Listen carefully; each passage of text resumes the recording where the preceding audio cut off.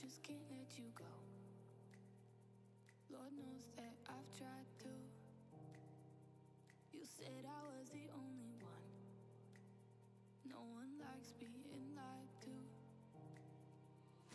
You made this mess and left me with the pieces. Now I wanna burn all the bridges between us. I can't focus, I can't forget. I've been thinking too much lately. I just need to clear my head. I just need to clear my head.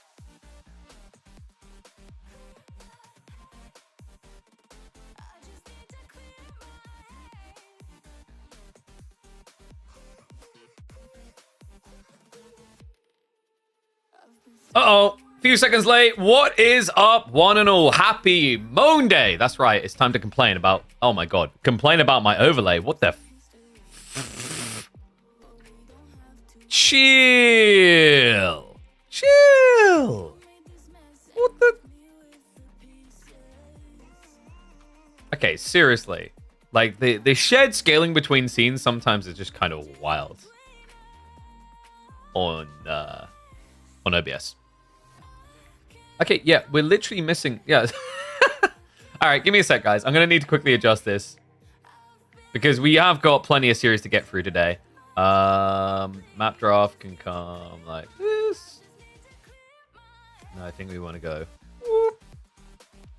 I think that works. And then overall... this can go bigger again. There we go. Okay, I'm probably going to have to adjust that in the week. I can already see it coming a mile off. In fact, let me just... a little bit there. Because otherwise it's going to be too long. All right, what is up, though? Welcome back for Midweek Muster. We had some fun on the weekend. I didn't actually have a chance to catch much of the games that happened on Sunday. But hopefully you guys enjoyed what we've done on the Saturday. I don't know. We might look to go live on other weekends. I don't know. It felt pretty good. I do like the idea of trying to find some sort of mix-up, though, I've been talking about. I don't know if we're going to stream more Avowed. This week, we are going to be doing a stream for Monster Hunter, so we'll be checking out Monster Hunter Wilds when it releases. That's going to be a brand spanking new game. I didn't really play the beta, but I really liked Monster Hunter Wilds in the past, so I thought it'd be really cool to check it out. So I think that's going to be Friday or Saturday. We'll look to do a stream there, and it'll be towards the tail end, so we'll start with Age of Empires and hop over. But for the other weekdays, we've got so much Age of Empires to get through. Admittedly, Lou MT already is out. He had to be DQ'd. But outside that, we've got plenty of series to sink our teeth into. Some live, some from recording. It's going to be kicking off of Anatan versus Numan. Thought this would be actually a fun one. Always good to check in on Anachad. Obviously, a little bit sore after the defeat in the finals against Beasty last week. Basically being denied his new length win streak. It would have been the longest win streak we'd had so far in the format. But... let's see how he does against Numan. Because Numan is kind of crafty, man. Like, I keep seeing these French and Byzantine picks all the time. Even wilder still is actually the fact that China's in there. Like, that one kind of, I think, surprises me more. Opening with Japan. No, yeah, like, what? Okay. Now that I think about it. Getting China and keeping China until the end of the draft. And also getting Japan for as your first pick. Dude, this guy's got some weird-ass mind games going on. It's like, you look at this draft, and it feels like the draft would make a lot more sense if you flipped it, right? Like, you would be forgiven for thinking this was his first pick. But then you've got, like, why would Anatan pick Jean first? I mean, I know he played it a lot in the one trick, but come on. That's kind of crazy. Okay, so, let's see. Game one, we're going to be going on Anatolian Hills here, as is normal. It's going to be Juji versus French. Oh, by the way, do you guys hear? Anatan got picked up by the Volta Esports boys. So he's now an honorary Scandinavian. I think that's how that works. Which truly confirms what people told me the other week, which is that Finnish people are not Scandinavians because they claimed a Belarusian before they claimed a Finnish person. So there we go. I don't know how the link comes into Belarusia, but we'll figure it out as time goes on. Let's get ready to hop in, though. Don't want to waste any time. I've got so many series to do today.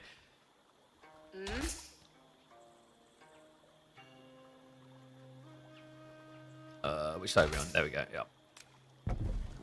One and all, there's a new signing on an esports team in Age of Empires 4. Welcome back to the channel. That's right. It is for the first time ever.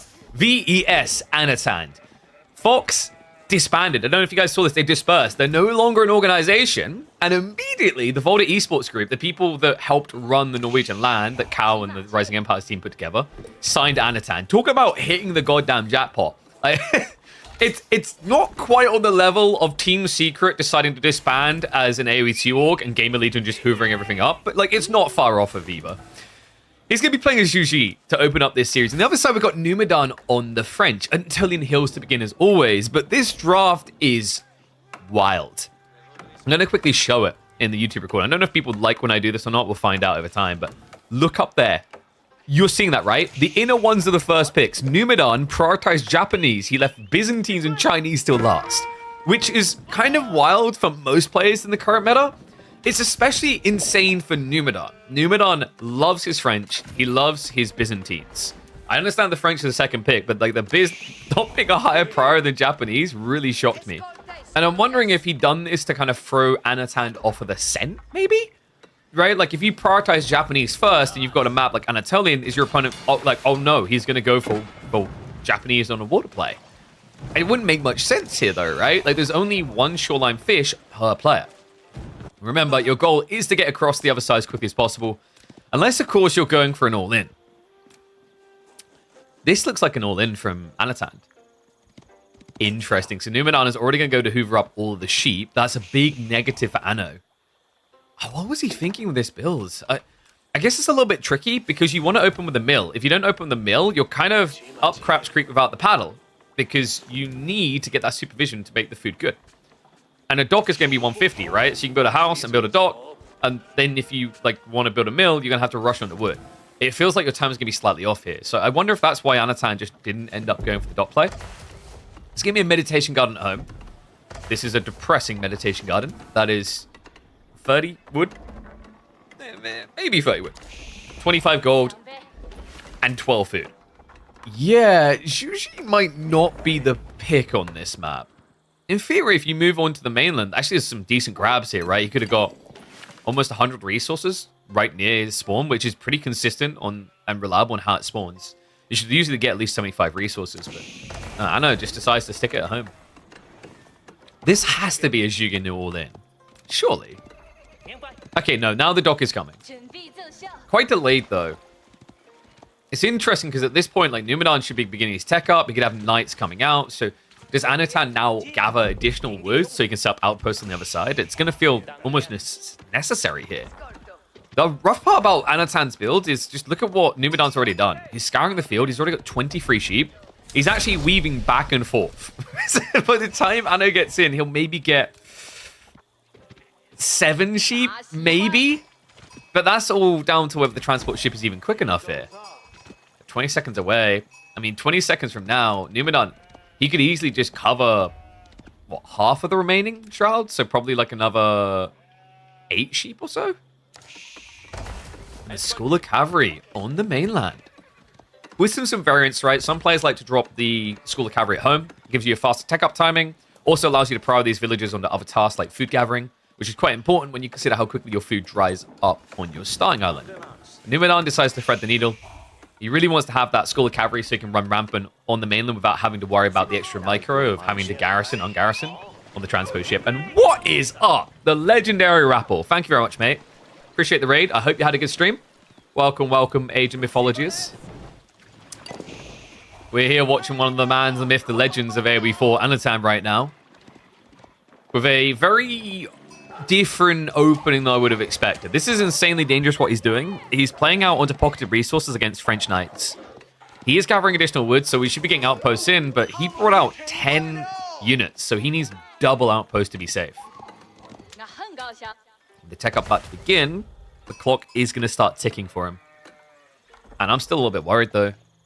We're in a Pro Scouts meta, which is where, of course, you want to just research to be able to pick up carcasses with the scouts. But the problem here is, like, your timing is going to be quite skewed. You can supervise it to get it in only 30 seconds, which is still insane to this day. But he needs to gather enough gold to do so, and he's nowhere near the gold quantity required. In fact, he went for a no-touchy gold build, right? He gathered on the food, he didn't touch the gold at all, and just taxed his way into feudal age. So this isn't pro scouts at all. No, instead it's going to be the racks opening. Numan is about to scout this though, and this is vicious. It's 33 sheep to 4. There is practically nothing left for Anatan.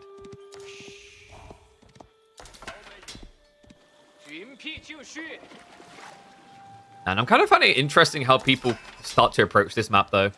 Right, so these players would have had 1 round on it already. This is a brand new map, Anatolian Hills. I'm still weighing up whether I like the immediate access via the river all the way up and down. I do wonder what I think we'll discover after this week is done is the improvement would be actually cutting this, so you can't just sail up it. Now, you could add a bridge, but I don't know if I kind of like the fact that you have to make a real choice to like dock and go across. But maybe an alternate version could just be a bridge here to kind of like separate a bit. But I think that then just supports too many all-in builds. You kind of have to have the necessity to go on the docks and cross. But what I don't like right now is that someone can actually pin you into your base if they follow up with like attack boats, right? So DeMu, fish has ran out, but he does have access to the sheep now. Archery range already dropped. And he's fully switched on to what's happening on the other side. Ano is going to now add in the Juji speciality, the Juginu. Doesn't need to go for the song, remember. It's not like you're trying to... One tricky thing, though, is like the way this comp is likely to play, I think it's going to get quite meaty quite fast. And the scary thing about that for Juji is once you scale these two comps, French... As long as the micro is on point, as long as they're on par micro-wise, should be the winning play. Because you can infinitely kite the Jugini mass, right? While whittling away your archers. Meanwhile, your knights basically just frontline. You cycle, repeat. When you have 20 plus knights, it's very easy to cycle the injured ones to the back, and then just tank the damage from the Juginu with the fully health ones. And because you've got chivalry, over time, you see how this trends. Wow, Anatan. We knew he was going to have to, right? It was just a matter of when. He has got pro scouts on the way. Difficult situation, though, with the pressure that's mounting against him to have to make this sacrifice of additional production into 375 resources for tech instead of units. Not a good position to be in, especially right now. I feel like if the fight starts to clash and there isn't an outpost here, it's already kind of a losing play for Ano. We do have some stone gathering, so likely we should be getting outposts up with some hand cannon slits. That could change things. Hand cannon slits are pretty brutal against French knights. He does need to get outposts up. There we go. First one's coming up. It is going to be a castle rush, so he's really just trying to skim past the age. But Numan has to be suspicious at this stage, right? Like when you look in and you see only like 8 units, alarm bells have to be going off, right? Something greedy is happening. Either there's a secret rush in my main base, doesn't seem likely because I've split my landmarks. So the other logical possibility here is your opponent is trying to get out of age 2. And I think actually the outpost kind of emboldened the belief that it is a tech play. When you see an outpost like this, like why would your opponent not just build more army if you want to win in feudal? Scout is going to get sniped down, so Numan control group's kind of betraying him a little bit there. Achieving out of time here. I know. He doesn't really have any real food at home. It's just the berries. He actually built a fishing boat for the shoreline fish. So he's running with, like, what, 1,000 resources safe? Everything else exposed. And remember, he did go pro scouts, but how does he now use it? That's what you have to be asking. Anatan has got a single scout so far. He hasn't even built a stables to add in additionals. He doesn't have map control. It's very difficult to get anything home here. And to make matters worse, he's now paranoid about getting attacked on the starting island. He's wasting valuable resources walling this off when Numan has full focus on the eco extension.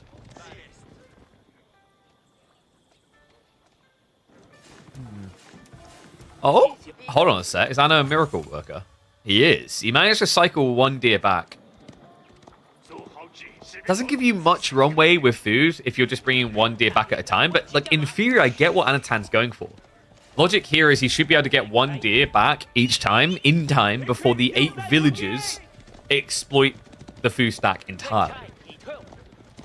still, if there's any disruptions at all, you're running out of safe resources. You have to play onto the berries. That just feels like a no-no right now. Second outpost is going to go up. A dive comes through. We got the hand cannon slits, but he didn't get the fortification. Now the charge follow-up here. Need to be careful. The taxman is vital. Do not let him go down. The spear count already looking depressing here. Only 3 left alive. The knights are still Gucci. I don't know what Anno's meant to do with this. He's got enough resources to go Castle Age. He's just got them in the wrong place. Now I don't think you can ever get it in the right place here.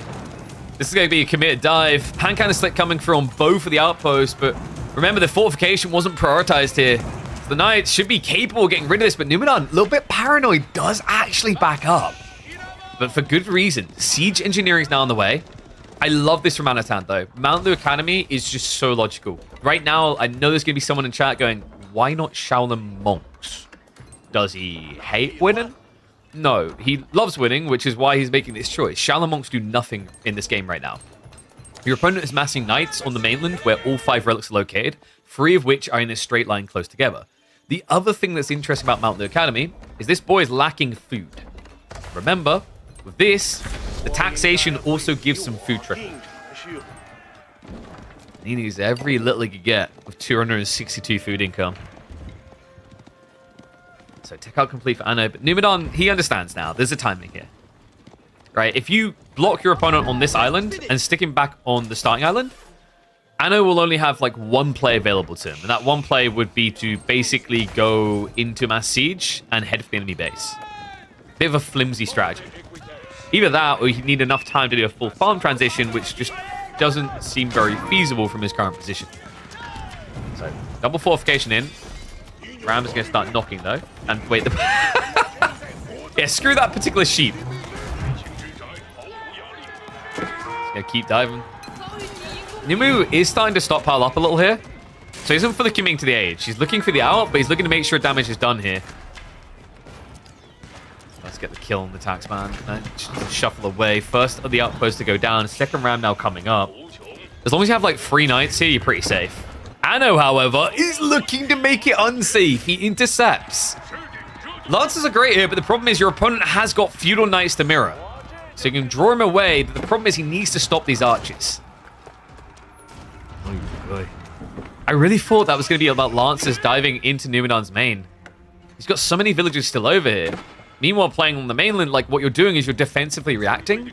Not a great position to have to be in up against French. French love it when they can force defensive reactions. It means there's no pressure on their own base. It means there's no panic for them. Villagers are going to get pulled here, but with the archers nearby, I don't see how you keep these outposts alive. And without outposts, there's no way you can exist here. Double shunt comes in, it breaks. And Anatan may have just been broken in game number 1. Less than 100 food income. Make it 0 now at this stage. Got 1 worker somewhere. I think that's the fishing boat. Everything else is dry. Lancers, in the meantime, unable to find anything. Rams are going to be able to find their way onto the village. And there's enough archers here to cull the remaining. He's even got the knights now contest the Lancer play. Anatan just can't seem to find anywhere safe to get his food. We warned about these type of plays, right? Like, you know, some people fear crafting just 2 TC on this map. This is the type of strategy you take against 2 TCs. Obviously, Anno didn't do that particular move, but he took more of a, like, greedy line. He tried to go for the castle play. Just great read by Numu to just play into the Rams aggressively and completely stave him off of the mainland. Even have archer ships now coming in to make sure he's going to remain pinned here. Anatan barely getting away with any live villagers. And now finds himself behind by 13 economy. Good news for him, Numidan's not going age 3 yet. Bad news for him, I did use the word yet. There's no doubt about what the next goal is for him. He's got enough knights to protect himself. He's got enough knights to maybe justify Royal Institute, especially when you consider Numu's still got, what, 10 sheep remaining? And then he's got the deer behind him. Lancers are going to finally ride into the main base. They move a little bit slow on the reaction.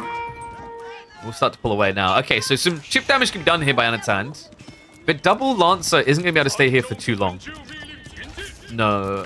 The good news is Numan didn't get Steeled Arrow. So the Undermesh is actually carrying pretty hard. Bad news is the rest of these villagers are going to be safe. courtesy of the transport ship, which is also bringing across the knights to protect. He's like, you want to make this about the starting island? Fine. I'll bring the firepower back home. It's like a prodigal son returns moment when that many knights hop off.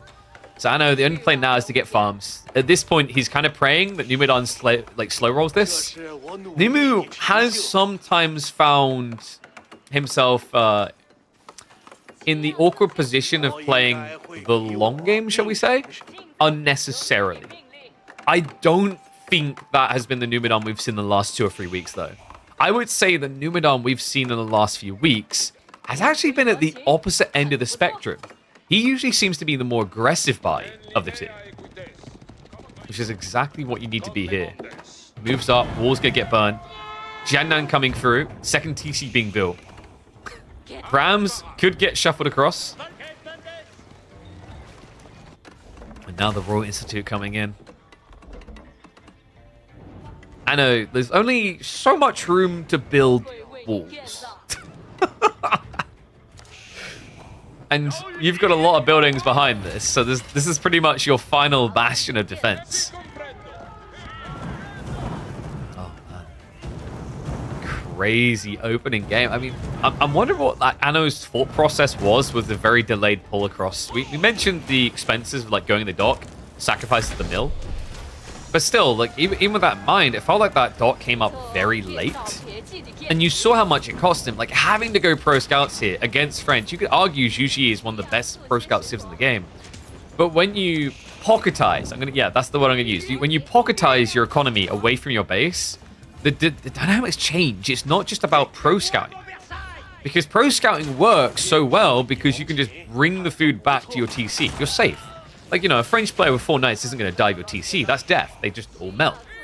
But when you take a map like this, you see how it's actually kind of enjoyable to watch, at least. I don't know, I imagine play is kind of refreshing as well, because Pro Scouts isn't just an organic choice. You really have to think it out on how you want to approach it. Because you can technically bring them back to TC, but that does involve microing them across to a transport ship, which just amplifies the APM requirement to do a play. A big part of why Pro Scouts are so good right now is it requires very little consistent attention, thanks to the changes they made, the quality of life features they brought.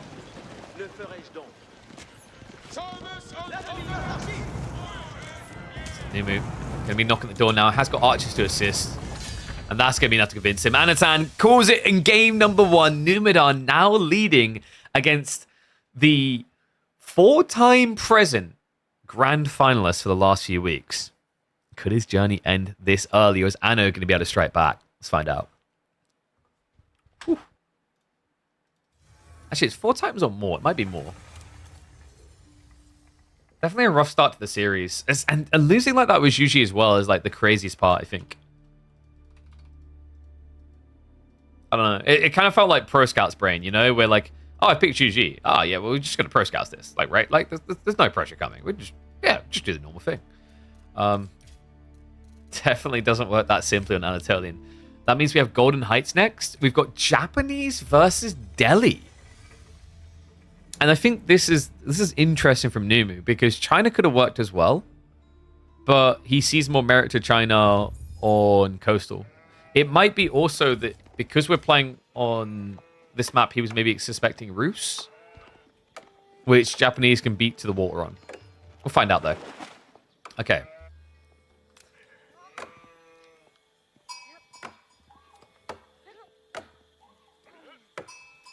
Japanese versus Delhi for game number 2. A matchup that you don't really see much anymore. When you used to, Japan struggle to find any way to pierce the Delhi. But this is a different ball game, folks. One and all, we are on Golden Heights for game number 2 of the Midweek Muster 15 round between Numan and Anatan. And we have got a dock play. Anno is going to be marching out to that pond. But Numu, he's only sent 1 villager. This could be a Rax play. Oh my god. No. So, I think there's a lot of maps where the Dark Age Rax buff shouldn't really change much. Really, once people have adjusted. But a map where it can be bonkers is Golden Heights. How do you match the aggression that Numan can now pump? He could go double Rax, for example, for only 150 wood. In fact, he could go 75 wood on a Rax and then just follow up on a dock quite contently. And Anatan has just scouted the bad news. Unfortunately, the villagers, he was waiting for the pull for the dock. He wasn't expecting the Rax. Catastrophic situation now. And Spearman should just get queued up. Numan, there's no need to build into Samurai yet. Your opponent doesn't have any military units. So the reason you go Spears over Samurai is what you're just trying to do is scale Torch power. Now, Anatan is not completely dead, guys. Remember, the Delhi have something very unique to their fishing boats. They can fight back. And he's even going to build the outpost because now that he's got 4 villagers out here, you don't want to risk losing them. He also has a Scholar, actually. Yeah, so Numu is going to creep out for his own dock. Spearman is going to march in. What? He didn't rush the outpost. The Scholar should be fine to save this, though. And Anatan instead is going to chase away the Japanese villager. That's sick. There's so many interesting details going on with these two on Golden Heights. We mentioned Japanese with their buff to the Rax play, but you can't really forget that Delhi, a few patches back, they made a change so that like the first Scholar will spawn at the dock if you build a dock before a mosque. So having this guy out here instead of all the way back here makes a world of difference in this position. It means that this is impenetrable unless Numan wants to stockpile a lot of spears. Meantime, villagers are going to try to stop the build-up of the dock, but good split from Numan. Blocks both options. Scholar Boy does need to be a little bit careful. He doesn't have piety, remember. So not exactly high in health, but the fishing boat has come out. It's going to be too late to stop the dock from going up. And should be too late to get the kill. Yeah, not quite able to. All things considered, though, this is good. Like, you have to be very careful in Golden Heights. Anatan made all the correct moves here. Because this is the type of map where 5-minute GGs are still very feasible in competitive play. If those Spearmen had got in before that outpost went up, let's say 3 spears were here before the Scholar play, he's dead. Like, there's an argument that Numan maybe could have just went for the Spearmen and ignored the dock. But the reason he prioritized the dock is if he doesn't get up now, the fishing boats will stop him later on due to the attack. So correct read there, smartly done, and now it should be a feudal targeted timing here. No doubt we're probably looking at Coca. He's only got 8 sheep right now. Meanwhile, Numan has 8 and Anatan has 10. There is a little bit of sheep still left on the map, I believe. So still some more to gather. And no, the fish arrows do not miss. They got changed a while back. Because I think at one point they may have missed. I think they used to be 7 damage, but they can miss. And then they nerfed them down to 6 damage, but guaranteed that they always hit their target. So what I'm saying is, get busy, folks. It's time to return to the good old days of spamming fishing boats on Confluence and GGing your opponent out in 9 minutes. You guys remember that meta, right? That was a dark time in here before.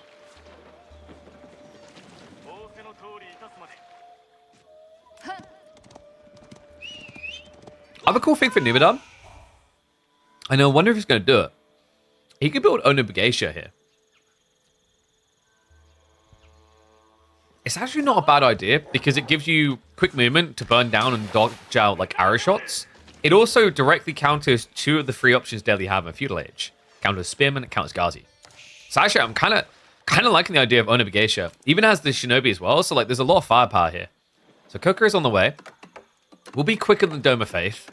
Not quick enough that he'd be able to stop the initial boat, but he should be able to block the second and third. It's kind of wild how different this map plays when you put water in it. You know, Delhi hasn't really been taken seriously as a water threat. There was kind of this meaningful take that like Delhi was going to be OP on water because of the Scholar change that we just talked about. And the fact that by default they got the production increase rate. But it hasn't really played out that way. We very rarely see them on anything that isn't a landlocked map. And I think this is kind of part of why, is like there's still an echelon above them of picks, things like Japan, Juji, etc., China, that should still be favored. 8 on the Coca. Yeah, they keep checking on each other's tech ups. Because Anatan upped it to be 7 on the Dome of Faith. So Numan with 8. It's a few seconds out. In the meantime, the villagers are going to get pulled here, but I don't know if the timing is big enough. If he goes for a demo, yeah, and Anatan has to be aware of that. Because demos only take 15 seconds. That would have killed him. So correct move to actually back away here. Way too risky with villagers. First of the Shinobi is going to be on the way. No Bugeisha getting added just yet. Bagler is out. However, it's got 3 fishing boats here, so it should be relatively safe. Junk ship opening is going to be a little bit rough for Numu. And yeah, he cancels it. Correctly done. The demo ship's also going to be a bit wonky just because you won't be able to kill the Bagler straight away. This one fishing boat is up Craps Creek.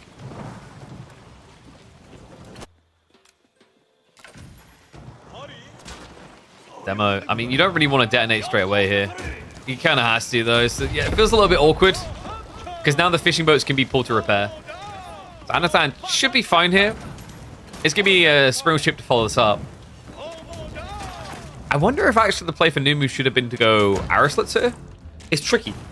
Because if you go Arislets, like, you haven't really got that much stone. You'd have to rush out, build a forge to gather, or idle. On top of that, at some point, you'd have to come out with a villager to repair. So it has, like, some very big risks for him. There you go. Spring ships pops out. He has got the fishing boats to repair here, so he should be able to scare his opponent away. Demo is going to be coming in, though. Yeah, you can see. He knows he hasn't got enough damage there to get the kill yet. In fact, he's just going to park next to the dock to guarantee the kill after the fact. And he gets it. Wow. Anatan, he doesn't even lose the Bagler in response there. So Anno, now with full water control. Numu, where do you go from here? The answer is land. Question, what have these players learned that got them past gold, plat, diamond? How to win. Whoa. There's a lot of things. Like that is like asking how someone becomes a millionaire. You know, it's like, well, just make money. Like, there's a whole process. There's so many things. Yeah, but like, if you really want me to keep, just win. Just win, 5-head.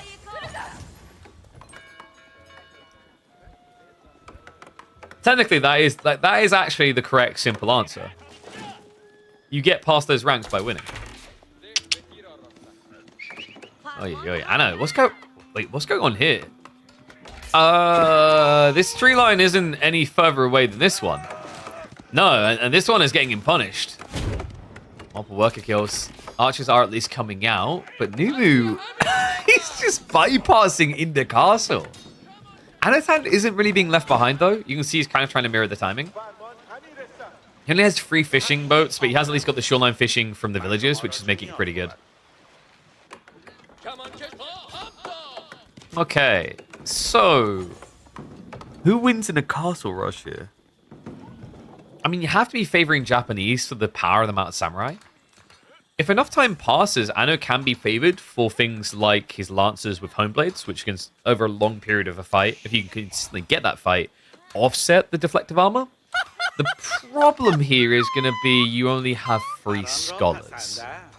That's not great, guys. For a castle rush, that is horrible. And what is up, Eldurif? That is wonderful. Thank you very much, mate. Appreciate the sub. Welcome back to Swarm. 3 months already. Wow. Look at that. You're further the way to having a Twitch, baby.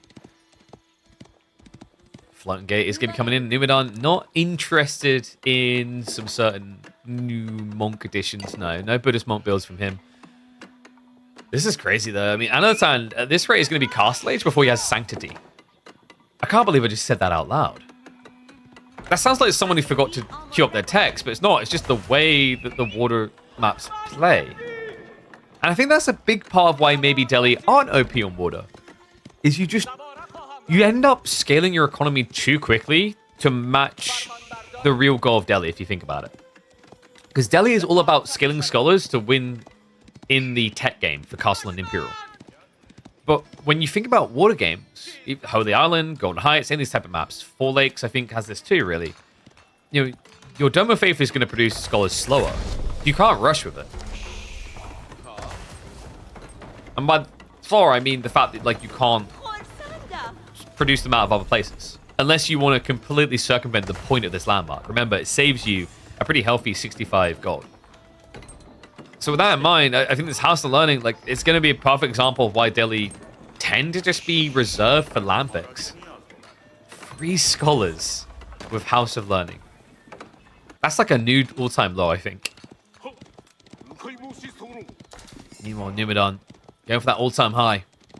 I mean, remember, this is only the round of 16, but being Anatan, the man who's been making it to grand finals consistently week after week, is a hell of a morale booster, a hell of a position for Numan to put himself into to potentially go for his deepest run in midweek muster yet. Love this. Opened with the Uma Bannerman, able to produce it before the tech up completes. So you already had this thing in position, ready to dive. The walls are not up yet for Anno, and it looks like they will not be ever up in time. That one archer has got his life cut out for him. Way too much work for one guy. Get sniped down. Him in the meantime continues to slap this around. And what is up? Swinging around his 242 views. What is up, sort of? Thank you very much. Look at that legend. That beautiful Swede. He's just done almost a 10-hour stream. You can tell he's getting re-addicted to Age of Empires 4. These two have been pretty consistent addicts. But this outcome, it feels insane to think about. I mean, Numan, a guy that I feel like comes and goes, took a little bit of a break, back on the grind. Anatan, who's been rising and rising, and yet here we are in game 2 of this best of 3. And he's going to be going out in the round of 16. That's how it looks right now, unless you can get an answer together, but Hardened Spearman is not going to be it. More villagers now just being targeted down. I mean, there's nowhere to run, there's nowhere to hide. He's idling his villagers out of the base right now. I think they are protected. No, you should be able to walk through that. So wait, if he sees that and just spawns a new Mad Samurai, he can turn this into a deli sandwich.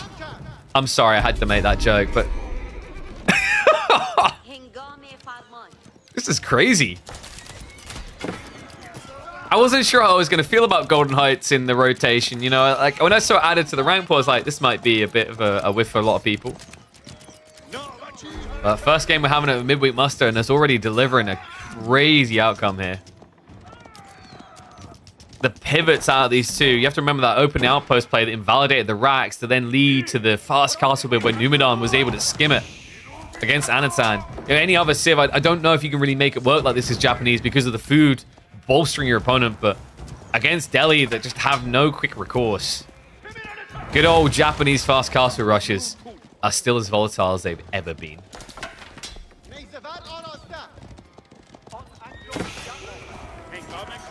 Yeah, he just can't get spears together at this stage. Veterancy would take him 2 minutes. He'll be dead in 2 minutes. The Mad Samurai just hit too hard. Scholars can't even survive it. Man, this is a crazy outcome. So, like, we're looking at what? Who's the person who could stop Numan? Like, it's going to have to be Beasty, right? Like, if I look at this list of players and I think, like, you know, the power ranking is just Beasty and then Anatan. So, Numan, I think he has been semi-finals once before. Kind of crazy, because I think if it wasn't for that, the way he's played against Anno here, I can envision a world in which Numan makes it all the way to grand finals. What do you guys think? Do you think he'll be able to answer Beasty? Do you think he'll get that deep? Because it looks like he's at least getting past this. And what do you think of Anatan's approach this week? I feel like game 1 in particular kind of had some question marks on what the plan was, but this one just felt like Numan hard out playing. 2-0 victory for the Swede. Damn. Okay, that's impressive. Oh, did I put 1-0 on Anatan's side? Sorry, guys. Let me... So, 2-0 for good old Numan. Not sure if beating Beasty, but Numi's popping off. Yeah, it's like... It's kind of crazy the way the bracket played out. I feel like I can maybe see Numu beating... Like, and this isn't any offense to Vortex. I could see it being more likely he could get a win there than against Beasty, right? And that's just statistically, like, obvious if you think about the results recently. But Numan's crazy, man. I love the way this guy's just been kind of leveling up. I love the way he's been playing as well. Just an insanely aggressive style, I'd say, compared to, like, a lot of people at the moment. But... Hello. Is that the wonderful Mister? The prestigious Mister? What is up, mate? How's it going? I'm having a great day. I hope you're having a good day, too. Just beginning our week with our wonderful weekly tournament format. We've got plenty of series to get through. We actually had some fun casting some of the one-trick pony stuff on the weekend. We're like, you know, weekdays, we get back to our own tournament format. Week number 15! And we've still got 15 more. We're going to be doing these all the way through until June. God. I know. Like, how does one not get bored of it after that long? I don't know. We'll find out. I'm always trying to think of ways that we can maybe alter the drafting format slightly. Like, we kind of tweaked things. For example, it used to be best of threes in quarterfinals. We upped it to best of fives. But I want to try and figure out some other things with maybe like map pool drafting for a start that could maybe make things more intriguing. Maybe we have a week where there is a home map, a week where like it doesn't have a home map, so you just pick pan through. You remind me of a young Rich Hammond. Yeah, I get that a lot. Some people went with Iron Man. A lot of people go with Richard Hammond. There was another person that I'm forgetting. But Richard Hammond, like that crap literally got pulled up on a broadcast when I was working an event. Like a big major event. And then they pulled up a picture. I was like, oh, it's my dad. Okay, so we're going to go for Giljardi DeMu next. Let's see what we got.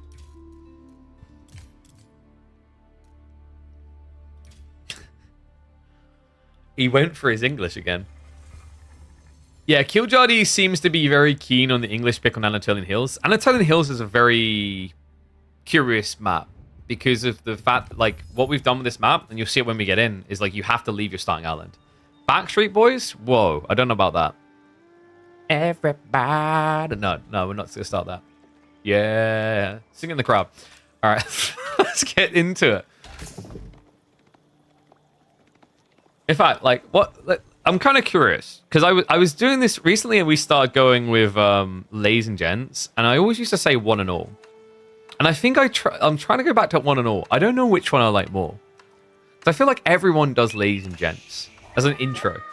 Anyway, let's hop into it. One and all, it is time. One of my favorite matchups that we get quite a lot of the time, actually. Giljardi versus DeMu. That's right. The Norse versus the honorary Norse here. And it is going to be English versus Malians. Benny boy looking pretty lethal on the Malians at the moment. Very obsessed with these Javelineer builds coming in from the Frimba play. But we're in a very different map. Anatolian Hills, which requires total commitment towards the sheeplands if you want to have plenty of food to work with. And that means you have to go for an early dot play. The interesting part, though, is the Civ choices for both these players. Giljardi with the English, we've seen how he likes to play this map. He likes that good old council hall rush and suffocation early on. On the flip side, Malians don't necessarily need to engage the mainland because they have cattle. I wonder, could we end up with our first game where neither player goes to the mainland at all? It was definitely beginning that way.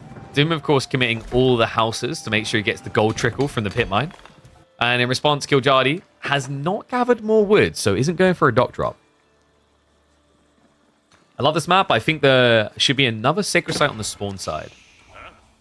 Possibly. So my take on this map, the thing that I thought probably needs to be changed is and Cavallo's going to rip his hair out because it's not easy because this is a river and rivers have to touch the edge of the map. I think this should be cut off by a mountain pass. I think there should be a mountain peak. Like, this should be T-shaped. This little line here should become T-shaped. Because then, instead of you just, like, suffocating your opponent on the map, you have to play out onto the map. There is even an argument, like, I don't know if it would be cooler to basically have it so that this is blocked initially. I don't think it needs that so far, though. Like, we haven't seen enough kind of cheesy all-ins on the starting island to convince me that you need to cut this area off. But at least making it so that you can't get suffocated by boats, I think would be a good idea. Because the problem is, like, realistically, the way this map plays is if you're way too late to get onto the water, you probably never get onto the mainland. Because your opponent can just basically sit here with springle ships and stop you building an outpost, and then you can't build a dock. But this is quite cool. Look at what Giljardi's doing. So he doesn't go for the council hall builds. Makes sense. You're up against Malians. They've got javelins. Like, you'll just lose that long term. Abbey of Kings is a really smart play because now what it allows him to do, rather, is it allows him to sustain. He can come back and heal with injured, but notice where he places it. It's next to the shoreline. This is intentional. It means that if there is a water battle to be had, he can always just heal up under the safety of the Abbey of Kings. It's like you have this plus a dog, and it's like double heal.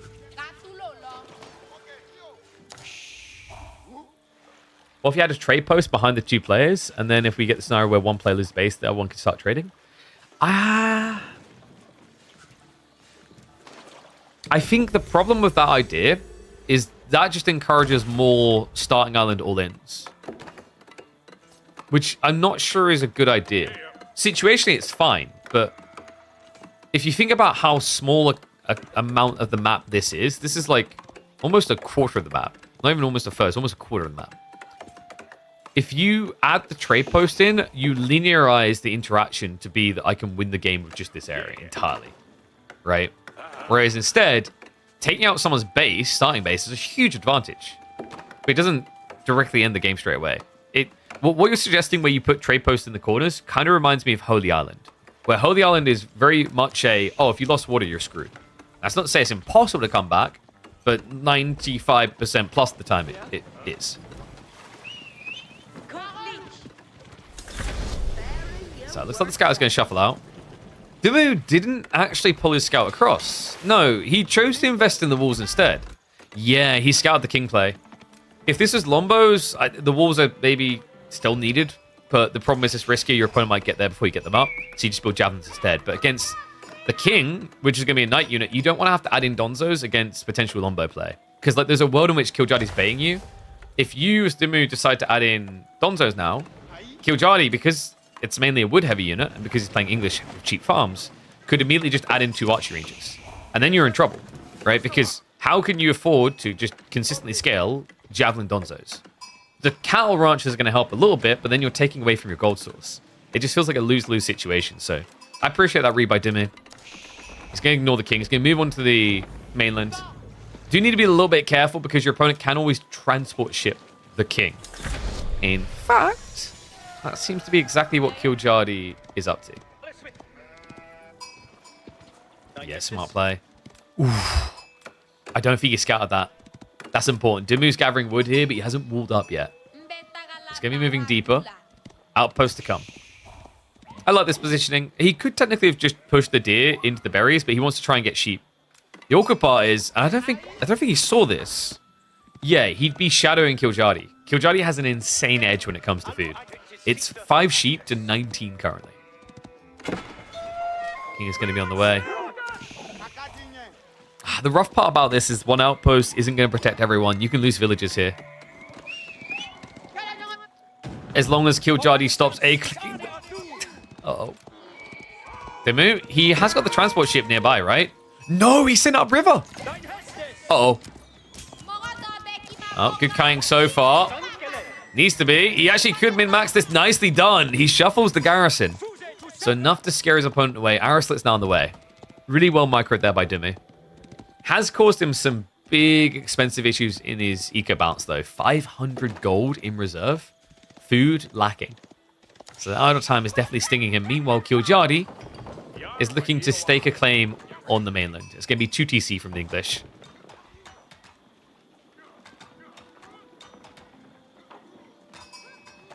So this is going to get very interesting. Because the thing that Malians hate more than anything is 2 TC play. Traditionally, anyway. The reason they were able to not hate it as much was these Pro Scouts for Ember Rush builds. But Pro Scouts is discounted on this map. And what I mean by that is there's like less value on the map. You end up with, what is it, 12 deer in the center area and then 5 on each side. So 22 deer compared to a normal 28. On top of that, the positioning is awkward. If you go Pro Scouts into Feremba, you're wearing your food in the wilds. You aren't guarding it at home. You're not going to basically put the extra micro into garrisoning, ungarrisoning, dropping deer, re-garrisoning, ungarrisoning, picking up deer. That's so monotonous. It takes too much effort. So for DeMu, more likely he's looking at Fulani. And that's why Giljardi is going to DC. Because when you get it early, it builds a big enough economy lead that when the Fulani eventually comes in, your opponent can't really do anything. He can't out-zerg you because you've got good enough food to match him.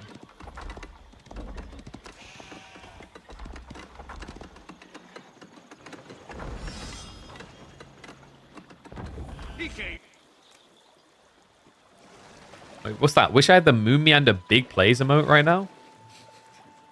I think I remember that one.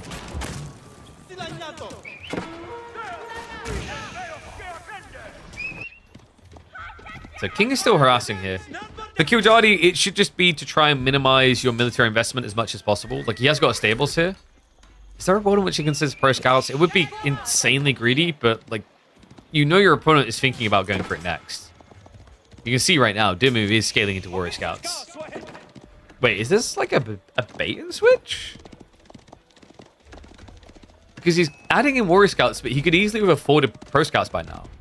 I think DeMu is messing with him. So he builds the warrior scouts to try and like kill the king, but like, yes, this is worth it in its own, but Giljardi's probably thinking, okay, is he also just going to go pro scouts? Because he needs to get food somehow. So it kind of feels like he's really trying to deceive Giljardi. And it is forcing a reaction. We have got horsemen getting added in. Now, this is really good for blocking out pro scouts play. It's not terrible just to fight against this though.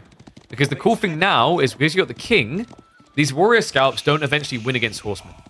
Because remember, scouts, they have healing, horsemen don't by default. King changes that dynamic. What aside? A little bit of poke back and forth. More canoes are going to be coming out.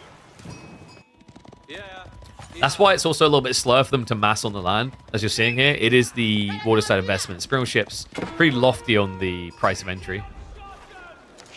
We better just shuffle all the way back though. Remember, he's going to have that healing the Abbey Kings plus the dock.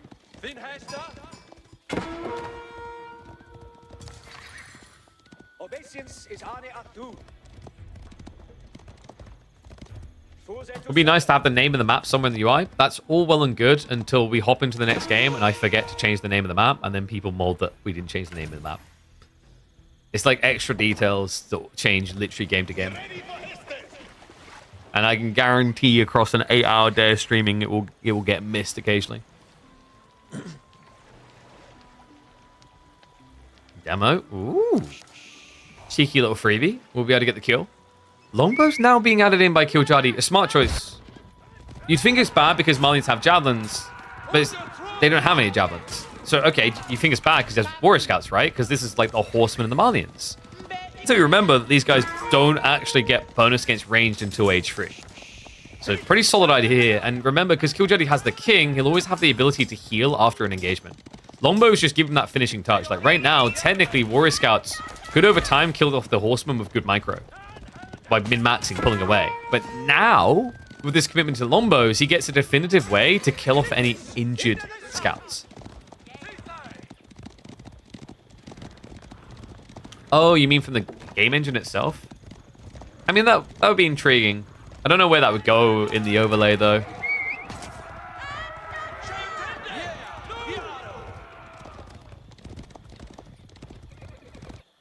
Farms are looking good right now for Giljardi. First cluster's already up. He has got the deer that he can shove in. Even if he needs to get to that, I mean, he's still got 34 sheep to work with. Oh, it's crazy actually how advantageous it is to get out to this mainland a little bit earlier. Especially poor DeMu just sitting here with, what, 2 sheep having to go for the cows. He spammed out so many of them as well. There's 13 cattle in existence right now. That is crazy. And he is actually going to do it. The madman is going for Rimba. This is kind of nuts. I wasn't really expecting Farimba play with the details involved, but did he scout the 2TC? No, I don't think DeMu ever did. This scout rotation was much earlier, if I'm not mistaken. So, does he assume it's Farimba versus 1TC? Because that would make sense. But against 2TC Fast Castle Ing, or Semi-Fast Castle English, he's going to have trouble here.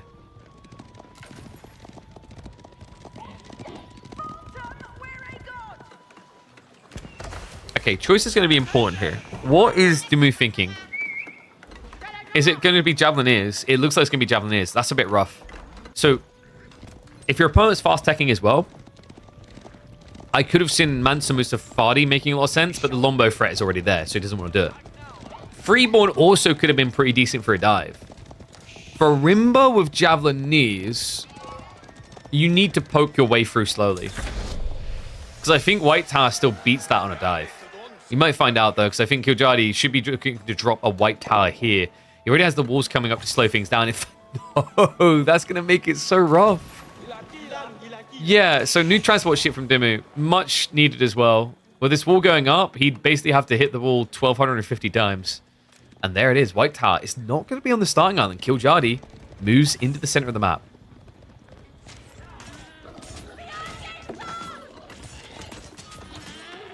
be able to plant on Napumba as well to make it worthwhile. Warrior Scouts in the meantime are going to circle around the back. We do have racks being spammed up though. Honestly, this is looking good for DeMu. I think for Giljardi, with being Master Javelineers, your ideal situation is you go into Horsemen. Horsemen or Knights. Because the thing with Knights is, like, with the way you can play this map, upriver, you can basically force your opponent to either stand their ground with the Javelineers to protect their villages, or bail on them and lose economy. And remember, because this is not a Fulani build, DeMu is not in a position that he can afford to lose any economy right now. He's almost 20 villages behind now.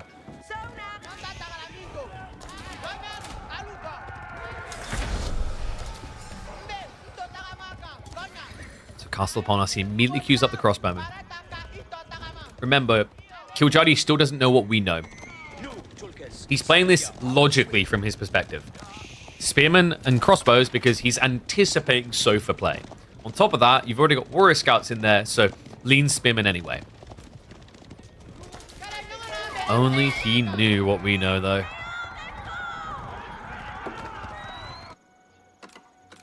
One thing that might be tricky here for DeMu is whenever you try to play Javelins, and you guys may have noticed this when you watch on his streams, when you watch other players do it, it's very much a scale and use as soon as possible comp. It's not often you feel good about waiting until your 30 Javelineers to reveal. It feels like wasted potential. And against economy-wielding civs like 2TC English, you're basically setting yourself up for an easier pivot for them the longer you wait.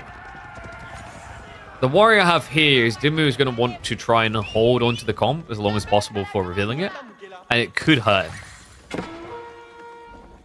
Do have him garrisoning in the transport ship. Warrior Scouts are buying a lot of time in the center of the map.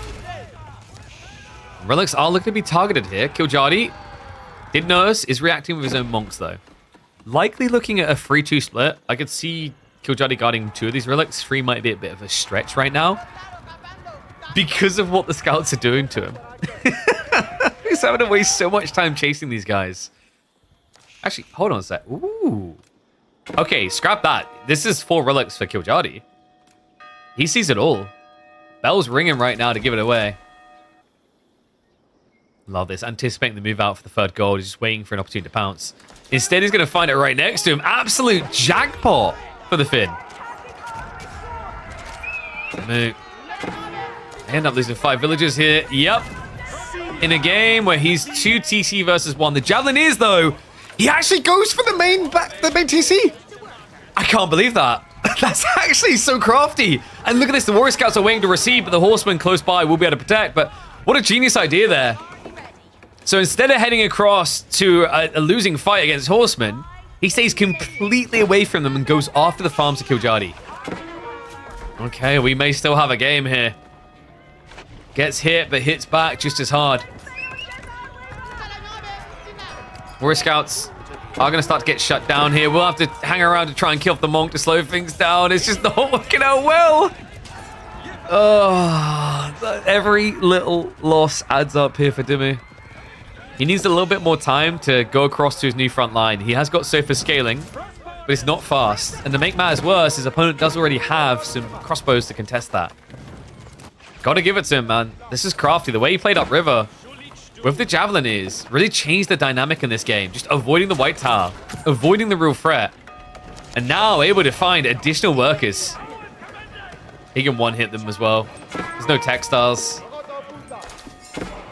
So raids proving impactful here, but the Horseman reaction is starting to come through.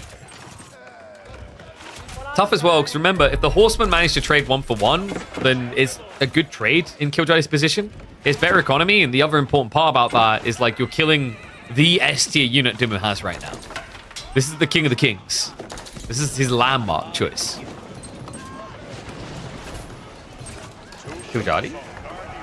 Wow, he doesn't want to stop gathering. He's like, screw it, just send in the Horseman. So first wave gets mopped up. He has got the transport ship, so he can actually just pull his Horsemen across and clear this group as well. Important, because remember, right now, one of his TCs is pretty much just getting shut down.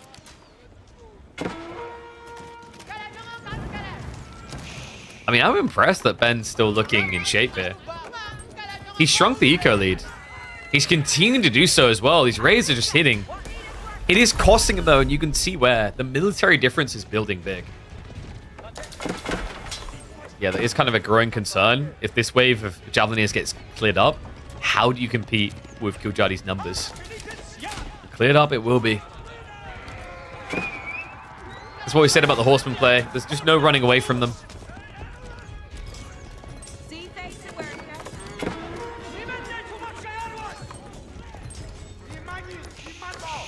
Slight migration? Yeah, I think that was originally part of the idea.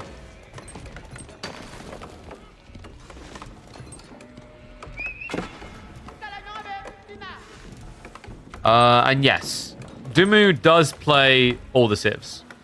It's just Malians is a pretty comfortable civ for him at the moment. Makes sense, everyone has certain comfort picks. And the Ottoman detail, that was because he was just playing in a tournament where you have to play Ottomans only. So he was practicing a lot of Otto for it. Is there a slight chance of DeMu winning? So to me, Javelineer contract isn't about defensive play, it's about aggressive play. Javelineers are all about how do I commit onto my opponent and frustrate them and kill them. I think there's a small chance DeMu can win because he has kept the eco difference under control. He shrunk it, right? Like, it was much bigger than this. But the problem I'm seeing is he's now starting to get hit. Before, it was just him doing the swinging. But we're now getting to the stage where Giljardi is able to move into his territory and find kills. That's where I worry for DeMu. Because as we said, Javelineers, they're great when you can kite away. You have to think of Javelineers a lot like Horse Archers. Horse Archers look best when they have the flexibility to leave when things get bad. You can do that when you're attacking your opponent. You cannot do that when your opponent is attacking you. Because if you do that, you're going to lose something else. So for DeMu to look good here, it just needs to be consistent aggression. My worry right now is his entire comp does get countered by spears.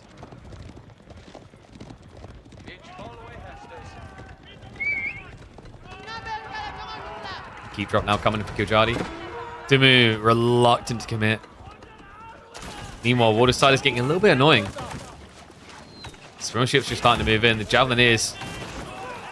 Poison damage works on boats, by the way. Wait, what? They're rotting the wood. They're rotting the wood. Why? Why is that a thing? Oh, best not to question. I do hate it when my little boats get sick, you know? Nothing worse than when you're trying to sail the high seas and then your boat just goes, achoo! And then you flip over. Sink. Oh, it's horrible.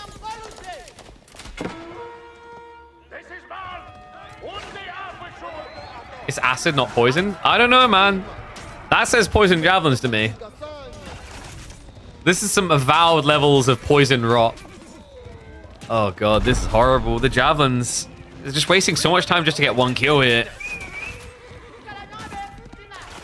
And he decided to Normandy drop on this one, so Javelin line is going to get wiped here. Giljardi has maintained that military lead. Most importantly, he's now scaling the economy again. Good fight over here, at least, for DeMu. The problem is always going to be that white tower.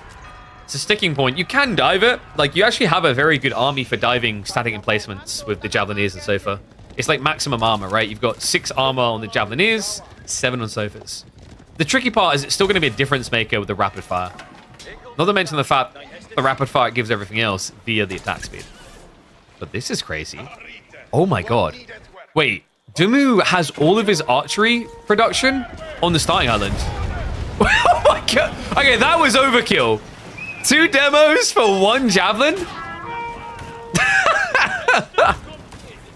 That was a sick idea by Giljardi. If he could have cut this right here, got rid of the transpo ships, DeMu can just be carved up like a turkey at Christmas. Instead, though, look at what DeMu's actually doing.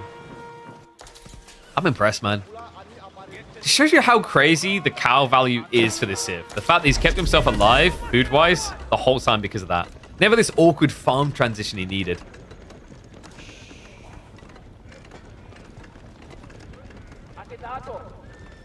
The people on the boat are getting sick.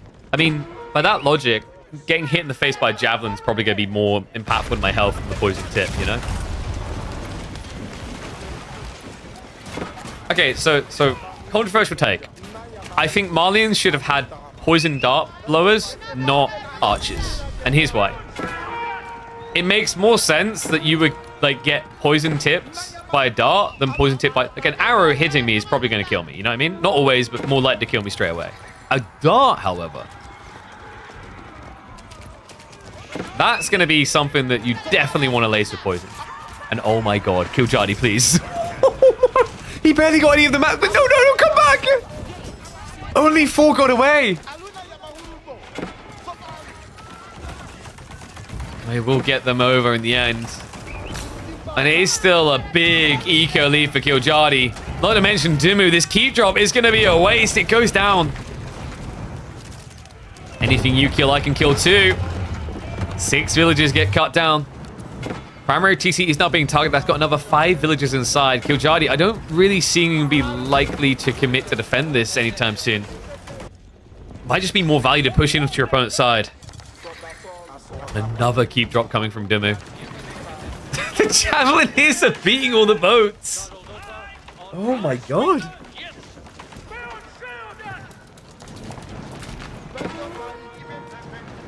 Alright, what if we just gave them the hybrid attack where they set these on fire? DeMu? Not bad, actually. It paid for itself.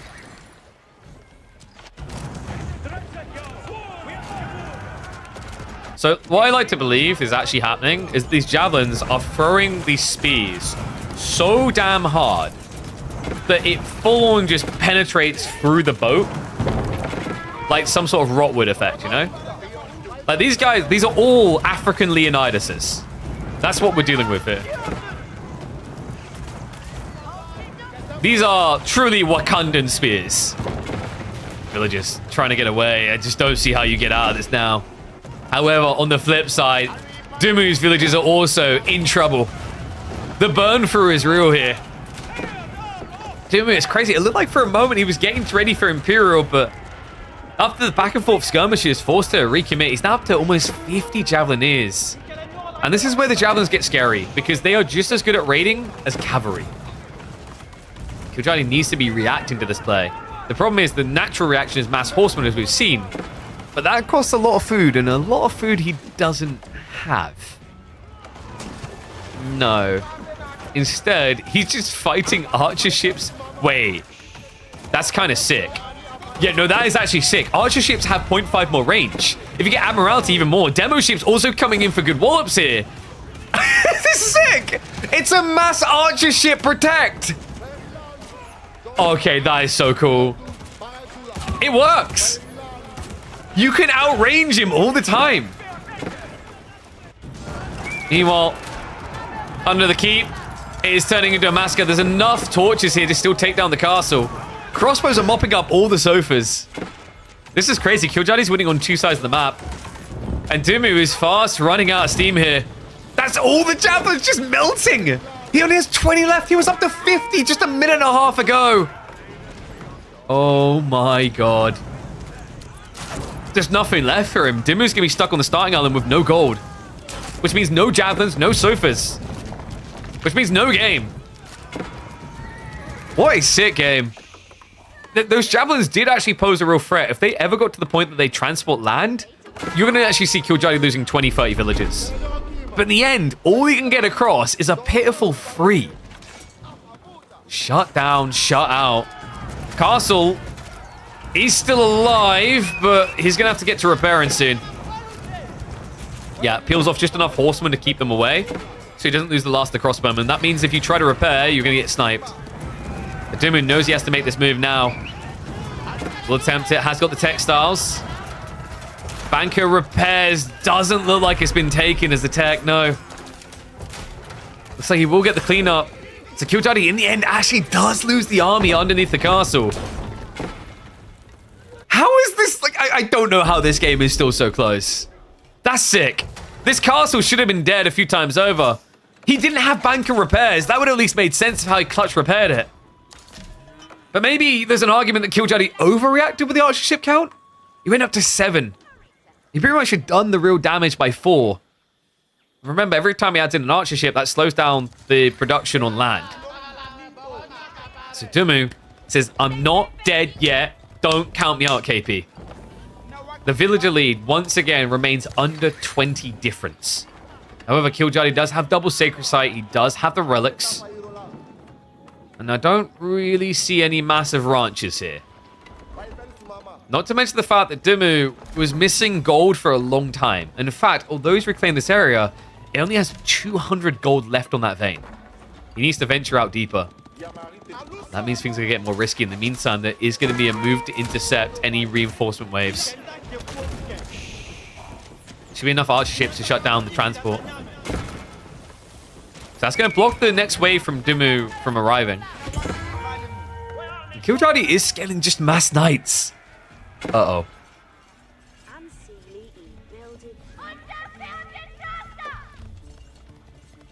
Why is he pit mining the small one? He didn't scout it. Good question. He legit didn't scout up here. DeMu, he's played one round of this already, right? And I'm pretty sure the big gold vein is quite consistent in this spawn location. Or anyway, you should assume there's one on the map. But like, to forgive him for it, if this is his second time playing the map, it's pretty easy to have not consistently remembered the count of each resource yet. That is unfortunate though, so didn't have the big 8k, which I think is more defendable as well. It's a bit further away from your opponent. Demos are going to be coming in. So mop up on the dock. DeMu is not going to get through with the next wave. It's crazy because this could be so much more oppressive. Giljardi didn't bother to go for the Admiralty. Admiralty would allow you to easily outrange these guys. Never a risk.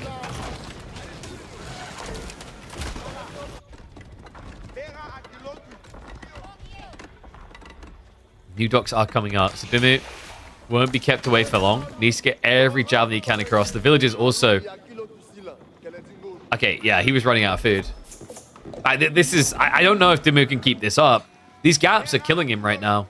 Because he had to rush the castle, that slowed down his gold gathering to get additional cattle out. And meanwhile, look at what Giljardi's doing. This is all designed to beat just javelins. And Admiralty is an upgrade. So Admiralty is a unique tech for the English right here. Increases the range of all combat ships by 1. So right now, the difference is an extra 0.5 tile range for archer ships versus javelins. If you get Admiralty, you're going to be 1.5 tiles longer range. Now, there is an argument that like maybe you don't need it because the shoreline isn't that far apart. But you're seeing Giljardi consistently get in range and get hit. So it would be worth it. See if this castle was worth it for DeMu. Last time, it gave him a stalemate. This time, it might be the shipmate that pushes him overboard. Yep, GG gets called straight away. Game 1 to the Finn. Sick game, though. Yeah, this is like the awkward thing with Javelineers. Like I said, it's not really a defending unit. You sometimes think it is because it just has so much effective HP against certain like units. But the reality is it's a unit that needs to raid. It's like playing horse archers. A more tanky horse archer, admittedly, but it's still horse archer logic all the same. So, game 1 done.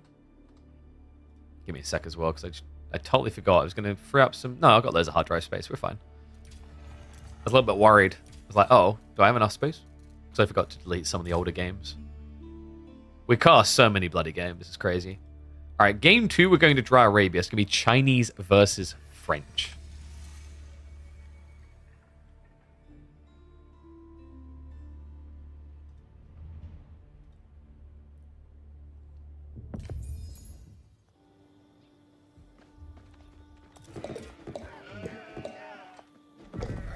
Let's get into it.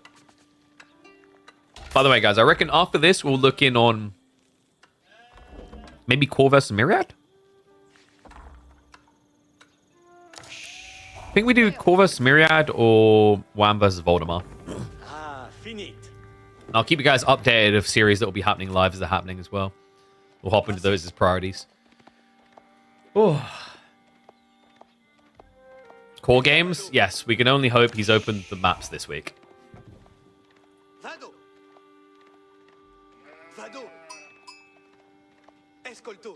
Alright, let's get underway. Wait, I don't know, guys. What do you think? Do I go caffeine? So we've been caffeine free for I think a week. Does anyone know how long you have to be caffeine free before you can like recommit? To get like basically to get the effect of like, you know, what's the way I'm trying to describe it? There's basically a logic, like, if you don't have caffeine for a while, it's more impactful. Just like any drug. If you don't have it for a while and then you have it again, it becomes more impactful. You've been caffeine-free for 6 months. No, but like if you went and had caffeine again now, you'd feel a difference, right? I'm wondering how long it takes for the tolerance to like be lost on average. I think it's like 2 weeks. I've got to do this for another week? Okay, what if I just promise to do it until Friday when we do Monster Hunter? Because, you know, like, maybe Friday's stream turns into like an 18-hour stream because I just like play AoE4, cast AoE4, and then I'm like, I'm going to play Monster Hunter for 12 hours. That sounds like a plan. I'm sold. All right, let's get ready to go. One and all, welcome back to the series between Giljardi and DeMu. This is going to be a fun one. We've got French versus Chinese on Dry Arabia. And for once, the Chinese main isn't playing China. No, Giljardi's the one with French here. Yeah, this is a fun matchup, though. I wonder if they're going to play the long feudal. I personally enjoy the long feudal the most. And the reason is this. It's probably the most skill-oriented way that French and Chinese can contest, based on micro. Because it basically becomes about how you can kind of finesse the engagement, right? Charge in, but don't commit. Bait the Zhig in range, snipe. I wonder if we could get that. The problem I do see with that meta is that one was more indicative of no Pro Scouts meta. Ever since we moved to Pro Scouts, usually what we end up seeing is just fast castle, fast castle. Admittedly, usually expecting a French player to add in some knights, but the end goal remains the same. So curious to see how these two want to approach it, especially considering that Giljardi would lean to being the more aggressive buy. If you're not familiar with Giljardi, you're new to watching this guy, he usually sends relentless aggression. That last game was more a forced matchup situation where English on a map like Anatan Hills probably can't all-in Malians, so they have to play defensive. But if you give this man a matchup where he can attack, he will attack like a rabid dog. Right? Like if we had listen-ins with players, you'd probably listen into his mic and hear...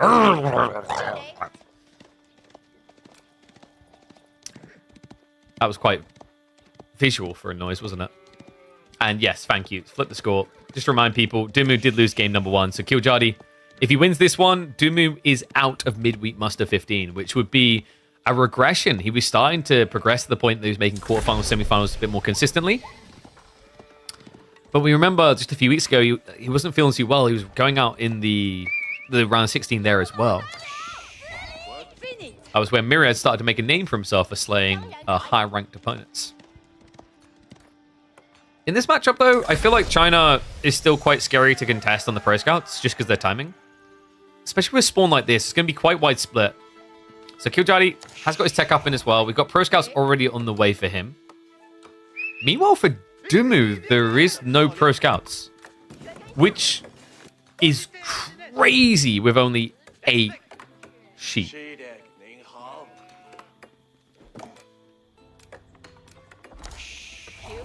I guess he obviously needs to go like racks first because of the night threat. But this is very little food to work with. Okay, wait, no, sorry. There we go, 14. Did he just find a bunch or was I looking at the wrong person? I might have been looking at the wrong... I'm an idiot. Giljardi's got 8. So this makes sense, him rushing Pro Scouts. He has got the Knight coming out already. Really nicely done. Usually you want to have this Knight optimized to come out before Pro Scouts so you contain your opponent. And for DeMu, I mean, the cool thing is like you could try to usually shove in Deer with Spears. You're not likely to do it here, though. The problem is, like, when you shove in Deer, you're going to be rallying them all around. They won't brace against a Night Charge. That's the worry that DeMu has to have.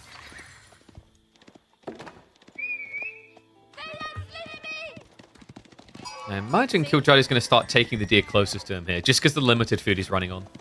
Looking at the overall spawn as things expand a little bit later in the game, DeMu doesn't have the worst spawn, necessarily, here, right? He's got a nicely wallable area for farms layer, which is also where the gold's located. And what is up, Rookeruns? I see you with the sub, mate. Thank you very much. Appreciate it. Remember, guys, smash those subs, get them in. We stream 4 times at least a week. So there's plenty to entertain yourself with here. Especially when we've got absolute chadlaws like this playing on the channel. Alright, 1's if you think DeMu will take this game, 2's if you think Giljardi will. Nerf Pro Scouts? I mean, they kind of did, but they kind of didn't, right? That's like... So saying they nerf Pro Scouts is like saying, They finally tax the rich appropriately. That's right. They have to file the files for an extra $10 cost per year. Wow, that's really going to hit the millionaires where it hurts. And what's up, Better Than Surge? Thank you very much as well. Appreciate that sub. The reality check, though, is like the changes were negligible at best. They barely affected any Civ's ability to pro scout. Even Roost don't really feel the pain of it on their optimization, I would say.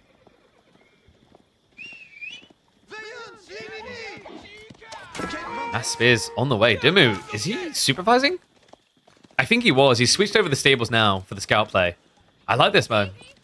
Zerging them out is really smart because if you slow pump them, it won't be enough to stop the Knights and the Pro Scouts. But zerging them out like this, he can move in and block both deers potentially.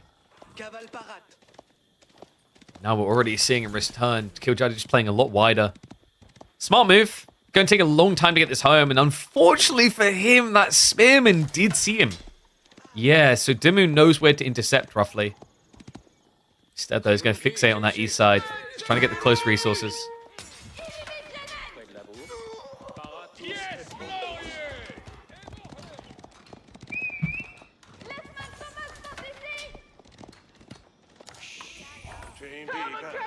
Very interesting approach, actually. I feel like we've seen the Spearman opening to counter the French, but like to this degree, not so much. Giljardi could realistically go into archers now, but I think most French players have just been immediately opening second stables at the moment because they want to be able to pump scouts and knights. It's the most healthy comp for French. Shivery on the way already, but need to be careful with the knights. Great micro there by DeMu. Great reaction by Giljardi. If he walked east, he would have taken another flurry of hits and been one hit from death. So going west, he dodges the bullet. That was sick. Small little details like that make the difference with a civ like the French. Especially with how expensive each of these knights are. So Giljardi right now is just focused on trying to get as much deer home as possible before making an archer switch. We have got the wood being gathered up, so realistically that could be on the way now. But DeMu, it's the same game, right? Like they're both perceiving this correctly. That, you know, for one player, he wants the food to just go mass knights. The other wants it to just bypass the early phase of the game. And you can see how committed DeMu is to starving Giljardi of his timing here. Like 14 spears. You know, there's some civs where this would be really kind of overkill. But against French specifically, you don't feel like this is a waste. If French players get their own way, they will only ever build knights. You have to force them off of that condition. Problem right now for DeMu is look how spread thin he is. Yeah, because of the way Giljardi played this, it kind of made it harder. It's really smart by him, actually. So he went for 3 different deer stacks at once. What does that mean for DeMu? It means instead of him having 14 spearmen standing in one place, he's got like 4 spearmen on each of those locations. And that's why this is working out. Giljardi now just cycles from site to site, clearing them all up. It's another reason why he went for Chivalry, because he always wanted to directly contest this. Pretty sick read by the Finn. And I'm not really sure DeMu has got that much out of this yet. It might be about 50-50 split, which is rough considering like Giljardi is winning the trades. And it's not even close, folks. DeMu has yet to kill a single unit. It's only getting rougher. Barbican now coming in. Usually expect to see this. Really good defense on your gold.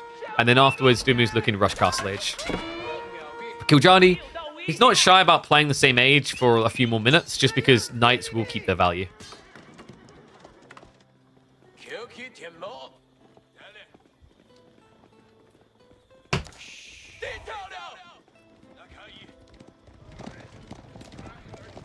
Still need a harsher speed penalty. Yeah, I think I mentioned that when the patch notes came up, is like the changes around speed wasn't enough. Ultimately, like the punishment wasn't real for Pro Scouts. I don't think that Pro Scouts shouldn't be viable. I just think it shouldn't be that I can't counter it, is my take. Now, while we see some CF successfully counter Pro Scouts, the reality is I'd say that makes up less than half of the pool of civs in the game. If you spawn Dry Arabia 20 times and you don't have one of like 6 civs, you can't really even think about blocking Pro Scouts. Right? We've seen how much Chinese, one of the better civs, struggles to block it. HRE can block it. Malians can kind of block it. Delhi has to block it because they can't really play it in a rush themselves. It's just very, very difficult to stop your opponent getting enough value out of the play. That's always been my issue with Pro Scouts is the price of investment versus what you get back is like, it's way too good. Once again, though, like my recommendation for truly nerfing it in a productive fashion is just be reasonable and that, like, you know, give a speed nerf. But the other change I'd personally make is just add new food types. Like, we have an expansion coming up. An expansion would be the perfect time to add new food types to the map. You know, we're probably looking at, what, Middle Eastern again, because we're imagining it's probably a Crusader state. Introduce elephants. Introduce giraffe. Put those food types on the map. Hell, add in chicken. Chicken are everywhere. And then, boom, all of a sudden, like, you've got other things you can do.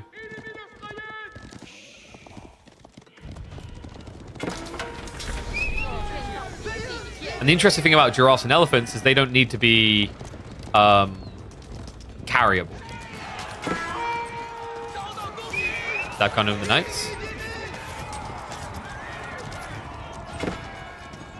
That's a little bit of poke damage here. I have to back away though.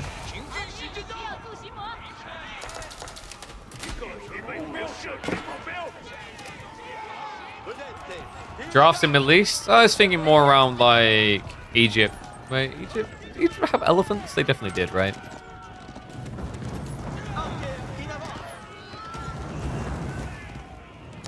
Did Egypt have giraffe? Or is like many different games just historically inaccurate there?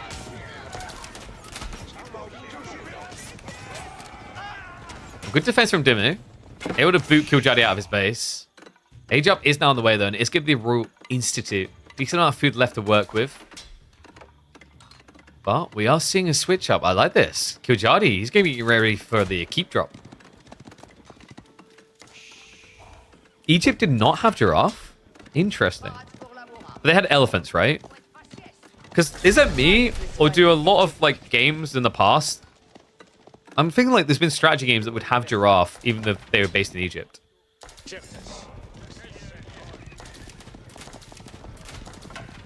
Had hippos, lions, and imported elephants. Yeah, okay, yeah. But there you go. Like, you can do those, right? Hippos, elephants, and lions. It's fine. Lions would be pretty cool. Another thing that, like, attach you back. The religious mechanic for food makes it tricky. In some cases, yes. In some cases, no, though.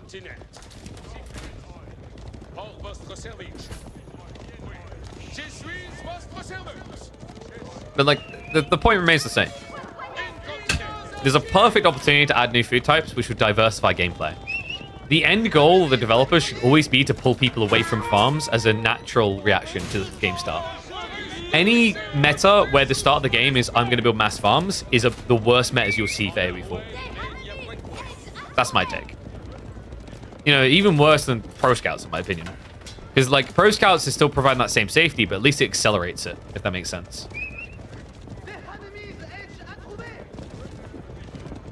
But, like, once again, the reason why I'm highlighting big things like giraffe, elephants, etc. is you want things that are big enough that Pro Scouts wouldn't make sense carrying them. So, for example, the idea of, like, gazelles doesn't make sense because you've just got a reskinned deer in that situation, right? So Pro Scouts would work there. You want to introduce things that Pro Scouts can't do, right? So, like, if we weren't in the Middle East, maybe you go for, I don't know, apple trees, orange trees. Imagine if there was a resource type that was a hybrid of wood and food. So, like, you could toggle what you gathered off of it, for example.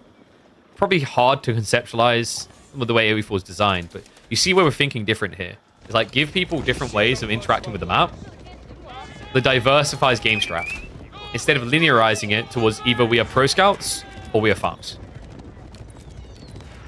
Or if they increase the board on the map, invalidate certain civs. Avasas, Delhi, Ottomans, etc. Malians.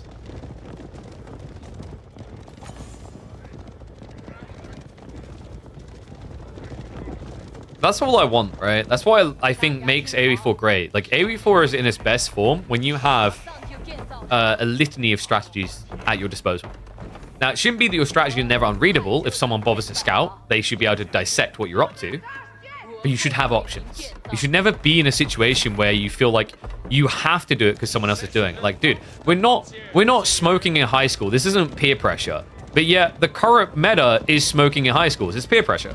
Oh, he done Pro Scouts, so I've got to do Pro Scouts. Oh, he done 2 TC, so I have to do 2 TC, was what it used to be.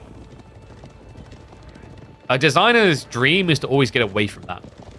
You want people to be able to express their game state themselves, their style. And the other cool thing, by the way, is when you add in those new resource types, you get diversity of like map strategies, right? Like it's like I think Avali said this recently in a podcast, and I wholly agree. He says my goal when I make a map isn't to make every civ good on the map. It's like I'm looking to make most civs good on the map. So if there's 1 or 2 that suck on the map, that's fine to me, and I could not agree more.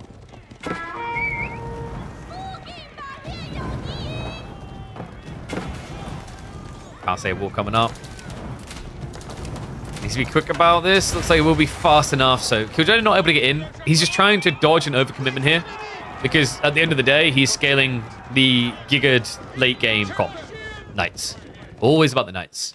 The tricky part is how the macro plays out now. DeMu's hunkering down. He's already got 3 relics home. He got that back what we talked about, which means berries, gold, and an eventual area for farms. Granaries are going to be a lot scarier than French farms here. So Giljardi doesn't really want this game to slow down too much, especially considering he did not go for the guild hall. So he doesn't have that pull and pump option of a red palace.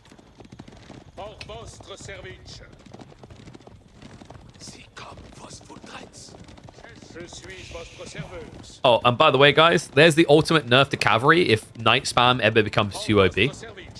Make it so you can eat the horses. Boom! Solved it all.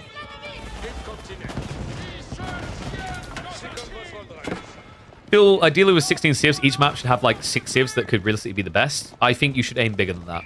That linearizes maps too much. So if you have 16 civs, you want 12 civs to be viable. Maybe there's 1 or 2 that are quite dominant. That's always going to happen in some way or form. But you want to try and alienate the smallest possible number of civs for a map. Because if you don't, then you're essentially punishing people who aren't pro-level players. Because most people who play Age of Empires are not playing all civs in the game. Like, put a number in chat right now for each person. Put a number in chat of how many civs you play. Extinct in Egypt since AD 600. What, the giraffes were? But they were there. I knew it. They go 1, 1, 3, 4, 0. Wow. 3 or 4. You see what I mean? So, like, 3 or 4. 20? Okay, yeah, you're just imagining civs in your head. There isn't 20 civs in the game. Nice try. But, like, most people are going to be probably less than a quarter of the current map pool. Now, some people would argue why add more civs. Because people like different things. There's a reason why some of you only play 1 to 4 civs. Because you don't like the other ones. They bore you, right? Personally, for me, I have no interest in China. I think China's, to me, a very boring civ. Which is crazy, because I usually thrive on complicated things, right? Like, you know the new Monster Hunter? The thing I want to play is, like, Insect Glaive. And Insect Glaive is, like, the most freaking make sure you've crunked 3 Red Bulls and paying full attention to things you're doing type class. So, like, you know, for me, I know that Japan is intriguing because I love how unique their units are by comparison. Once upon a time, I actually liked Roost for the mini game. Once upon a time, guys, I don't like it anymore. You know, like, different things attract different people. So that's why having new civs, even more civs, going up to 30 civs isn't, like, a terrible idea, per se. Didn't know I was a Monster Hunter fan? Hell yeah. I'm like 70 hours in Worlds, but I had some good fun with it. Yeah, I think I play a lot of games that people don't realize I play. The amount of people who drop their jaws when they realize I play Europa and HOM. Actually, HOM was always obvious in the early days due to the green screen backgrounds. Like, I don't know. If I didn't talk about it on streams, a lot of people wouldn't guess that I'm an FPS gamer as well. Did, by the way, just complete the bolt gun game last night. Really sick game. I think it's a really cool game. I had a smile on my face playing through so much of it. I wish it was a little bit harder, but it really did give me the good Doom vibes. And I got to crush some heresy. So, if you're wondering why we're metagame talking, it's because so far there hasn't been a really big commitment here. We talked about the late game approaching and how threatening it is for Giljardi. I still stand by that. This is kind of uncomfortable what he's leaning into. To make him feel comfortable, he needs to maintain map control and lock in the golds. But in true Giljardi fashion, gotta get the Rams, right?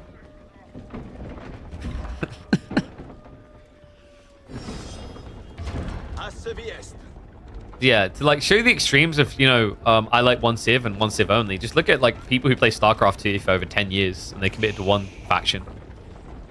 Like, you know, that game only has 3 factions, I know, but the point remains that like people found enough enjoyment out of playing one faction. It's not crazy to imagine that there are people that have been playing French since release and only ever will play French ever. Like Giljardi, no. But, you know, like, Giljardi actually is a good example of what I'm talking about, right? It's like, he started to play Chinese now, but before the Pro Scouts meta, he never really played China. It was very rare. It was just, like, I think he's least played Civ. He would meme, I remember the Norwegian land, he would meme about, like, being a China main. And it's because, like, he would never play. He would never pick it. He wanted people to waste a ban on it because he didn't like TC booming. He wants to attack. Attack he will. Hits the farms at the early inception point. DeMu only had the first granary set up, and he's running out of food elsewhere. Yeah, he needs to defend this area ASAP. Good slowdown, and Giljardi, you know, the only thing I'd say that's kind of a negative right now is, why no sacred sites? He could have a ticking clock going right now that would light a fire underneath DeMu's ass. Diving is just not really possible here. DeMu's gone up to 7 Nesta Bees.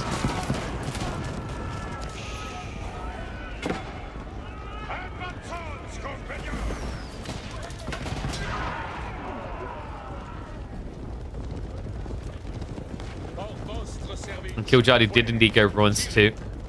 It's just not feasible to really fight into mass spears, Nesta Bees. That's death. He's going to try to just pop lock him, slow things down a little bit. So funny thing is, like, now that I'm thinking about it deeper, the things I used to play over the years. Dawn of War. Dawn of War, my mains were Tau and Eldar. So I started off as a Tau main, really fascinated, and then eventually I just like realized how snaky and all over the place Eldar could be. But like the whole thing with them is like, because of the way I play Tau, it was all about subterfuge and sneak attacks, right? Whereas like I didn't really like Space Marines outside the campaigns because they were just seen as the beginner like faction. They were very just tanky and stoical all around. It's like, you know, all these different games, like people have different playstyles. Same logic as to why like when I play an ARPG, you'll probably never catch me using like the heavy two-handeds, right? Maybe spears, but like I'm not the person who goes and picks up the giant axe or the giant mace. And although it's a different format, and AoE4 game RTSs in general function the same. You know, to the Europa example earlier, some people will never play China. Some people only ever play European civs. Some people only play Middle Eastern civs. So yeah, I kind of hope that we just keep that nice diversity. I think Japan and Byzantine's done a pretty good job in offering that up. Japan in particular. That's why I'm hyped to see what they can do with the Crusader states. And no, I have not played Elden Ring. I've reached the point where it's been so long since Elden Ring came out, and I still haven't played it. But I might just treat that as like an eventual growth goal. Like, you know, when we do like I don't know, let's say we do a subathon, or let's say we've grown to a certain size. Like, we're gonna do a playthrough of this now. Because like I've been weighing on whether I hold on to Cyberpunk or just commit to that off stream, as an example of like one of those type of games. But I have played a lot of Souls in the past. So like I still rate Demon Souls as one of the greatest games ever. I played Demon Souls when it very first came out. And I still think in a lot of ways it actually bested Dark Souls on setting.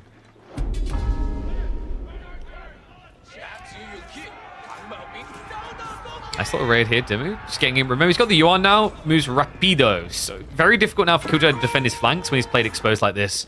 We do have the red pass coming in though. Center of the map, we mentioned this. To win this game, it's all about 8k vein control. He needs it for his night spam. He needs it to make sure that DeMu can never get to mass hank in these.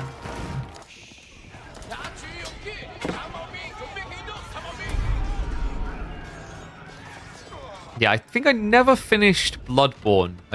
Bloodborne, like, the ones I played, I think I actually might say Bloodborne for, like, the combat was probably the best game. But for the lore and setting, I think Demon Souls always get slept on compared to Dark Souls.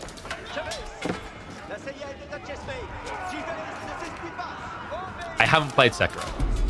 Neo is pretty intriguing, though. That game is kind of crazy. And then I did start playing Wolong. I really need to get back to it because I absolutely adore the Three Kingdoms.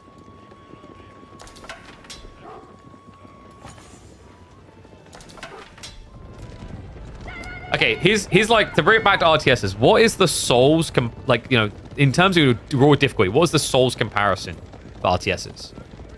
I know that StarCraft's very difficult, but I don't think that's the one.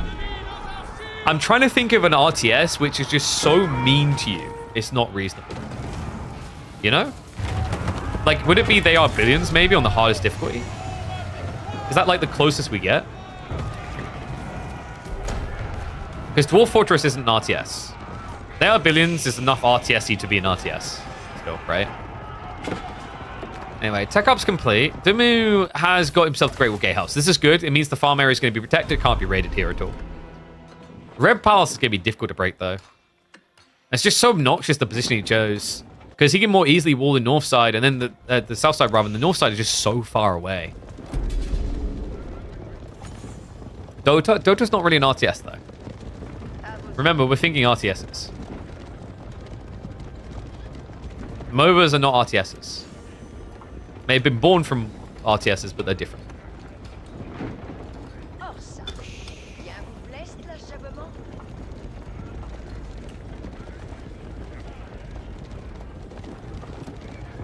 I guess, you know what? Like, I think They Are Billions is the closest. Because They Are Billions, when you play on the hyper hardest difficulty, is like designed to just ruin your life, you know?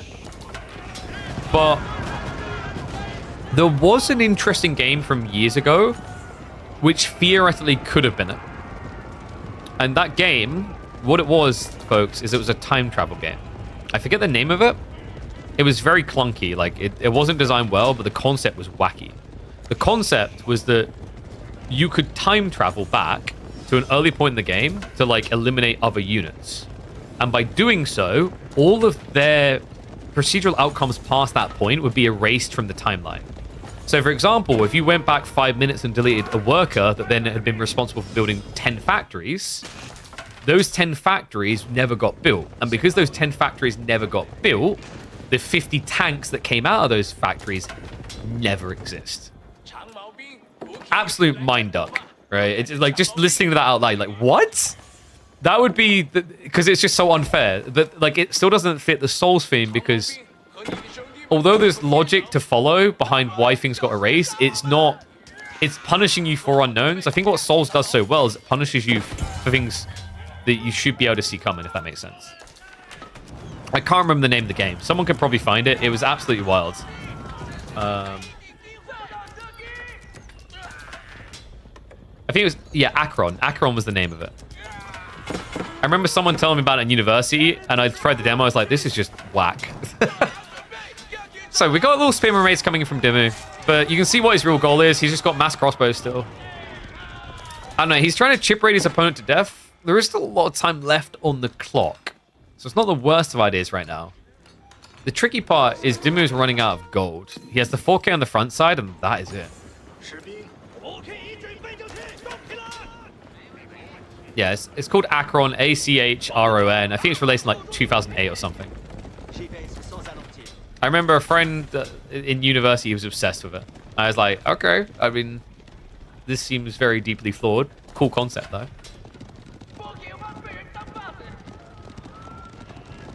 How does DeMu win?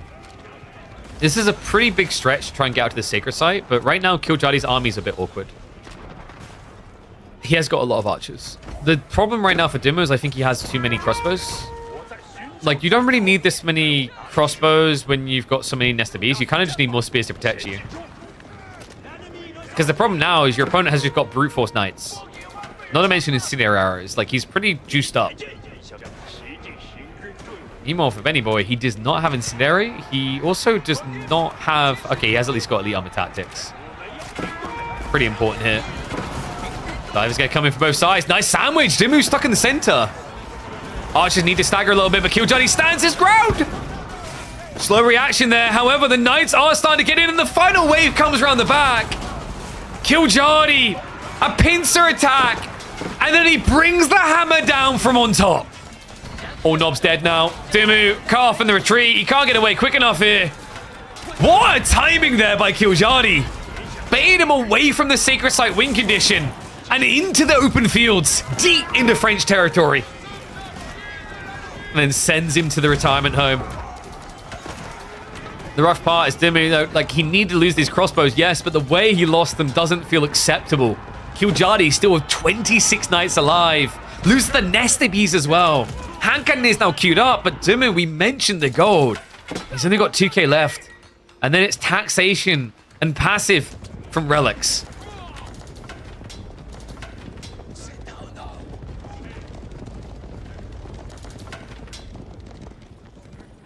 Absolutely wild fight.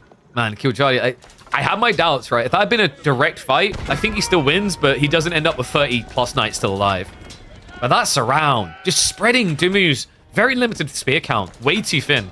Nested Bees also, although they got that good initial wallop on the east side, he still had multiple groups to target. And now Giljardi 5 minutes away from a 2-0 victory over one of Age of Empires' finest. The day with Vortex or Miu Micah in that quarterfinals awaiting him.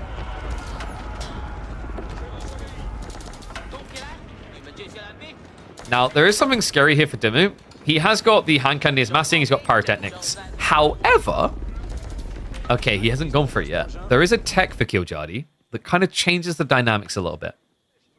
Allows the archers to contest a little bit better. And that would be to go for the silk bowstrings. He does have a university somewhere. I'm just being a noob when it comes to finding it. He hasn't got it yet. Right, he hasn't actually missed quite a few things. Does he want any of these? He's going into siege, so maybe the siege works would be worth it next. Court architects wouldn't be a bad idea when you've got the red palace and the keeps. But if he gets silk bowstrings, it allows him to outgun the hand cannoneers. The difficulty is going to be maintaining that distance. Yuan Dynasty is still one of the wildest things in this game, in my eyes. Just because of how casually you get it. The movement speed buffer allows you to chase down quite a lot of enemies.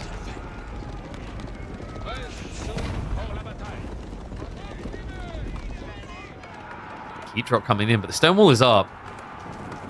He only has one Nested Bees. There is a cannon on the way. Giljardi, how we look on the farms? Because that seems to be lacking a little here. He only has 32 right now. I say only. 32 sounds like a reasonable number, sure. But when you're up against Chinese farms, you're behind by a mile, right? It's 43 farms, triple granary. You can see the difference in food income, actually. So this could get padded a little bit now that he has got the third level of food gathering coming in. Wow, DeMu. Can't help but feel like a siege workshop, just 2 rams would solve this problem right now. I guess not entirely. You have got these artisan placements in the castle down here as well. Ben just has to be very careful not to overcommit. The red palace, there's a reason why Killjoy is trying to force him to fight here. You come just slightly in range of this thing, all of a sudden a garrison force, and you're getting Gatlin down. The outpost creep is also just so tilting. Giljardi, he has got the stone for cannon emplacements. Only 3 minutes to go until a victory for the Finn. DeMu, this is go time, right? You've got 30 hand cannoneers, 60 spears. If there's anything that's going to break him is this. The reason DeMu's waiting a little bit is he's trying to get ready for that next wave. There we go, break in. Now, this looks good, right? 12 hand cannoneers in reserve, 20 plus infantry units at the front line. But look at the mobility of Giljardi already in position. The mobility of the nobility. As the knights get ready for the charge in. Keeps you have to get cancelled. He baits him in range. Hand cannoneers aren't really getting close enough, quick enough here. Spears are going to commit. 40 of them into it. But the villagers are ready to repair. The keeper gets damaged. The cannon's not going to be fast enough here. The spear count already down to 18. And the knight count holding steady. 27 still to charge through.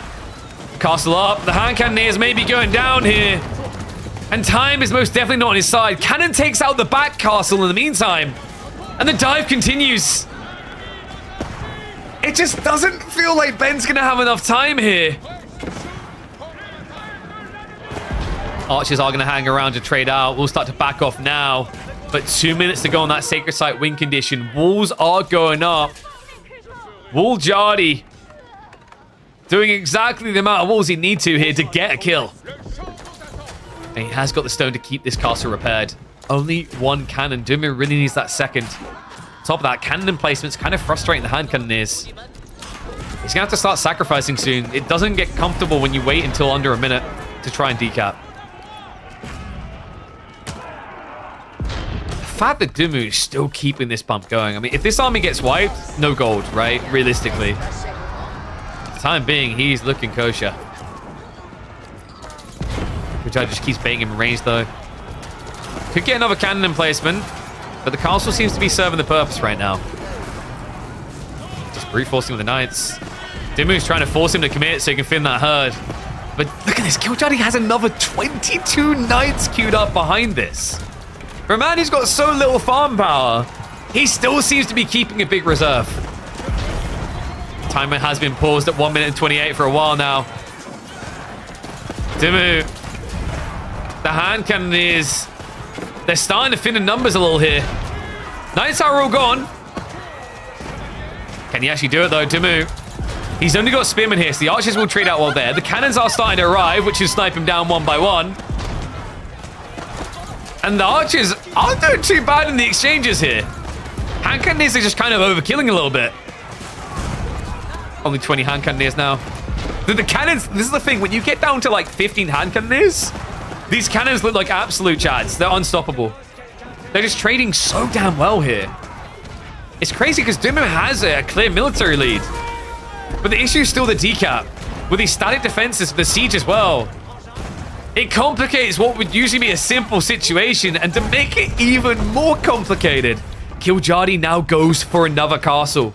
Smart read. He knows his opponent can't take the central sacred site. The red palace blocks that. The north side is too far off. It's here or never. Do or die. It feels like DeMu is experiencing death by 1,000 cannons here. Castle might be about to go down, though. The problem is, DeMu... Wait, I think he only just glanced at... No, he doesn't see it in range. The keep being built to the side is being done so in a subtle fashion here. Giljardi, he knows he's going to lose this keep, but it should be enough time to get the other one up. DeMu with the dive has been heavily reduced. He doesn't have a front line. The bombards have to leave. 35 seconds away. I can't believe this. DeMu, the meat grinder, just seems to be failing him. A few knights here and there to intercept reinforcements as well. Slows down the extra bombards. It's 20 seconds out. There is not much left of either of their armies at this stage. DeMu now just trying to target the enemy cannons. Isn't returning that effort. Remember, there's no point. Clock tower bombards are way too hard to trade in siege warfare. And their villages are being pulled. New cannon emplacement coming in on the second keep. Knights are massacring. Desperation mode here. Look at the economy. Even if he somehow gets this decap, what does his game look like afterwards?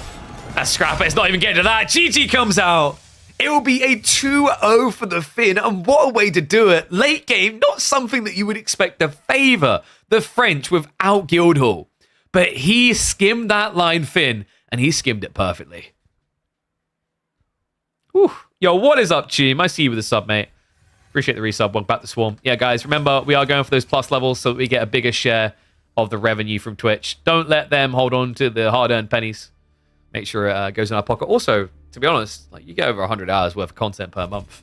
Not to mention some really cool emotes. So, really cool series. Giljardi 2-0. We're going to quickly update the brackets here as we played a few. Yeah, I'm okay. Yeah, like that's a good idea. We should get those sub gifts rolling. Where's your credit card?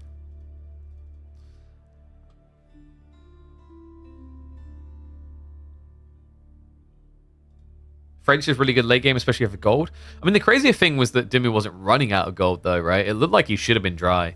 So, in terms of what we've done so far, if you're just tuning in, we've done the Anatan series. That was actually a 2-0 for Numan. Really freaking dominant, actually, out of the Chad.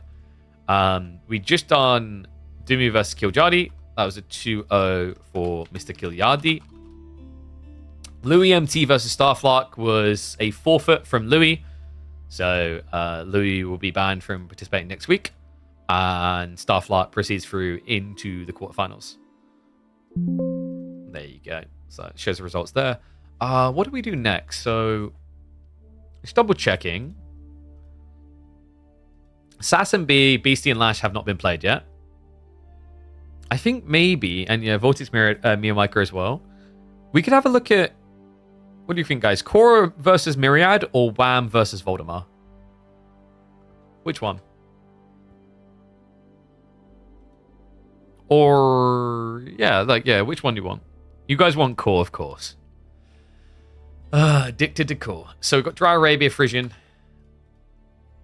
and Anatolian.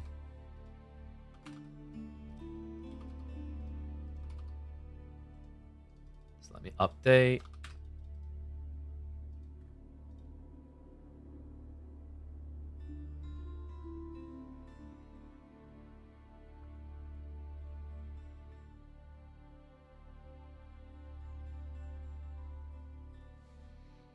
Hey, sub Q Mamba. I see you with the Prime sub, by the way. Thank you very much, mate. Appreciate it.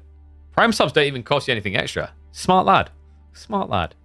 Also, what was that? Wait. I just saw that from him. Okay. My Platinum MX card is here right next to me, paying for stuff that matters. You know, for a guy who thinks this channel doesn't matter, you do watch it a lot. How did Louis forfeit? On a lack of availability, I believe. Yeah. So, one sec.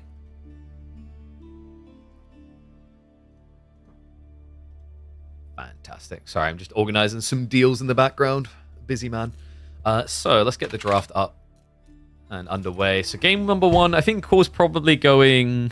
Is this English? G1 English, I think. Anglais would make a lot of sense. Yeah. And Myriad goes for Ibids. That's a bit tricky. I don't know if I rate the IU pick in game 1. We've seen the trade wing attempt from Scatbrained. I'm wondering if this makes more sense than like picking French.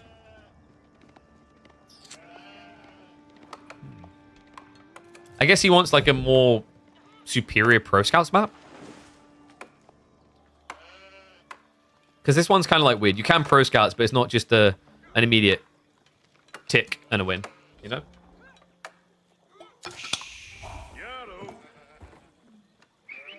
Possibly he was expecting something like HRE, I don't know. We'll talk about it a little bit as we get into game, though. One and all, ladies and gentlemen. See, you guys still didn't answer that. Which one is better? I'm not sure. I go back and forth between them. I feel like everyone does ladies and gents. For random reasons, I always instinctually just said one and all in the past. Welcome back to the channel. We've got Core versus Myriad. Yes, the German playing as the English, and then the Hungarian who lives in the English territory is playing as the Middle Eastern. It's very confusing. Anatolian Hills to kick us off, as always, for week number 15 of the midweek muster. And honestly, a bit of a crazy beginning. Core, he pulled all the villagers out towards the dock, built it up, and then went on to the shoreline fish. I like this. He's accelerating his timing. Makes me wonder if we're maybe looking at a council hall build here.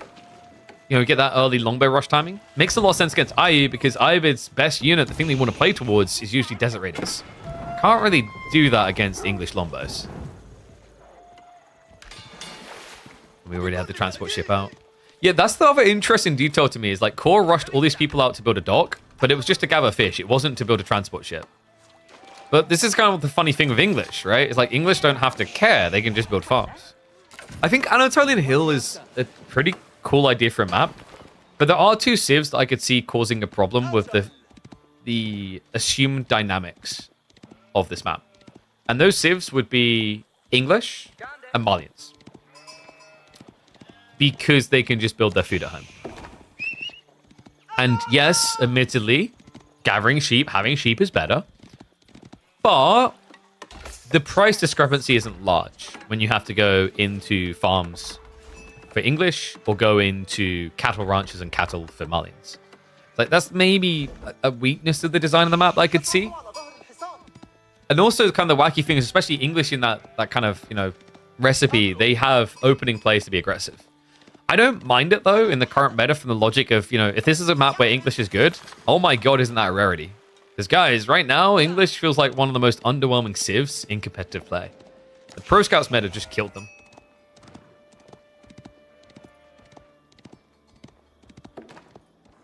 Yeah.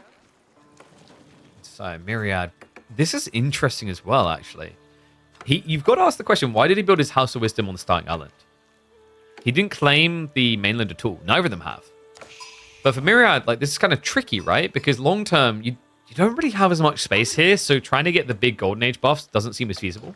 You could argue compared to Abbasis, it's not really about your later tiers. Really, with Iabids, it's just mainly about getting tier 1 and maybe tier 2. But the other reason is this could be aggressive play on the starting island. Oh, there you go. So it's going to be Dervishes. Now, you can play aggressive on the starting island with this, but it's a little bit weird against English because of the longbow potential. But if you think your opponent's going to play like melee units, usually what Iabids can do with the Dervish is just move in and chain heal one of their troops while they dive the base. Cool. Look at this. It's actually going to be 2 TC. Interesting way to do it as well. We've seen a lot of people actually go out to the secondary island, the mainland, and then just basically gather the stone there for a TC drop. Makes me wonder if Core is just going to do this don't move off the starting island type strategy. It wouldn't be the first time he's done that. In fact, in the last round against a low-ranking player, he decided to do it with the Malians.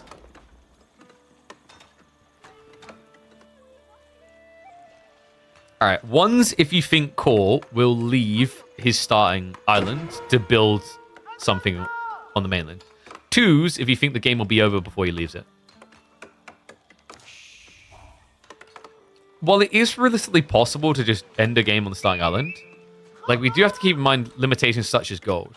Like, sure, he's brought a scout over here to get food, but he hasn't, like, committed out to build TC, to build anything. But eventually, you're at least going to want to be out here for the mining camps.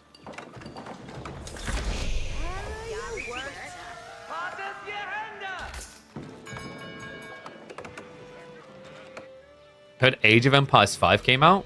Yeah, that was the Sultan's Ascent expansion, right?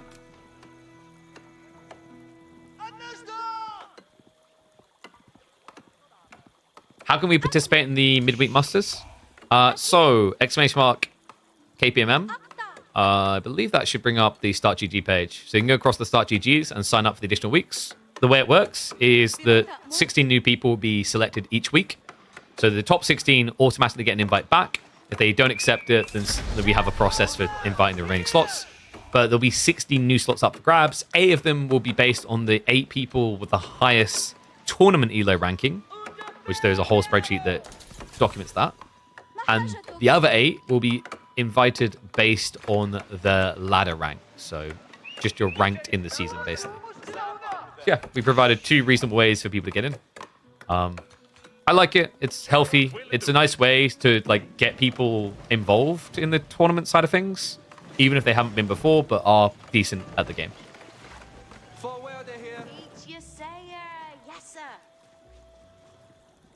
Kind of interesting you prioritize a scout with transport ship when you can't bring back the sheep back.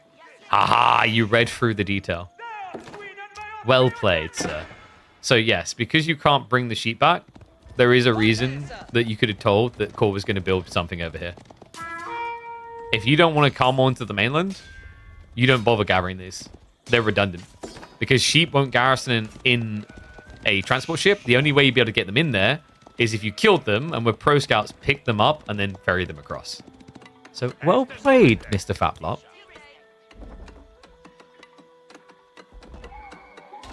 So TC coming in. And Core, does he suspect this at all?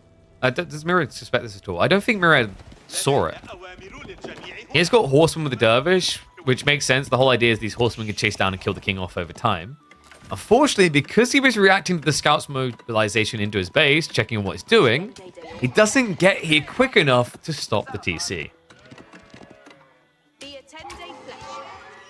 Yeah, this is a bit rough now.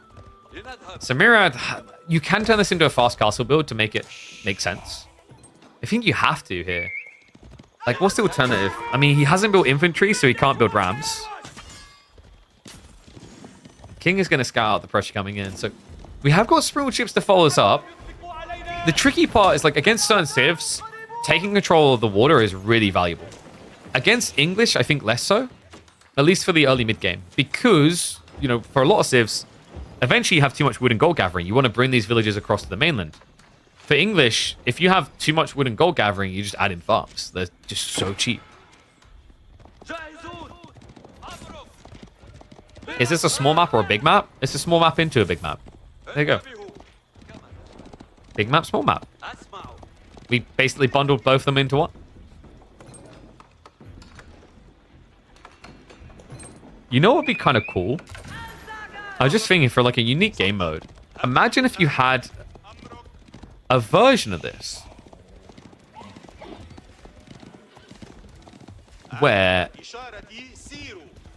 so here's the idea. So basically you'd have a cliff all the way along here and then accessibility here. That would be kind of interesting for a team map, maybe. So like you have a macro spot and you have an aggro spot. Does that make sense?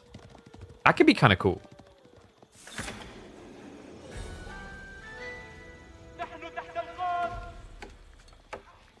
So, fast castle target coming in from Myriad. I imagine we're looking at Growth Wing here. There's nothing else that really screams pick me. Industry Wing, if you really want to follow into the TC afterwards. By going Eco Wing, he actually offsets Core's like economy lead, right? So like it's not too bad. This feels painful though. No willpower. Can you dominate on a big map against 5 AI players with extreme hard? If you all in some of the players quick enough, in theory, yes. It comes down to the way the map is layered, right? More than anything else. I'd say it's much harder than playing a closed map, because a closed map you can just play Siege. Entry in Tower of the Sultan? Yeah, but like, how are you building the Tower of the Sultan? That's the thing you got to remember. He went Horseman. If you went Archers, then yes, you could have rammed this. You could have done many things. But his choice to go Horseman to shut down the King really kind of screwed him on his ability to stop the TC. So like, Myriad is in kind of a hard position for that. Core just had the correct read here. Off in the meantime. Doesn't seem long for this world. Archer ship is denying him, and also that demo ship won't be capable of killing the Dow. However, the emplacements might save the day here. Oh, no. That was so tight. Just about kills it in time there. So Core not able to keep the Dock alive. Really important at this stage because he doesn't actually have any sort of ranged infantry. So Myriad can now just block him from connecting. But as we said, like this only matters when you get deep enough in the game. For the early mid game, Core's like, fine, I'm just gonna add in farms now.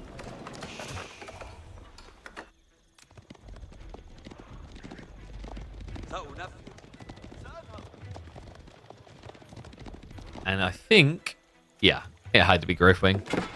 Good news, at least, for Myriad. You know, Core doesn't really have much ability to stop relic gathering right now. He's trying to rush castle himself. Bad news is the eco state of things. You know, once again, if you get deep enough in the game, you could argue the relic's going to matter. But there's this very interesting transference.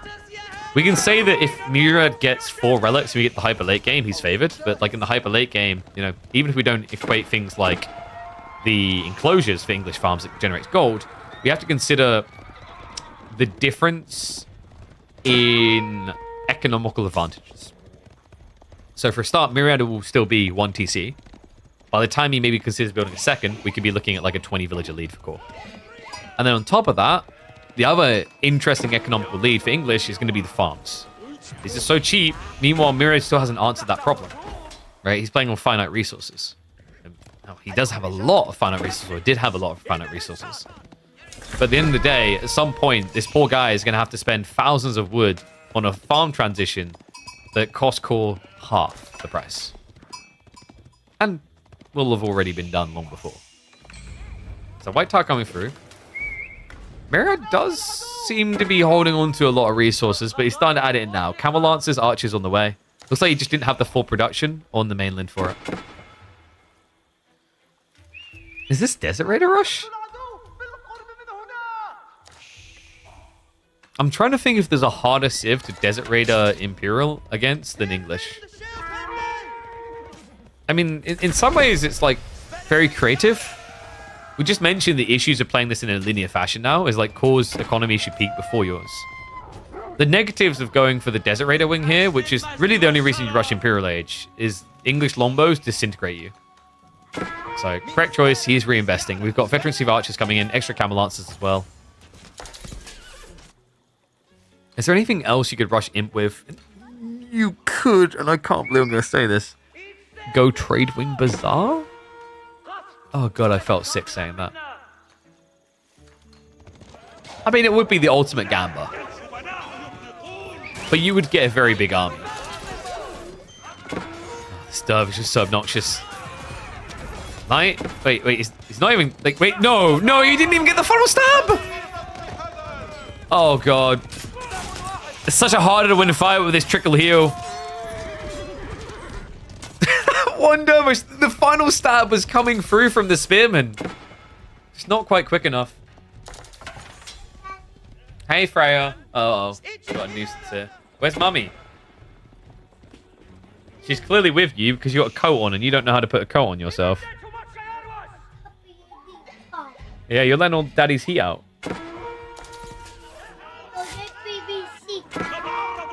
Yeah? Oh, sorry, guys. I'm getting chatted to by a baby.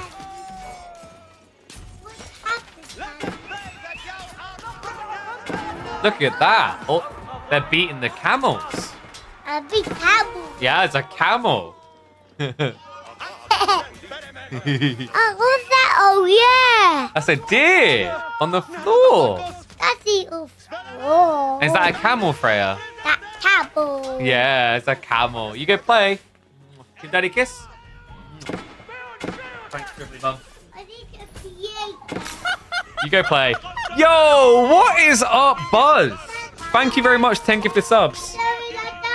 All right, bye, Frey. Thank you, Buzz. You're a legend, man. I appreciate you, mate. Oh, bless her.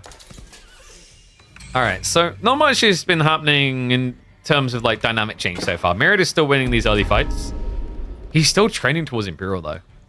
Core is switching over into Men-at-Arms and Knights. Spears was a Gucci idea. Kind of surprised he didn't go for maybe like a backline to support. I think, could you just win with like Men-at-Arms Spearman Blob? You need a lot of food for that. Yes, appreciate you, Buzz, mate. Sorry, I didn't mean to switch off of the laughing, but that came in at the perfect time. Enjoy the gifted subs, folks. Whew. Is Core being a little bit greedy here? Okay, I think for Core, he realizes that he can't be dove right now because the white tower protects him. So he's waiting to see what his opponent's reaction is first. And what is up, Samson? Look at you, love a legend. 5 gifted subs. Thank you very much, mate. Enjoy the gifted subs, folks. I believe that... Is that a sub train started? Choo-choo. Incredible, you lot. Yeah, so like the problem right here for Myriad is... He seems 1 foot... One foot in the aggro department, 1 foot in the setting up a savings account at his local bank. He's still floating like he wants to go Imperial here. It feels like Myriad needs to either get more production or commit to the choice. Because I think for Myriad, the reason he's doing this is he's paranoid that Core is going to try to go Imp. So what he does is he goes in attack, sees that Core's added more, says, okay, I'm going to add a little bit more. And then continues to do this as the minutes go on. The scary part about continuing to do this as the minutes go on is your opponent is 2 TC. So the longer you keep doing this, the bigger the villager lead gets for him. And you've now reached the peak of your threshold, right? You've got the 4th relic coming home. So imagine it's coming in. It's not going to be easy to break into this white tower. There is at least him trying to solve the problem, right? Like, Core is incredibly weak by comparison militarily. Incredibly might be a stretch, but the reality is, like, when this fight goes down, like, you're full melee against a kiting comp.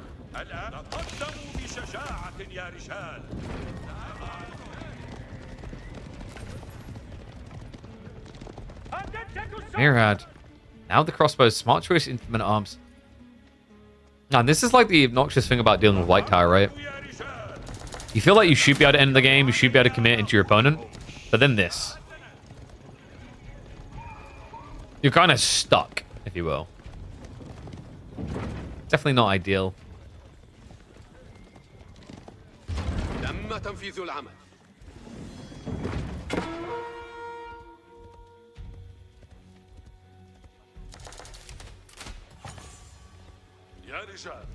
Is there any other English AoE4 pros other than Myriad and DeMu?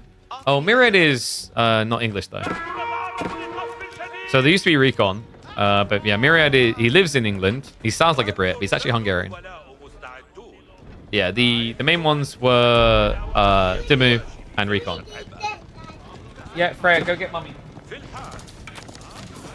I am being attacked by a child again. Yeah, Freya, go see mummy.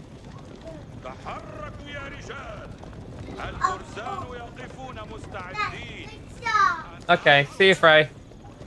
Recon the AOM player? Yes, because he was an Age of Empires 4 player before that.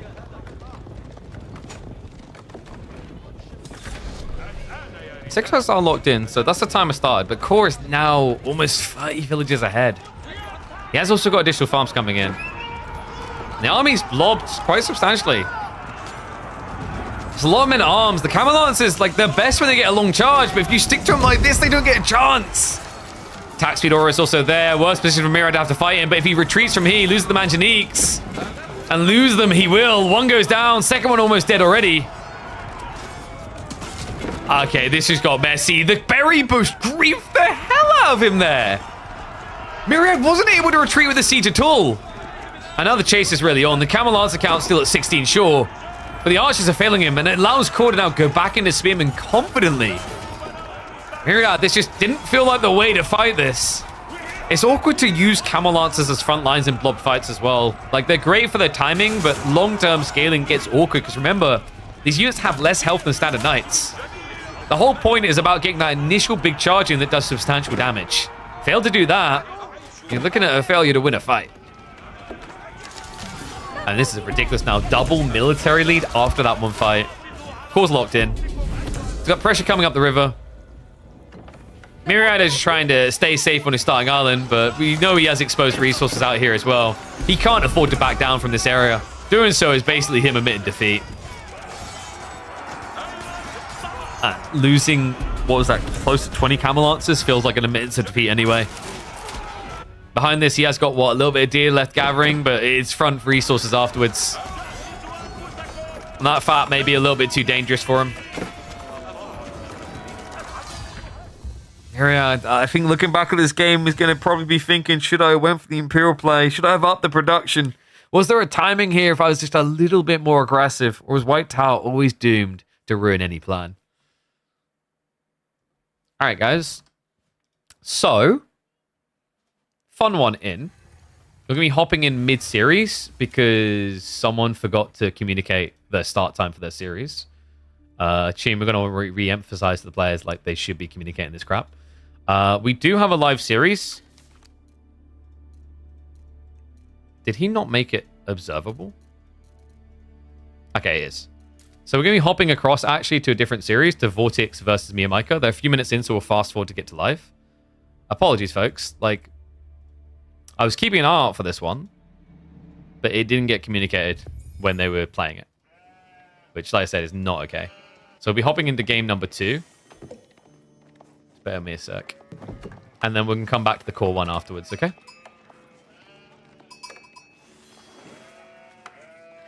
So I believe... Is it G1 for Vortex?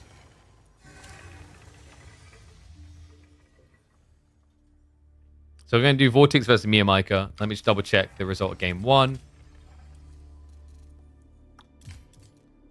So game 1, Vortex. Yeah, he won. It was English versus IU. It was like 11 minutes long. So we haven't really missed much of the series in terms of how long it's been playing. Yeah, let's get ready to go. So I think they're like 5 minutes in. We'll fast forward to it.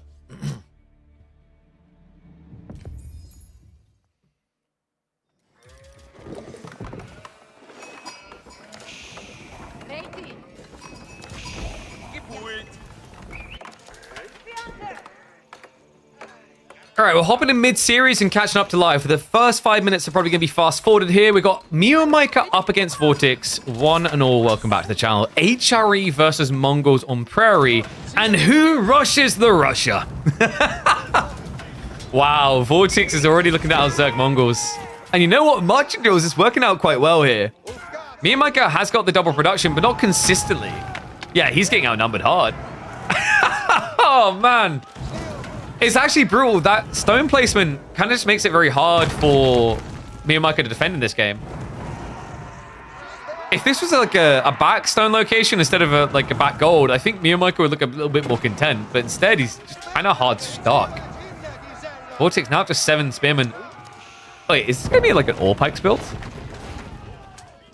I wonder if this could be all pikes. I feel like you either, when you arc and you go fast castle on this map, but all pikes can make a lot of sense as well.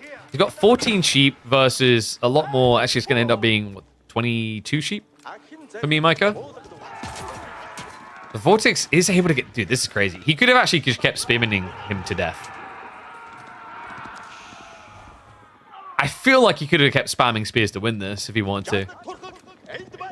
The tricky part, though, is like understanding that the Uvu's at the front, I think is why Vortex made this choice.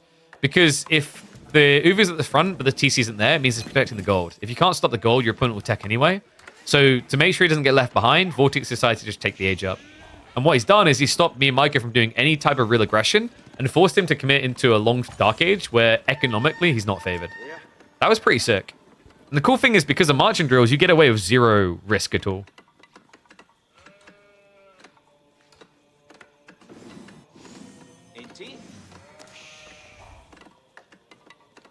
One sec, just double checking something.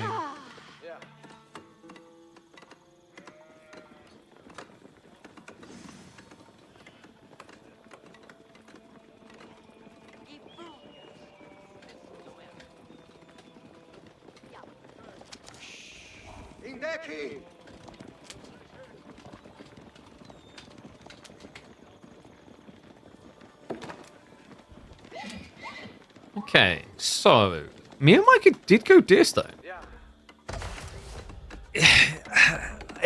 I'm wondering if you can actually do Silver Tree against HRE. I guess it's just a little bit too slow against Fast Castle. We've been seeing this as like a trending pattern though, right? Silver Tree has just felt dead. Long live the Deerstone. And it makes sense. Like Silver Tree sounds great. You know, you save a decent amount of resources, scaling economy. The reality check though that a lot of players appreciate is that it just killed your presence in the game at a very vital point, right? Like against fast casting civs or night spamming civs, they just shut you down too easily. So instead, this is more about playing the age. It does have some advantages. I think the change adding the Khan Hunter really gave more dynamic to the Mongols than they had before. But this is rough, man. The Spearman difference in timing. Hardening just quick enough for Vortex to get some serious damage done to keep his opponent contained. Didn't quite find the worker kills. Wasn't quite able to stop the archer ranges. But the serious damage that is going to matter is the Uvu. He's trying to force him to commit the fight. Archers are on the front side as well, so villagers are going to have to go for the repair, but he dives in for it. Vortex does get body blocked in the end, though.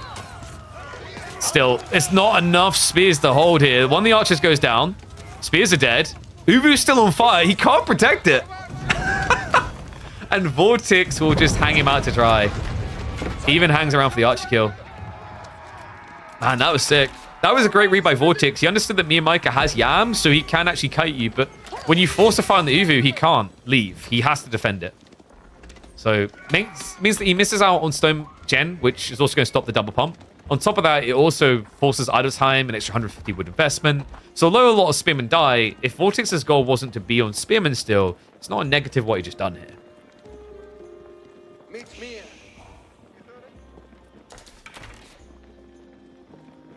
You watch Aussie, Drongo, and KP. I think you mean you watch one more turn in KP. What should my alternate YouTube channel be called, guys? KP Hunts?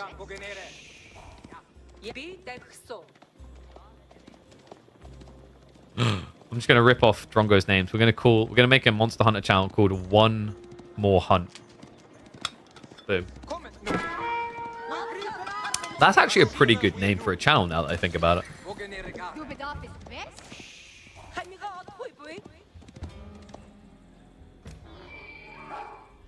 So Vortex is going into Pro Scouts here. Miyamika isn't though, right? No, I'm pretty sure he just decided to avoid that play. Timing would be slow, right? He went Rax plus archery range, but this puts him on kind of an all-in collision course. What worries me is you can already see Vortex is blowing men at arms. Perfect against what the Mongols are cooking here. Magadai would be a pretty sick read if it wasn't the fact that Vortex playing archers. However, long-term archery play is very difficult here. I think if Miyamika just starts to blob Magadai on a delay after the initial fight where he gets rid of the enemy archers, he could be pretty favored here. And as soon as I say that, Vortex has the horseman coming. Still, like horseman archers, it drains your resources pretty fast. So I imagine Vortex is going to stop all archer production just to prioritize horsemen. Remember, the catch with Prairie that makes it a very hard to play map. If you're used to being one of those feudal age mass archer boys, you're going to hate this map. There's just not much wood to play with.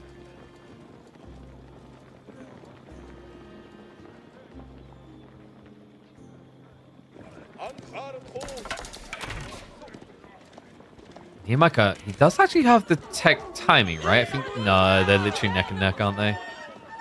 Yeah, he prioritized Steel Arrow. Undermesh came in for Vortex instead. It's going to be a flank attack. However, you're kind of out of position now. So Mio, is he doing his... He is. Yeah, he's going for the castle out. I think that makes sense, though. I understand where he's coming from. You know, your opponent has marching drills, so he can beat you anywhere but where the Deer Stone is. And on top of that, the economy's better because it's Arkin. Like, you're not going to win long term. My worry is, like, what are you doing with this immediate castle that's worth it? Because your opponent is pro-scouting. Like, you'll be forced to transition to mass pastures before long. So Miyamika, do you go for men-at-arms crossbow timing here? It's pretty cool with the Khan Hunter, right? Because you have the extra range. So you could have an all-in down the center. The alternative would be to go Keshik raiding. But that only works if your opponent's playing wide. And because Vortex went pro scouts, he won't be leaving his base. So most likely play seems like men-at-arms crossbows, which he already has got the production for. But Vortex, he has a play of his own now, guys. He could easily just go Burgrave. I think with the map control he currently has, Regnitz is just too desirable to resist. But because he's got pro scouts, like either landmark can work.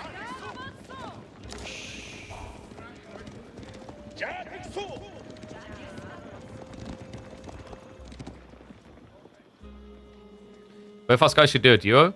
The problem with oh my god, it's going to be Burgrave as well. Versus step readout, so he goes for the greed on a delay. I think he needs to against HRE's gathering rate buff, but this is going to feel rough. If this is Regnitz versus step readout, I could see the way for Miyamika. But he's got a hard hold ahead of him. So to the point of like doing duos, here's the problem with doing duos. I feel like when you do duos, because you're going to essentially upload the same content, you like one of you kills the other's content, theoretically, right? So like for Drongo, he's not going to have 8 hours a day to go live with me. So it'd be like do 1 or 2 casts, and then there's 1 or 2 casts get uploaded for him. So you have to think of like, what's the upside for me then? Maybe there's like a cross collab. Like I guess you have to study similar examples and see if it paid off. Like Dave's casting with T90, did it grow Dave's channel a lot? I think so. But I think the difference in size was so insanely large it made sense, if that makes sense. And Drogo is definitely big on YouTube, don't get me wrong. But I don't know, it's a weird one. I'm scratching my brain on whether it would even make sense. Why Burgrave? Because he has got the food power for it. He's got like 7,000 food to play with. He knows that Miyamika is going to have to switch to pastures sooner or go out onto risky resources. So mass mending arming just wins. Crazy thing is Miyamika, he should have seen this. He has got the Falcon Scouting. The play should be to go into crossbows here, but Miyamika's doing something kind of wacky. He's prioring the veterancy on archers, and he's queuing up men-at-arms. So he has got his tanky front line, but the worry I have here is there's nothing to really stop Vortex just getting heavy maces and winning.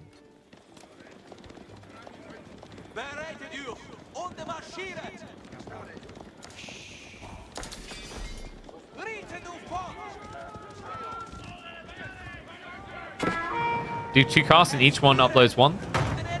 I just don't know. Maybe, like, I'd have to, like, I guess I could ask Strongo about it, but I think from his POV, with all the stuff he does, like, for him to get enough content, he'd have to double the amount of hours he spends doing AoE for.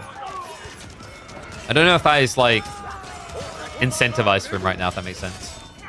But this fight isn't making much sense for me and Micah. The archers are trying to do their best, but the steel arrow 2 timing was just slightly off here. If you had it a little bit earlier, it would have looked a lot more sustainable in the engagement. Instead, Vortex now with the number advantage. He's going to slightly reset here. The key thing is now, once it reaches the Yam, your opponent can kite you. You can stay away from the men-at-arms. So it's all about kind of edging the fight. Do you have those heavy maces? Just seeing how quickly the Mongol men-at-arms melt. Other problem here is, like, archers aren't sustainable either. Look at what he's doing with his economy right now. Just everything looking very exposed.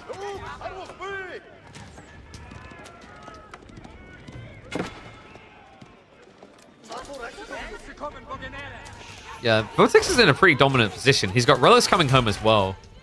Miyamika has read it correctly now. He's got crossbow switch in. The problem is the archers, so many of them got messed up by the initial men-at-arms. He's now getting sniped on his crossbow transition. And remember, Mio doesn't really have good wood income to afford mass archers again. He also doesn't have the production buildings. He's got, like, what, 2 archer ranges here? One of them with double production? I think the thing that matters most here for Vortex is just the archers. The archers are generally winning the game. Even though it's a Burgrave build, it's the archers that are dominating everything here. Just look at the way he sticks on him. It's like every time he sinks a single crossbow, dead. And then you're left with what? Men-at-arms versus better men-at-arms.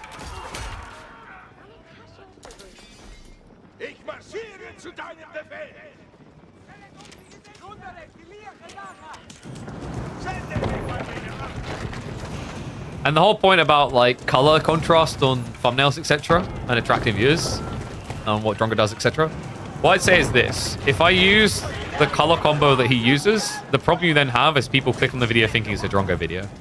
And if they don't like me but like Drongo, then they're going to click off and it kills the video.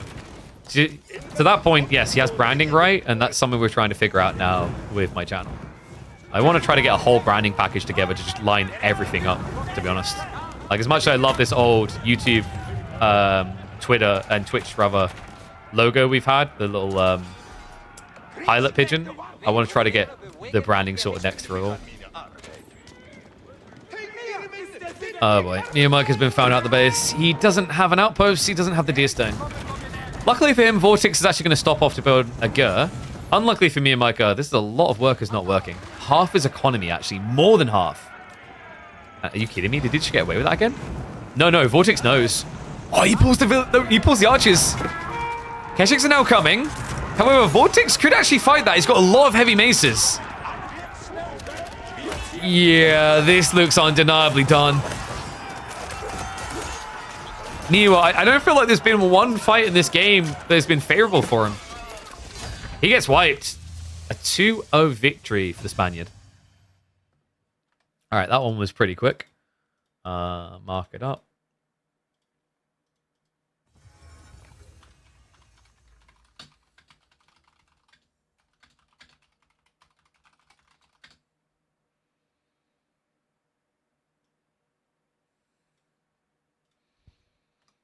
Sorry about that. Ah, I see. So, yeah, my bad.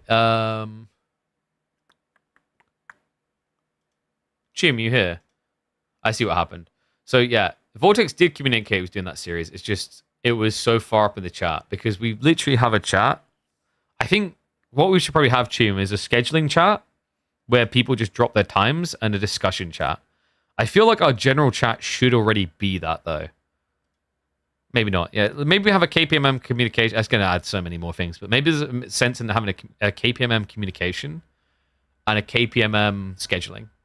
Just so that, like, I don't have to scroll up like crazy, because apparently that one was posted that it was going to start an hour ago. I just didn't see it. So, Vortex, my bad. He did communicate it. It just got buried in the post. He did, however, forget to put the correct delay on, but he's already apologized about that, so it's all Gucci. So, we should have B versus SAS starting in 10 minutes. That doesn't leave us much time for game number 2 between Myriad and Core. I don't know if it leaves us enough time, actually.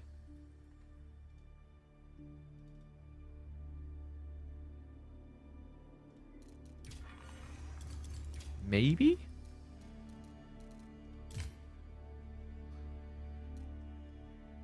I'll tell you what, guys. We'll do Core versus Myriad, but we're going to do some fast forwarding, okay? Just to make sure that we're ready in time for the next series. Because in about 10-15 minutes, we have B versus SAS, okay? So let me quickly get this one loaded up.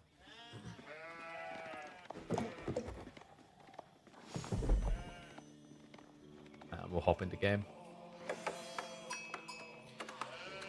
You want to see an AX cast? Well, the problem is if the game is like not long enough, we do an AX cast, then we don't actually like have enough content to get ready through to the next game. So you see the floor? Yeah. That's the problem.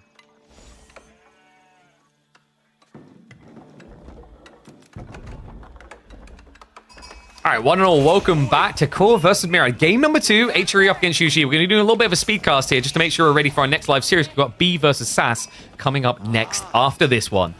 Going to be a fun one, though. UG versus HRE, and it is going to be a Dark Age Rax Rush opening coming out from the German. Playing as the Germans. And immediately look at the gold spawn. No! No! It's a triple fort gold. This is dirty. This actually works. So Myriad has to back off. He is going to have the gold from the taxation to try and get him through to the age. But the problem he's now going to have, needs to secure the gold vein to get extra gold trickle. Because with being a spim and opening, he has to be paranoid about the need to go Juganu. Instead, though, Core is going to change the narrative. We've actually got an outpost coming up here. We're going to stick on the 4x speed, at least for the early mid game, just so that we can actually catch up. But this is pretty brutal to start off with, Myriad. Yeah, because the thing is, like, if you do play Chinese here, you can just build archers. But when you're playing Zhuji, you only can build Juganu. So it kind of hampers your ability to scale now. In multiple ways, right? It slows down Pro Scouts, it slows down Juganu, it slows down any play you want to make. Looks like it's going to be a villager pull. He does actually prioritize sniping the Zhug instead. Okay, that was interesting from Core. Didn't try to kill the villagers, just took out the aggressive units. As a result, although it's idle time, Myriad lost 0 villagers to that play. Core, okay, come on. What are we doing here? Does go down. Was he really trying to extend the outpost rush? I mean, I guess there's like a paranoia for Myriad that he needs a backup goal. Maybe Core felt like he got enough food to justify it. Like looking at the sheep count, he did get, what, 15 sheep to 14? And it would have somewhat blocked the deer, but the problem I have that idea is like, you don't really stop your opponent going for Pro Scouts there. Because unless you want to garrison 5 spimmen in, you're going to just end up doing nothing to the deer gatherers. So a little bit of an intriguing idea there from Core. But it does at least keep pressure on the Juji side of the map. In the meantime, Tech Up's going to be coming through. Castle has arrived. Core in good position. First relic already being gathered. He's going to rotate wide. Spawn's a bit tight, which is good for Myriad. And he's following up himself now, the Shaolin Monastery. But he got in the end, by the way. 25 stone, 25 gold, 36 food. So pretty good. 87 resources overall. And Lancer spam now already on the way. Core decided to go Knights himself. The problem, though, is he can't spam them out at the same pacing as the Juji. So he needs to add in spam as well. Warlord's at the center. He's going to get denied. Time and time again. Looks like no one can get their hands on this relic. Lancer Warfare underway, but Myriad is scaling numbers to his favor. The problem seems to be more on the micro front. I feel like Core is just doing a better job on these engagements. Yeah, even peels away the heavily injured ones to heal them later with the prelates. Relic still in play. Second one on the way home for Core. Tries to the third again. This is getting a bit ridiculous. The problem that exists here for Myriad in the Knight spam, though. He should have won on numbers because he can spam them quicker. And now, because he didn't, he loses on equal count. The reason? Core can actually peel and heal. Myriad cannot. Shaolin monks are selfish buggers. They'll heal themselves, but not you. For the time being, Myriad able to zerg a new way, but Spearmen are now starting to come out. No veterancy for them for Core, mind you. Yeah, he stockpiling a lot of resources. Okay, this is like the 4th prelate this. Every goddamn time. So what's been happening in these fights a little bit? We slow down to 2 XP so people can digest it a little bit. I think the problem there is Core, like, he started to peel away injured knights and then just stopped. Because he started just committing all the prelates to picking up relics still, right? He never kept any home to heal. Core is playing out onto extended resources, by the way. Remember, he didn't go Pro Scouts compared to Myriad, so there's a risk that if he starts to lose in the knight count, he loses a lot more than that. In fact, Myriad... What is going on with this macro? What is he saving up for? I think maybe there's just an issue on production, not enough stables yet. You don't really want to rush Yuan unless you've got 3 relics. He has, however, got 2 more now coming home. Placements should be able to protect him. Core definitely playing a dangerous game at this stage. And Myriad kind of probably feels like he needs to keep the pressure up. The problem is if you don't keep the pressure up, Core will be able to blob enough spearmen. And on top of that, he's got farms getting added in now. Right? In the coming minutes, his economy should start to trend a bit better than yours on gathering rate. The good news for Myriad is, of course, is going to be the deer. But you can see by the position Core's taking, he at least protects one of these deer stacks. I don't know, man. This looks pretty good for Myriad. He definitely needs to fix his gold income. Like, we're now over 2,000 surplus food. Build monks even. Build something. Supervise the stables, maybe. Because it looks like he's actually supervising the blacksmith. Crazy thing, by the way, if Myriad just goes for Dali horses at this point, very much worth it. Makes it even easier to dominate these knights. Cool. Oosh. He's trying to rush Imperial. Difficult to do here with this amount of pressure coming in. In fact, Myriad committed all of his resources into production right now. I can't help but feel past the Swabi would be impossible. Time being, though, Core able to scare him away. I think if Core can survive one more fight, Imperial is his. Myriad is not looking as good as he should on the Lance account right now. It looks like he's maybe considering a second TC. Dali Horses is finally on the way. Super sick tech here. Means you're just going to be able to warp down the enemy cavalry a lot quicker than they can kill you. Cool. Has to be Swabia, right? He's even made the space. Actually, build it over here, yeah? Yeah. Wants to keep the room for the farms. Herbal Medicine coming in as well. We talked about this as a potential option. Just heal up the damage done. Makes you a lot more cost efficient in these fights. Myriad now look at the dive, but this is crazy, man. I think if Myriad had gone just 2 or 3 minutes sooner, the damage he could have reaped. But once again, this man is sitting here with almost 3,000. Actually, in excess now of 3,000 resources. I mean, this has to be Imperial now, right? At this point, he could have had Yuan, which would have made sense for the Pagoda play because of the 3 relics. Instead, we have 1 ram being built against HRE.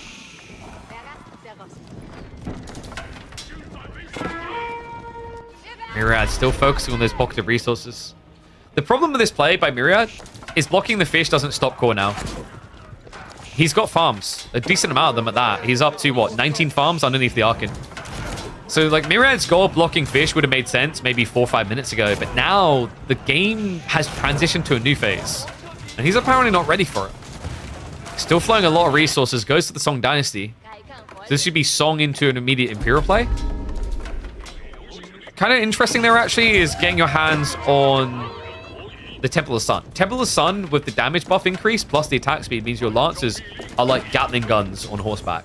The problem, however, is your opponent is eliting up with 44 spin. Or should be eliting up. Seems like Core's having to slow roll this. Remember, he's out of gold. So that's why Myriad, I think, is convinced he can take this a bit slower. Is because he sees the gold spawns, he understands where his opponent cannot be. And his logic here is like, well, he got some relics, but how much does that get you in Imperial? I can see the thought process. The problem that Myriad's still not addressing here is the economy. The villager count is blowing like crazy. He's going 2 TC now, but that still doesn't hold a candle to Palace of Swabia. Yeah, and the worry you have to have here is, although it's only passive gold for Core, if he's not building anything gold heavy, like the #1 priority, because the army you built here, is going to be the elite techs for Spearmen and Horsemen. That's the thing that's got to be scaring the bejeebers out of him.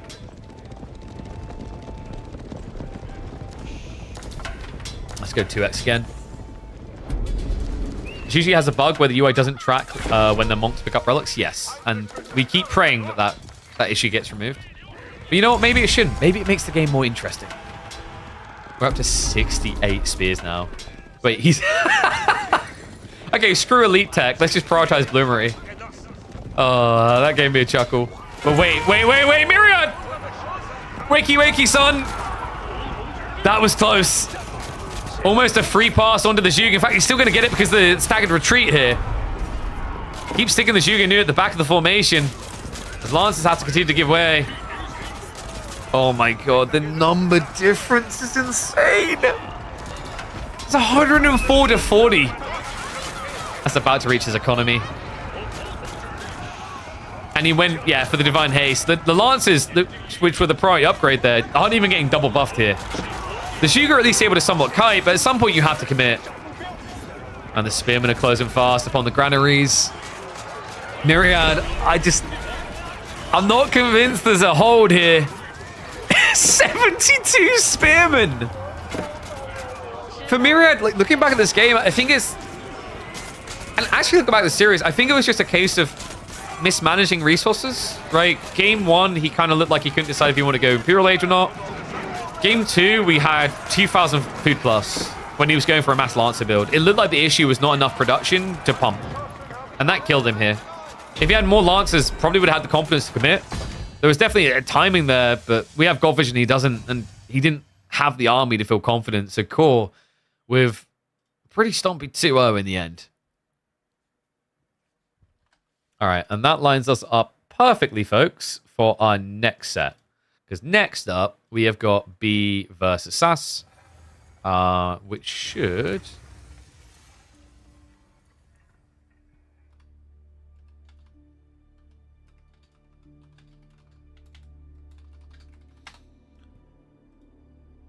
Oh, what's that? Should line us up nicely to start in a second. Stick won the war, right? They say sticks and stones will break your bones, but apparently it's just the sticks.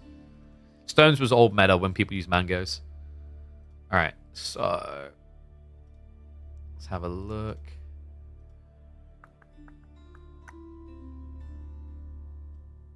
Yeah, they are due to start now. Let me check if B and SAS are both on the game. Neither showing online. That's always a good sign.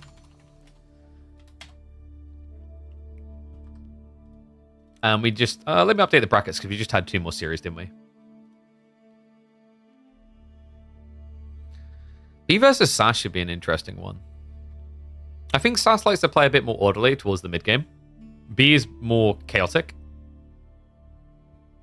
So I wonder if SAS to try and leverage that is going to aim for the cavalry civs, things like French, Rus, etc. Just to try and press. Is the next map Mesopotamia? No. You had your one map. You don't get another one. You're being too greedy. Yo, what is up, Sprice? Thank you very much, mate. Appreciate the sub and welcome to Swarm. Sorry, it's not showing on this screen. Actually, you know what? I've got an idea. There is somewhere where we can stick that. One sec. So I think... Oh, there's a perfect spot, actually. Between... Yeah. We can have it pop up on the screen. Between the semi-finals. Nice. Okay, so we just done Core versus Myriad. So that sets up Core versus Numan. We also have Vortex versus Giljardi that should be coming up at some point. Other series to catch up on. We've still got the WAM versus Voldemar, but we're making good progress today. So 1 second, let me just export. And then Beasty versus Lash hasn't been played. It should be good, actually. We might end up having like SAS versus B into Beasty Lash. No camera today? No, we do have camera. We were just showing the brackets. And yeah, DeMu dominated Anatan. I was quite flabbergasted by how one-sided that series looked. Yo! What is up, Sprice? Thank you very much, mate. Wait, did you just double sub? What a legend. Thank you very much, mate. Love the content. I'm glad you're enjoying it. Glad loads of people have been tuning in, enjoying it more and more. We do have the draft underway, so let me just pull that bad boy up. So map draft first. No moving out. Oh, SAS not a fan. What a shame. We are into BO... Wait. Why are they doing a BO5? Is this not... is my brain wrong? Let me have a look. No, this is the round of 16.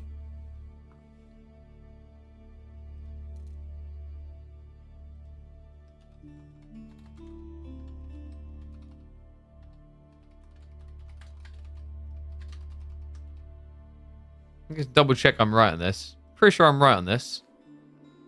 Hold on a sec. Let me hide that so it doesn't spoil any other outcome. Yeah, we're in the run of 16 here. This is a BO3. Why'd they just do...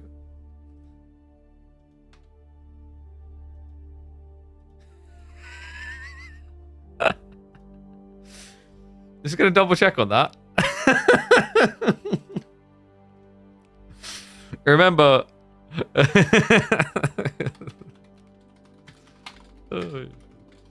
Oh dear. Yeah, they realized they redraft. They redrafted.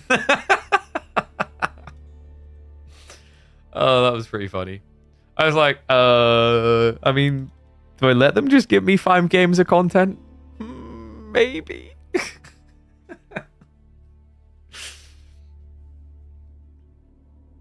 How come African Waters never makes it into 20s? Because it needs to be glazed over again. It like needs a revamp, really. I don't know, like there's a bunch of maps that could be good if the developers bothered to like reassess, right? Go through them again. But I don't know, some of them just look like they're bailed on, right? Like we made a better version of Highview, and I've said just put it in the game. I'm pretty sure that our resident map maker Cavallo is fine with them just snatching it and putting it in the game, but they don't. Even though Pigeon's View is objectively a definitely better version of Highview. Like whether you like Highview or not, I don't think there is a fair argument to say that the standard version of Highview is better than Pigeon's View, right?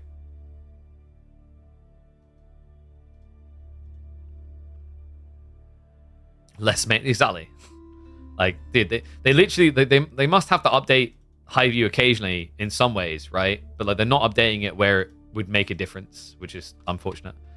So we've got Anatolian, Dry Arabia, and Frisian.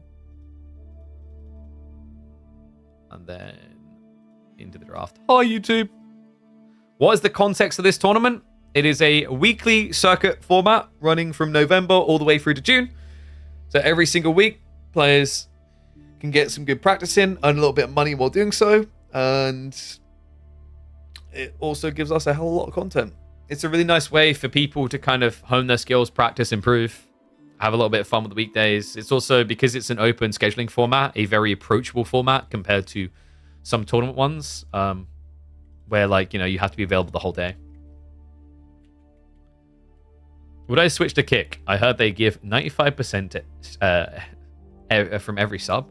The problem is, if I switch to Kick, I might get 95% of every sub, but do I end up with a fifth of the subs I get? Because if I do, then I end up with less money.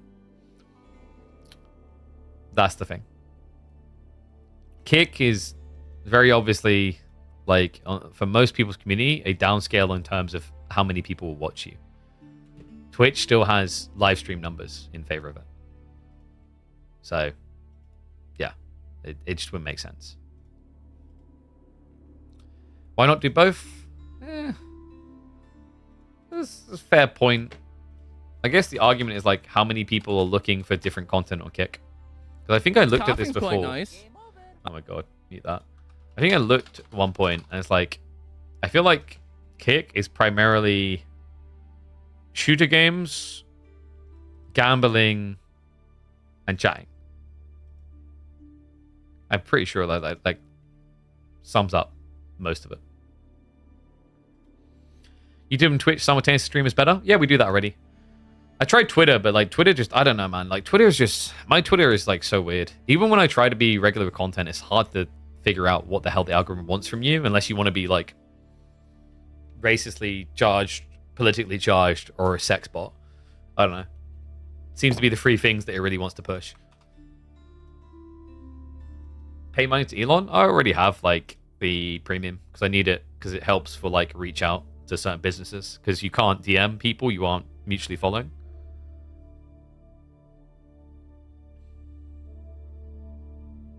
But like we did try a few streams with TikTok. I might get back to that. I think the TikTok is also redundant unless you've got content being pushed already as well. It's a little bit weird. All right, so we do have our drafts. We'll switch over now. We should be good to get underway shortly. Is someone subbing a lot better than them tuning in and watching all the ads, income-wise? I'd say so. And like you basically save yourself having to watch a bunch of tedious ads. It's like a sub can be what, $2.50, $3. I don't know what the exact conversion is on ad rev, but like to give you a general example, let's say on Thursday, like you're looking at around 60-ish bucks from ads. But on Thursday, we averaged 701 viewers. And we were live for 6.5 hours.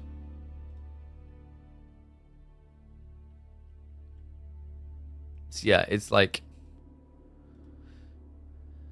on Thursday we had 270,000 minutes watched for the statistic comparison there. It's like, yeah, like subbing is just better all around. It helps you guys dodge the problems. It's definitely better than like working your ass off watching the Twitch ads. And that is a fair point, Floridian. It's definitely worth it due to the hours of content. I mean, what are we on course for this month? So this month we've streamed, in the last 30 days we've streamed 111 hours. Right? So we're usually floating between like, I think 105 to 120 hours of content a month. Which is pretty damn good. Feel like your views has gone up? Oh, most definitely. Like, we're tracking upwards, which is like what our goal was, right? I've been saying this, I've been very transparent about my goals for this. Goal is like the way I view success here. By the like end of the 30 weeks, I want us to be averaging 750 people watching, you know? And then like by the end of the year, I want to try and find a way of scaling this channel up to 1,000+ viewers. Now, the really big challenge is like figuring out the YouTube. That's what we're working on. I've got like Soft helping with that, and we're trying to work through it. But like, I'm not happy with just like whatever we have on YouTube right now. I love the people who watch there, but I want to bring more people in because like scale to financially sustain, right? So it's figuring out that. I think the thumbnails, etc., have been improving a lot as well, which is good. We've been experimental with the scheduling, which is why it's a bit sporadic sometimes. But I don't know. I think like overall the channel is starting to do pretty good. I feel like the branding on the YouTube is getting like better as well. But like I said, the next challenge is like getting an asset, a set of assets put together so that everything is streamlined to be like in line. So like the look for the YouTube and the look for the Twitch matches up. Because like now we're using like blues, but obviously traditionally we've had like greens in the past, so we've got to alter them. And then like my icon, the bird thing, like I was saying a little bit earlier, I love that thing. Someone made it for me years ago when I first started streaming. But it's like you don't know what it is when you look at it really, unless you definitely know, if that makes sense. So like compared to, I might just go for like, you know, some sort of lettering branding, some sick kind of KP moniker. But we're just waiting for the lads to start up the lobby now. Sass just got online, so we should be getting into game in a minute or so. Have I accomplished my goals with view subs with the weekly tournaments? I think we're trending towards what I set as a goal for halfway through the format. It's a little bit sticky of a thing to gauge right now, because obviously we had the front page, which blobbed our average viewer up a bit. I think we're like maybe 400 average viewers on Twitch right now. Without that, maybe. But like, we still have some days a week, right? So like, I still need to solve what we're doing on Friday.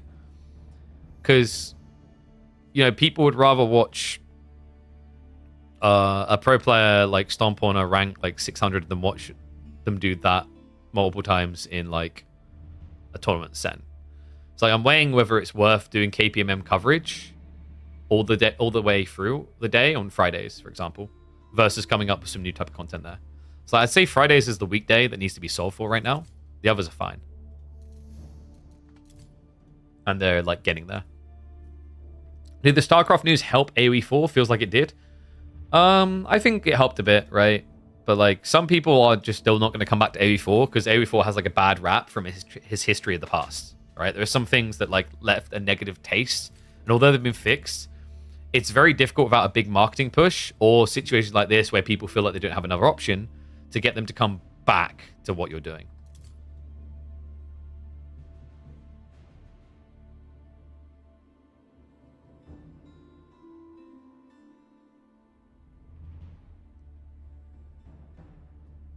yeah, it's like ever since we started taking it a bit more seriously and committing a bit more time, it has been improving for sure.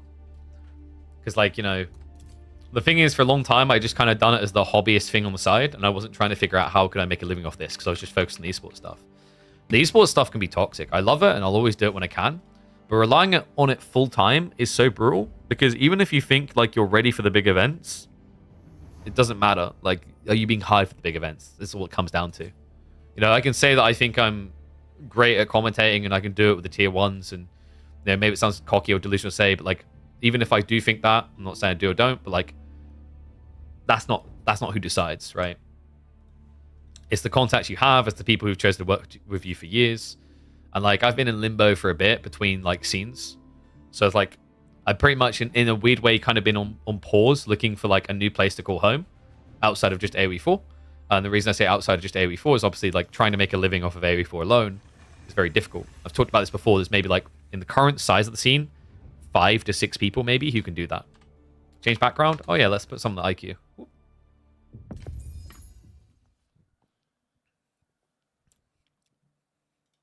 Thank you, Aaron Paul.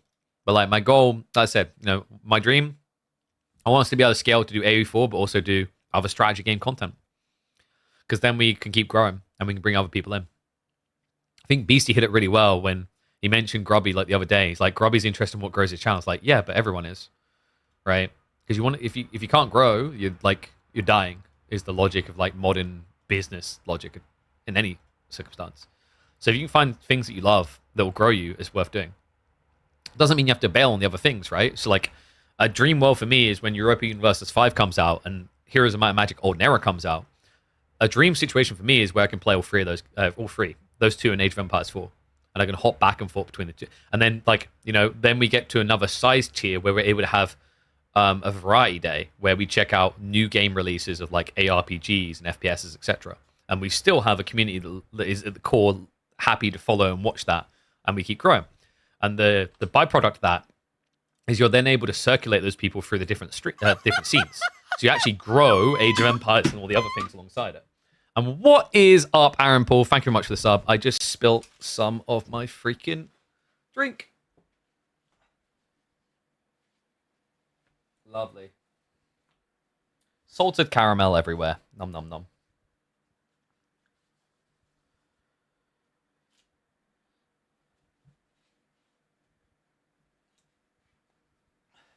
If you aren't grow your dynasty, why capitalism is going to fail? Sure, but it's even truer in like the content creation arc, especially when it comes to Twitch and actually in content in general.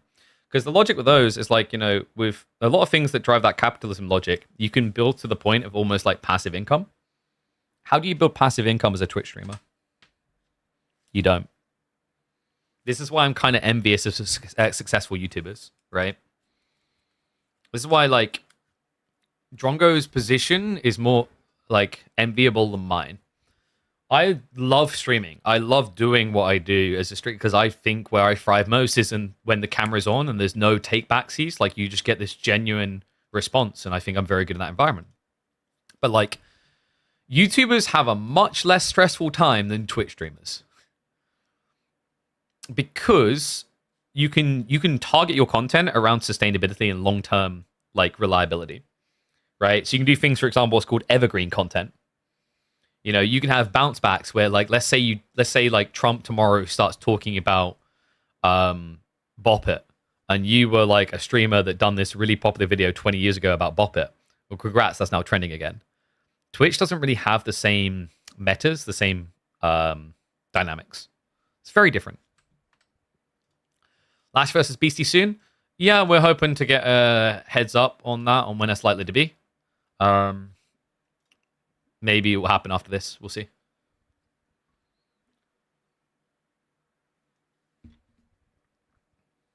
I'm lucky with English and my voice tone. I mean, I guess. I always found my voice to be a bit goofy. But like, you know, I talked about this before. Like, it's kind of hilarious that I'm a commentator because, you know, years ago I mumbled like crazy. Oh, sorry. I was trying to switch to in-game because we're ready to go. What's up, YouTube? So yeah, I can't believe this day that I'm a commentator, that people like listen to my voice. I'm going to run a minute of ads, by the way, guys, so you don't have to worry about them when we're in-game.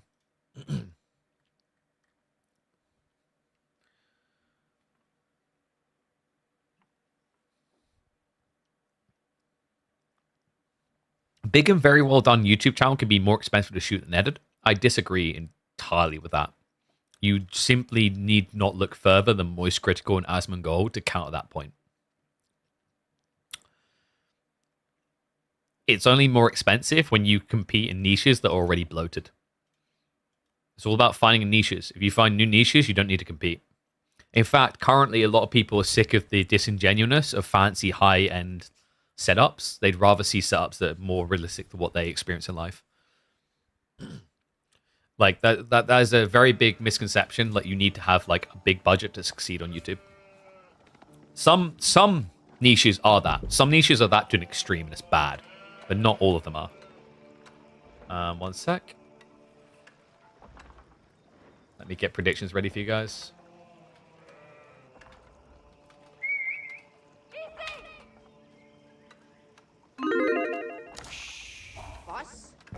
Moist Critical has an entire esports team that he funds with the money that he earns? Sure. But he was big before that. Do you know the history of Moist Critical? He didn't just like appear last year as a big streamer. As a big content creator. He's been growing big for years.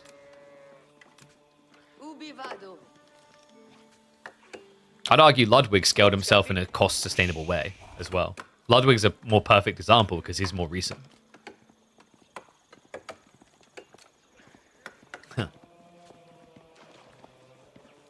One and all, welcome back to the channel for a different matchup on the new map of the week. That's right, Anatan Hills returns, but this time it's Jean versus Order of the Dragon. B with Jean and Sass with Order of the Dented. Yeah, we haven't seen either of these civs so far. We've seen Jean, so we in the form of French, right? But we haven't seen Jean herself. So we can kind of envision how that would play. But OTD, completely not. I think even Jean is going to play very differently here, though, folks. So keep an eye out for it, because the thing is, compared to just being de France, you have got the hero unit on a map that can become quite suffocating. And I would not be surprised if we see this split of attention between the starting island and the mainland allow Jean range to kill a lot of villages. It's definitely not easy, though. Fair to say OTD can be seen as a little bit of a counter to Jean because of how difficult it is to get those early villager snipes with the extra health, whether you're going with Knights or the Jean Archer. And the fact that, because I'd say, like, Jean, same with French, is maybe a bit more linear and predictable on what they want to build, that can make them a bit easier for a civ like Order of the Dragon to counter. Because I find OTD often hates civs that are more dynamic with their comps, right? They have, like, 2 or 3 units at twice the speed of, like, French. Those are the ones that make you panic. But for this civ, you know, it's almost always going to be Knights, and then linearly, you look to move into archers on a slow delay.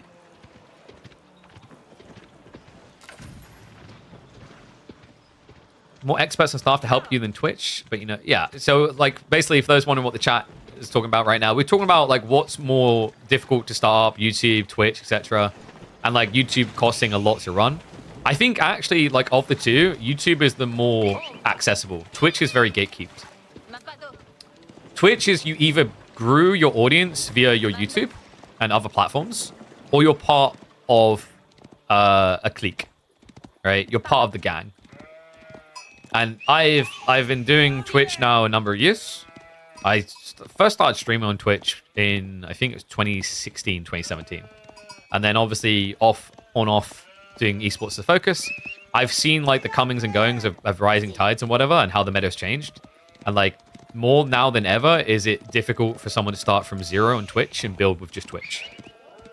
And more so now than ever is it easier for someone to have a friend, some friends that are part of a big streamer group, and immediately overnight find themselves in hundreds of views. It's like simultaneously easier and harder. But how hard is this game going to be for B? Look what Sass is doing. We've got mine work. Is there a world? I can't imagine he just goes for a men-at-arms rush here. The problem with that is against Jean, the School of Cavalry, right? The Knights are going to be too threatening. Speaking of which, he did choose to build it on the mainland. I'm wondering if B is considering pro scouts here. I feel like getting sheep that you can't bring to your TC is very weird. I like the design. I like the intent behind it. You can gather this food, but it means you have to gather it at risk. That's good. Right? I kind of like that. Like I said, there's some outliers that are contradictory to the concept of this map. The most notable of which are going to be Malians and English, because they can just build farms and ranches. Love this from Sass, though. Pulls to the boar straight away. It is a bit dangerous what he's doing here. He is going to find out just how dangerous. He's about to scout the School of Cavalry. The crazy thing, by the way, I don't know if this is part of the thought process for SAS. If it wasn't Jean, you could have transport shipped upriver and just killed the enemy villagers doing this. You theoretically still could.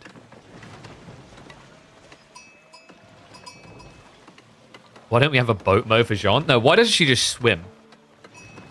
All right, you should click on her and just hear her go, little C4 knocking at your door. Kudos if you get that reference.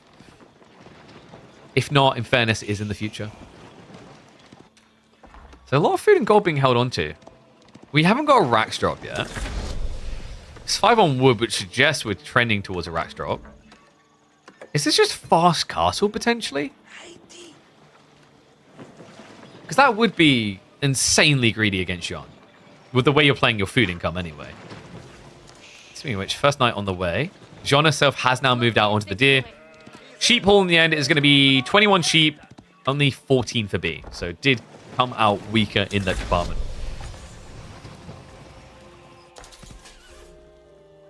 SAS. Moment of truth. Okay, he takes the defensive line. It's going to be outpost into presumably Burgrave here. Burgrave at home, though, right? Like, 8 villagers trying to build a Burgrave out here sounds like deaths. And Jean is ready to reap some souls. Range form now activated. Remember, SAS, he pulled additional villagers here. He's got 6 out on the board. So could easily end up losing 1 here. In fact, B, remember, you already start with 1 of the Divine Arrows, so he could immediately just snipe 1 of these villagers. A lot of them are heavily injured. Well, Garrison. Oh, but that one, it would still take 2 extra hits. He doesn't want to hang around for it. So we'll just shove to the south side. Sheep are being brought home. Does this actually work? Okay, stable's coming in, but look what B done. That's so cool. I love that. He's gone Rax. That's a sick read. Horseman feels like the delight for SAS here. Like, there's already range on. You don't want to be opening with a spear, per se. Horsemen are bulky enough to kind of stand their ground. Now things are starting to get rough a little. Range on poking out this. Scout is at least going to go down.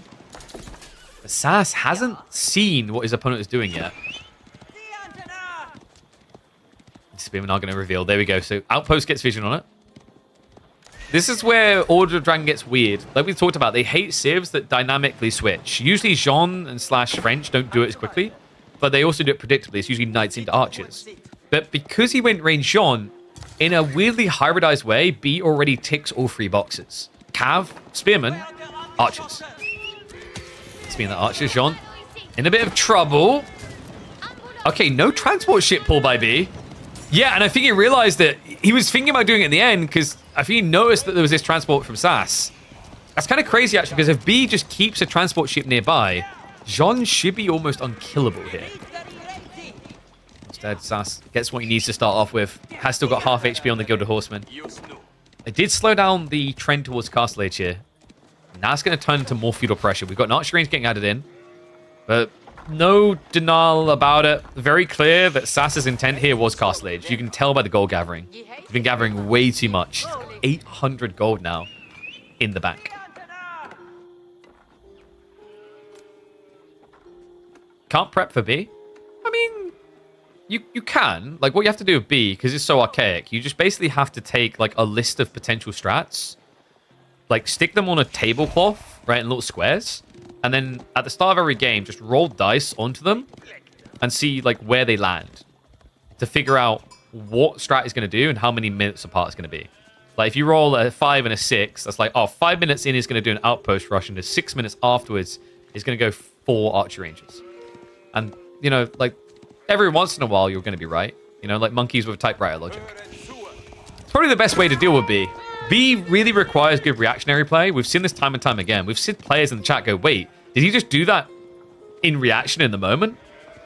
It's what makes him so crafty, especially when you give him these new map formats. Look at this B now going for the siege engineering. Super effective here. Outpost isn't going to last very long. You don't have E repairs here.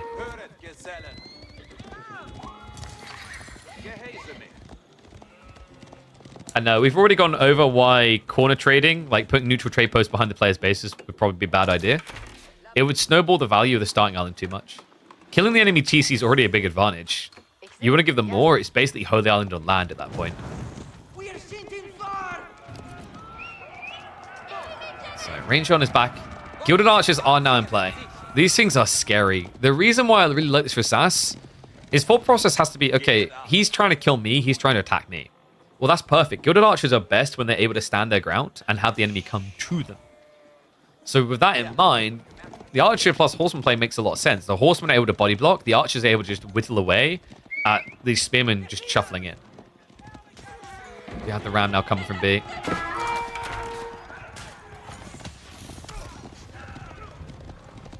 Horsemen are getting poked at pretty hard here. The good news is if SAS now loses them, which seems possible at this rate, like it's at least going to be out range as Yon, so not giving a lofty 24 XP per. You have the Raxes also now coming through. And no surprise it's going to be men-at-arms here. Like, you might think this is a bit weird against Knights. I can understand entirely where you come from with that. The problem here is SAS overburdened himself on gold by a lot, so he kind of has to find a way of spending it. Food is more limited for him, right? So, like, this should at least be more tanky than the Spearman is the thought process. I don't do too bad against Knights per se. However, these guys are going to struggle. Dive in. Undermesh is there. Steeled Arrow is at least there in response, but SAS is losing way too many of the Gilded Archers way too fast. B, what a timing. Able to move in and deny the villagers trying to take out the Ram as well. I think that might just be game. SAS, where this really went wrong is the intent was clear. He wanted his castle play. Men-at-Arms now running the base, but it's too little too late. B wastes no time getting the first win of this series in Midweek Muster number 15. Question now, is it going to close it in 2, or do we have a comeback? Does JD gain XP while sitting in Ram? I don't think I've ever seen anyone try that. And I assume, like, and, you know, assumptions can make an ass out of you, but I'd assume because we've never seen anyone try that, it means, in a pro game anyway, it means that someone has already tried it and it didn't work. But, like, that's me just assuming. Feel free to go try it. Please do, and let me know. I'm definitely curious on that one.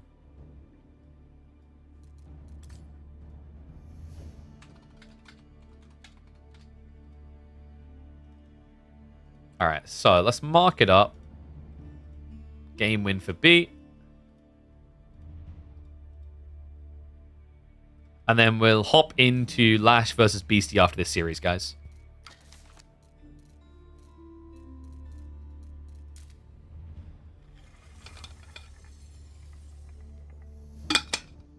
Yeah, could you just imagine that what we need? We need, so when Jean garrisons a Ram, just treat it a little bit like Red Alert 2 when you hop in an IFV. You just get a new ability, you know? Just like a little tower gets popped on top of it, and then she stands on top of the tower shooting at everyone, you know? Ah, oh, there we go. Buffs to Jean. The kind we truly needed. All right, guys, I'm going to run a minute and a half of ads now before we get into this one. Rouge versus French. Yeah, so we talked about SAS trying to play the more aggressive civs. Makes sense. Because the thing is, like, when your opponent's very unpredictable, it's better to try and take the aggressive line to get ahead of them.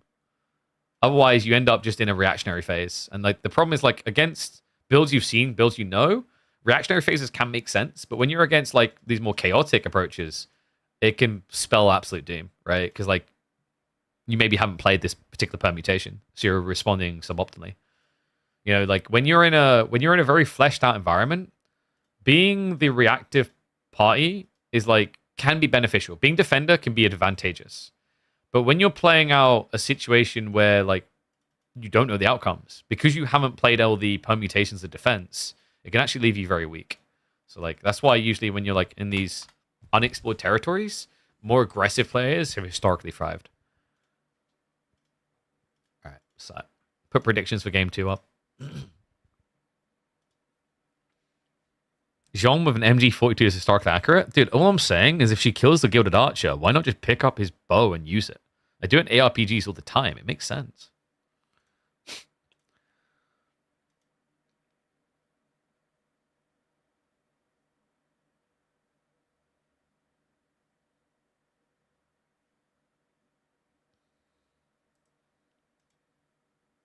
Okay, I love that. There's like a brand begging me to do like an integration for like Civ. It wasn't. The pay wasn't that great. But like they were asking me to like do it for multiple spams through, right? And then an email came through today because they went to start the campaign like 2 weeks ago plus. And they're like, well, turns out we're not doing this. It's like, bro, why would you spam people like it's a done deal the entire time? Yo! What's up, King Lauren? Thank you much, mate. AoE for forever. Whoop, whoop. Appreciate you, mate. And welcome back to the Swarm. All right. Let's get into it. So predictions are up. Remember, you got 30 seconds to gamble your points, so gamble them away. I'm not going to give you long to look at the map.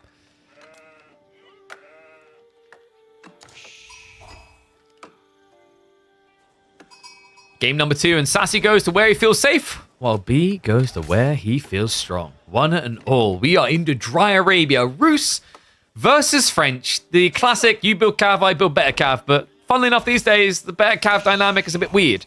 Yes, French cav will be better than Rus Knights. But why not just go Castle Age and build Horse Archers? That's the conundrum here. With this type of spawn, there is potentially a world in which Sass could block him. I think if you want to actually succeed in blocking pro scouts from Roost, though, as French Knights is maybe a bit too slow. We've seen some civs do Spearmen to try and starve them out. Curious to see if Sass takes that line or it's just going to be your atypical pro scouts game. Because the problem here is, like, if you're doing your atypical pro scouts game, you're focusing on trying to get scouts out. Because Knights, like, one Knight is not going to stop 7 scouts. But if you're zerging out scouts, the problem you run into is B's always going to be ahead of you. And this is cool. Check what just happened there. Sass actually went for a second scout. Slightly delayed on the timing of getting that out. And unfortunately, it looks like he's guessing wrong on which direction to go with. This could be catastrophic. Yeah, look at what's happening. B's been quite crafty about this. The double scouts are coming towards each other, so they're kind of just cutting off the options for Sass. And yeah, he just scouted it. So now he's going to beeline back to the west side. But speaking of B's, look at this one.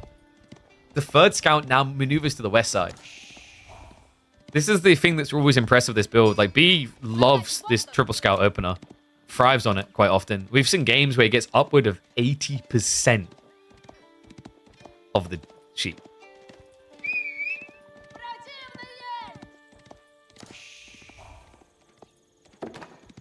Looks like Sass will at least do a good job of cutting off some of... Wait, is there nothing here? Bruh. Wait, they fight... No! Dude. That is vicious! Man, this is where I think like B has just been ruining a lot of players' opportunity to even try and play the game. He's just so good on these scout rotations with Rus. It really makes it feel bannable against him. He's going to grab the double deer here. He'll see the enemy scout, and then, yeah, he immediately just darts to the southeast. The reaction on that was sick. You saw that, right? That was like instantaneously saw him, turned. Hey, this guy right now, if I threw a ball at his face, he'd probably be able to react quick enough to like drop kick it back at me. We're talking like karate. No, not drop kick. He'd karate kick it back at me. That's how quick his reactions would be. So 17 sheep to just 8. And reminder, folks, Sass went double scout, so he sacrificed a villager for this and gained what feels like nothing for it. Oy, oy. Well, we've seen games where French going into Feudal Age with less than 5 sheep end up GGing. Good news for French mains. Different meta. Pro Scouts doesn't quite play that way.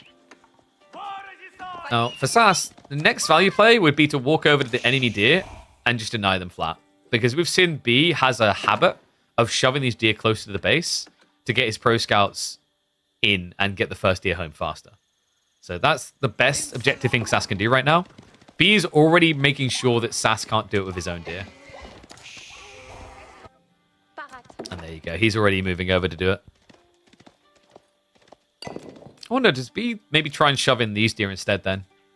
Because at this point, you don't really have much else you can do. He can leave one scout at the enemy base just to see what he's up to. Because then after you see if your opponent opens night or not, you can just move over and pick up a deer afterwards. B shouldn't be too far off. Remember, he has got the ticket with the Golden Gate, so he can just exchange through to pretty much be ready to go with Pro Scouts. You can sometimes have one deer pack push to your TC by the time... Yeah, exactly. So, like, it's a bit muddy to do with one scout, though. Requires a lot of attention. Whereas this is the clean thing about the Roost free scout build. Free scouts is the perfect number to get a deer shove in easily. Because you just concave. You put one scout here, one further back. Shove this one in, they move. And then you move around the flank, just squeeze them together, get them closer. Wait, what happened with Sass? Wait, he rallied here, but he didn't kill any of them. So B is pushing the deer in. Okay, I guess he got scouted too early, and Sass was like, oh, if I stay here with the scout to deny, I'm going to lose the scout. Because he has more than me. So instead, it's just going to be pro scout timings for both of them. Sass is going to be a little bit quicker here. His was cheaper. He's already active the gathering. First unit coming out aggressively is going to be a horseman. And Sass is now coming back. So he will start to shove the deer in, but they should also start to get denied, especially with the horseman arrival. Yeah, this is where it can actually backfire, where your opponent running around chaotically can push them further away. So B, just to control the narrative, is going to start sniping the deer. Sass, in the meantime, is going to snatch one from his side. Okay, I kind of like this position for Sass. So if he'd shown up with just scouts there, B would have contested him because he can outnumber you. But the horseman muddies it. It's kind of the logic of like having one Desert Raider in with 4 horsemen. You know, if it's horsemen that you're up against, sure, Desert Raider gets countered by horsemen. But when you A-click the fight, all the horsemen don't immediately target Desert Raider. So you have to have a bad trade. Same logic here. Like, if you went for a big A-click ball on both sides, and 2 of B scouts are attacking horsemen, Sass is winning that fight. We even now have the knight follow-up. Now, B, I would be surprised if we get more than just Rax play here. Spearman makes a lot of sense. He's still got a lot of deer to gather, and he knows his opponent is going to be very linear with his manufacturing. The cool thing about this for B is it doesn't sacrifice too much of his castle timing, and he kind of needs spears anyway, because we've seen before, against French all-in, the way they blob knights, if you just end up choosing fast castle into horse archers, the dive comes in and you just lose way too many villages. The reason is that horse archers really need to emphasize to people, as broke as you might think they are in certain situations, they are a terrible defensive unit. They can defend themselves by running away. But when they run away in your own base, who protects the villages?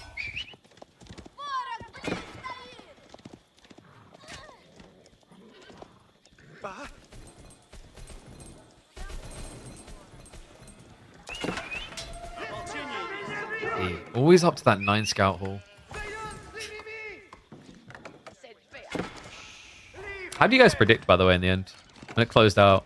Okay, 58% for B. So respectable quantity believing in the power of Sass. We can be happy with that. I do think that there is a timing here that Sass could try to hit. It's just awkward deciding whether you go knights only or adding archers. If you add in archers, you kind of give more runway for B to get castle. If you just try to blob knights, you know, you can attempt the dive. If it fails, you always just fall back and play roll institute for a different advantage. Nice to gnaw here with the spearman. Sass is going to have to start dropping those deer carcasses, or he's going to get clobbed to death. No, instead he just sends the knights over to react, but there's triple spearman here. Good brace. A lot of damage coming in, and good target fire. B microing it right. Does, however, buy time for Sass to pull the deer further home. Okay, so Sass has got like a decent amount of deer off the map. That's pretty much everything gone, bar maybe like 2 deer. And I think Sass did actually get a slight advantage on the overall count. He's going to try to just scrape together the final one there, though. The question now is who can do more of it. B is going to be able to flood more army faster. Sass is going to be more about quality. But, you know, for Sass to be about quality, it means you can't be going castle. So you have to choose here. Spin with the braces. Looks like the knights will eventually win out, but barely. And with only 4, he's going to be forced into chivalry. Yeah, B is kind of trickling a lot of spearmen to death. Made sense when there was still deer to play with, but now it's all gone. It is, however, keeping full pressure on the enemy side of the map, right? Like, you're not seeing Sass dive into B's economy at all. Instead, he just has a very high trade, very safe high trade house rather coming in. You guys should guess the number.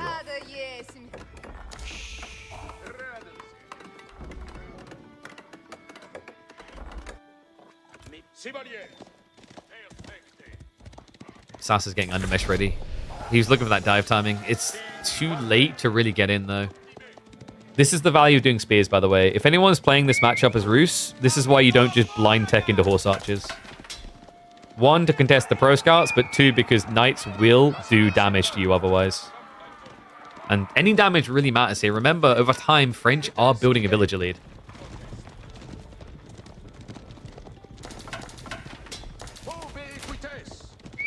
All right, a lot of numbers coming through. Let's see who've done the math right. 61 with 1 tick, so we're looking at either 120, 123.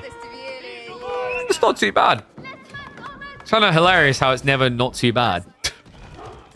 What a landmark. Oh, this is sick. Wow, I thought B would go horse archers to try and like flank raid. He's ignoring it entirely. It's just straight spear crossbows. I mean, that's pretty crafty, right? Like, Sass has decided to blob only knights. He has to make a choice now. You know, do I compete? Do I just try to play the age a bit more and switch unit types? Or do I just commit to the age up? Well, with it being crossbows, the choice has to be obvious, right? You want out of feudal age.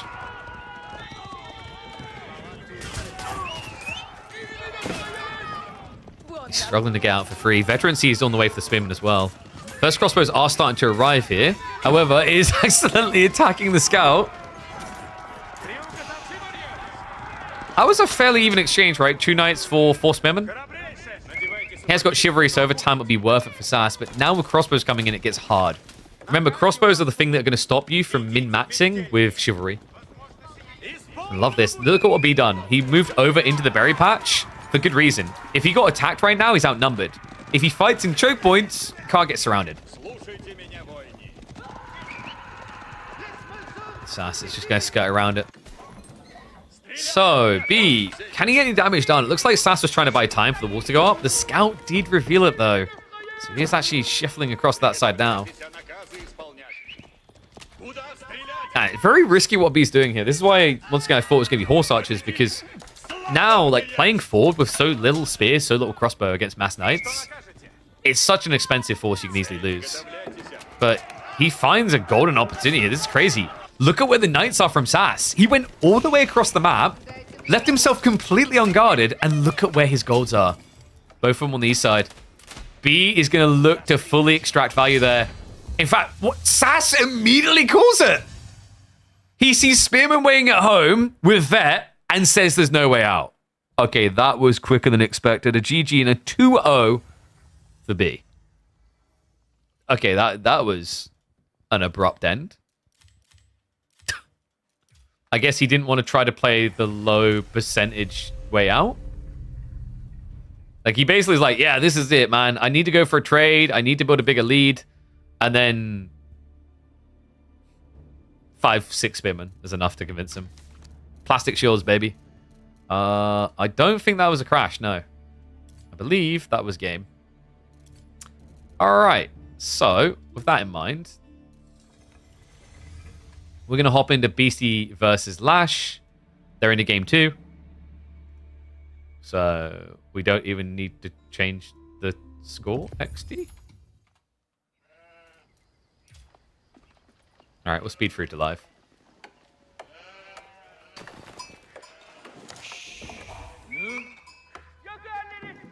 Wait, where's Beasty and Lash's draft?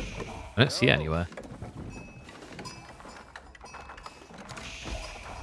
Wait, is this the series?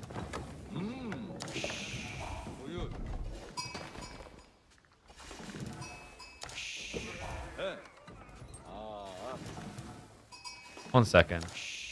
Just confirming.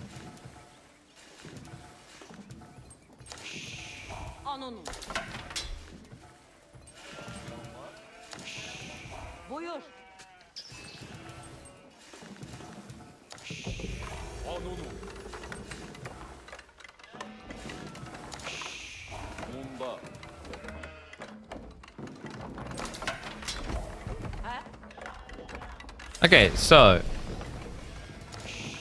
this is a ladder game.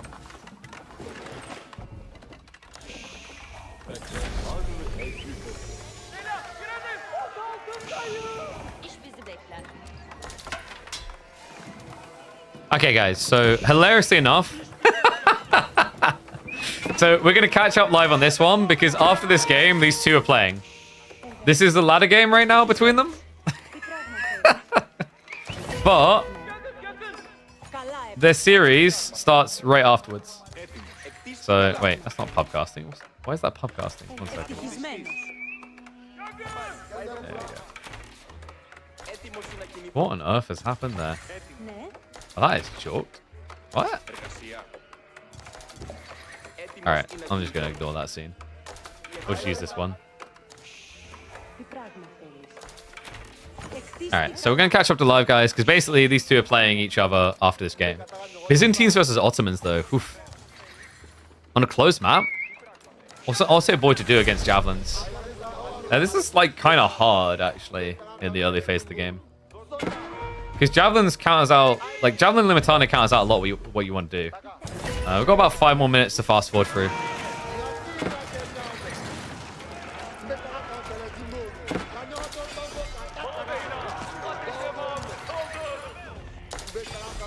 Let me just update title as well. So diving upon the tech up, Lash, I don't know, did he really do anything with Safahi? It just felt like he was blocked out. This is pretty brutal in the timing as well. Varangian spam coming through. So Lash is starting to get crossbows together. The Sapahi is surprisingly effective at holding there. That was sick, actually. He frontlined with the men at arms, so the Limitani done nothing. The Sapahi can strike over. That's actually a really cool dynamic. If you're not paying attention to the opponent or can't move correctly as the opponent, it can give an easy peasy defense to the Ottomans. So well played. Lash able to hold on. I like that he's still scaling Sapahi. It's totally worth it. Your opponent's going javelins. He's adding in crossbows now as well to deal with front line. The whole point is, like, of all the units involved that are melee in the engagements, these things will be the last thing to die. Good block on the flanks. Needs to do so as well. Beasty already at 3 relics. Grove's getting added in as well. Wait, did it, what? We basically went for a nice, weird shape, almost complete triangle there. And Sapahi are now coming out with the Janissaries as well. Lash, only 2 of them so far. Wait. I guess that was active reduction. You don't want to build too many here. Beasty does have an economy lead, but remember, like, they both have their own perks. You've got the system buffs on one side, but you've also got the mass military schools on the other. Lash, you start to scale into more Janis. A little bit surprised by the active addition. There's not really anything that he counters directly. You could argue like it's a cleaner way of trying to rush through the Limitane frontline. But my worry is like your opponent's building javelins. In the fairness, Janissaries is kind of sick against Varangian. Because Varangian have 15 less health, and they only get bonus melee armor. So Janissaries aren't negatively impacted by that engagement.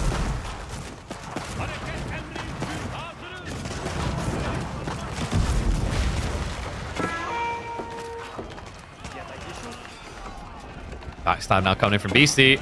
Hello! Well, the camels, they have one job only, and they can't find it, the mango. Able to stay safe. The Springlets are a pretty cool idea here. Especially the pen. He's hitting like 4 or 5 units at once. The range to the back aren't doing well. Beasty needs to retreat. I swear, Springlets are insane sometimes. The amount of pen damage they done that fight is why he's still alive here. Still has a few supply left over. Need to be careful with the villagers as well. Beasty, he does have that economy lead, has gone 2 TC, but Lash is in a very aggressive position. The question now is whether he can keep pressuring. It's dangerous, right? Like, we have full vision. We see that Beasty's weak, but I don't actually think Lash scouted the second TC. So he's got to assume that Beasty's still all in, and he's pushing into a defender who has relics advantage. So instead, he chooses a slow roll approach here. I mean, hey, he has got more Springalds coming, so... Actually, no. He switched into Trebuchets. I like this. It's kind of weird because, like, you're making yourself weaker for the fight, but you're making yourself stronger for the next step. He just won a fight. Pretty well. Now he needs to find a way in. More Springalds is not going to do that. We're not in 2021. Springalds don't kill buildings. So Trebs are a necessity, and Beasty, feeling the heat, feeling the pressure, goes to the castle drop. We also should have some Mangonel placements coming through. Yeah, Mangonel over here. Wouldn't be surprised if he extends a little bit deeper just to secure the golds. Beasty wins 100%. Wow, you know what? Like, why does Lash even bother then? He should just, like, GG at the start of the game, right? Oh, that's right. Lash is a high-ranking player, too.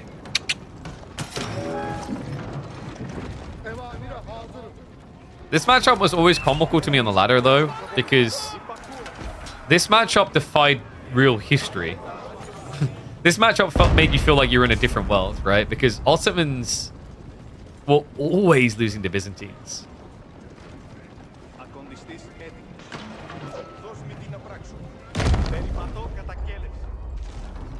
Can Ottos maybe, for once, make it the, what was it, 1453 fall of Constantinople?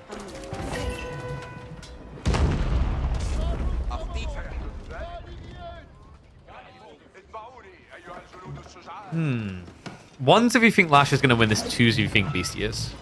Lash is on 2 TC now. We do also have the Vizier points, which are giving additional perks.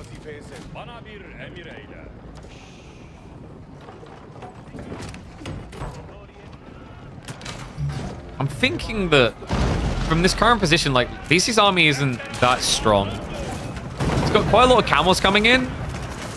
The problem is, like, there's... Actually, there's not that many Janissaries, right? Like, it's kind of weird the way that camels can be enabling here. Debuffs the Sipahi with a high base damage, directly counters them. And usually you feel bad about getting this many camels against Janissaries, but, like, that's where the Javelin detail comes in, right? It protects you against that threat.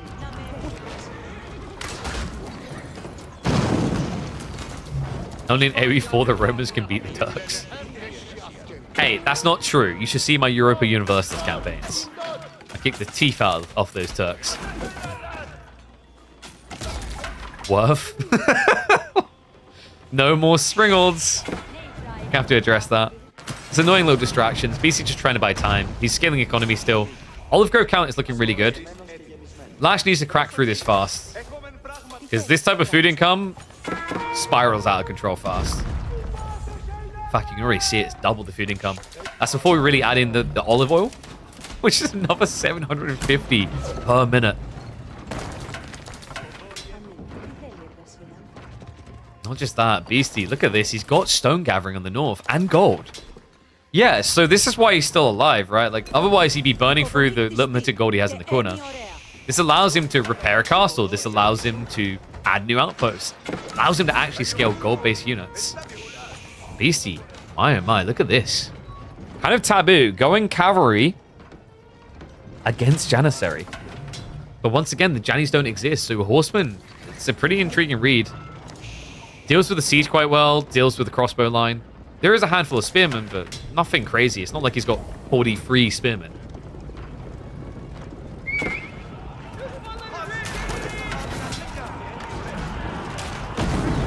And yes, the olive oil was added to the overlay for caster mode, which makes it all the more comical that for some reason there isn't a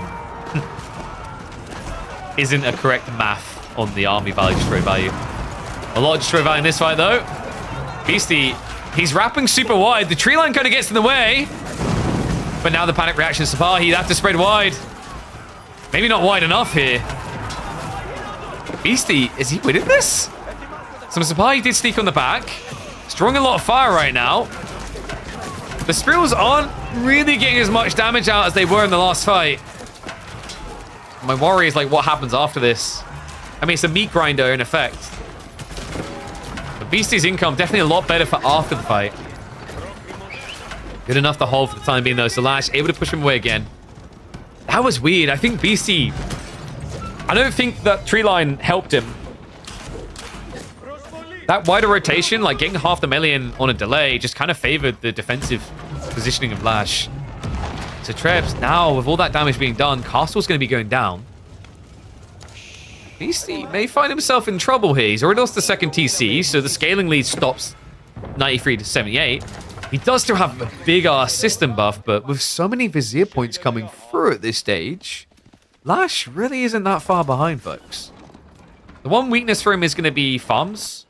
But he's fixing that. He's up to 9 farms currently, and with 2 TC, this gap is closing. I don't know, I think Beasty needs to make some sort of move soon.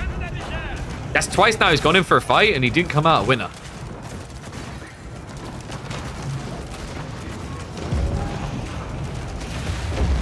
Break into the base. I mean, this is impressive. Like, Ottomans, like we said, not really favored in this matchup for a long time. And you'd think after that initial, like, skirmish on the gold, where he got 9 worker kills, I think it was that Beasty got, you'd be like, okay, this is curtains. But he found a good timing. However, check this! The second wave of Cav get in. And in fact, he just basically body blocked him with units that are counted. The horsemen come in, and the crossbows just run into them with open arms. Beasty, he gets the fight he needs. Mops up most of the siege. In fact, all siege now gone. And barely any front line. A lot of crossbowmen here to be sniped by the javelins. Beasty surging forward. 3rd time's the charm. Oh man, that was sick. The trample's a guarantee you can always snipe the siege. The horsemen positioning, and then just essentially hammer and anviling in reverse. Usually the spearmen are meant to be the anvil, but they hammered it home. New spring online is going to be there for Lash. But Beasty now swelling a military lead that you just can't really ignore. Javelin's also just sniping down those springles so freely. We'll have to reset and wait for the next line of Limazane, but things are starting to look good for him when he needed it most.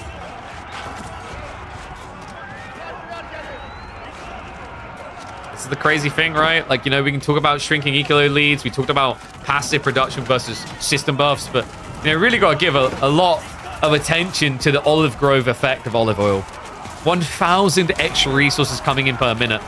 That allows him to generate, what, 10 extra jabs a minute? Lash. It's going to keep reblobbing on the Sipahi. He can at least afford it with the farm transition continue. I think he's at about 25 now. Yeah, 21. Definitely needs to get more in there, but the military schools can pad the difference. Has also still got enough gold for the time being. That's not going to run out too soon. For Lash, if he can get up to, say, 40 farms, things can look okay here with Mass Sipahi, Mass Jani. The tricky part is getting there, though. Beasty has reset, slow down, doesn't feel like he can keep pushing. Yeah, interestingly enough, Beasty would benefit quite a bit from his own springles here. But the problem is, like, Beasty can't see what we can, right? Like, Lash is kind of let off of Sipahi a little bit. If this was Mass Sipahi, springles are terrible, right? But against Spearmen, Men-at-Arms is a dream.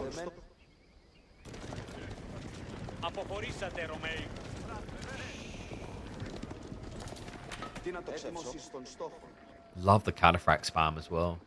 Well, loved it. It's now kind of awkward.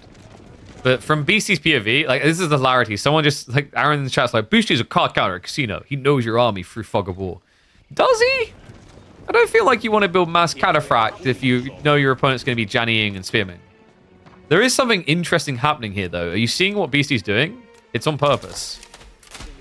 He keeps walking his army forward slightly, and Lash keeps getting the info. So look at what Lash has now done. He's building even more Janissaries. He's baiting Lash into counterplay when it's not his full intent. Beasty's getting ready for Imperial.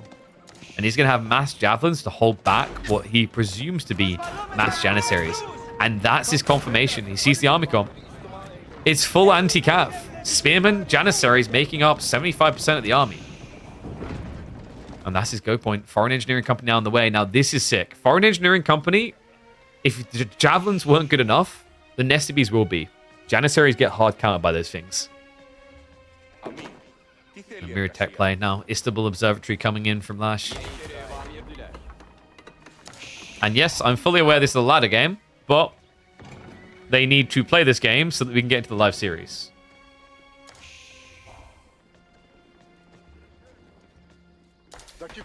So it was either sit around twiddling our thumbs for 20 minutes plus, or we see how it plays out.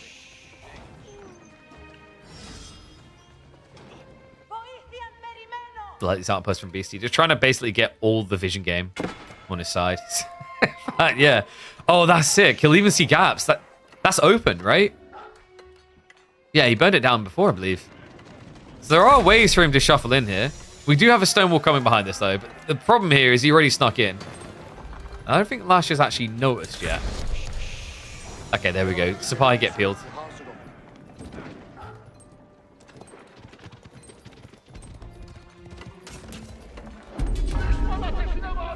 Yeah, I do find it hilarious that they like both hopped on for a ladder game. They 10 minutes before their series. Actually, I think like no, they got like online for this 30 minutes before their series, and they just immediately find each other.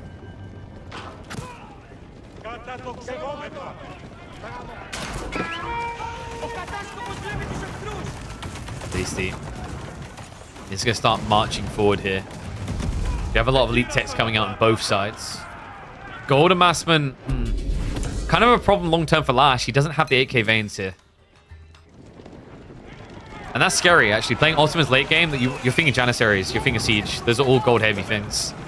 The Beasty, like, Javelins counters all of that play.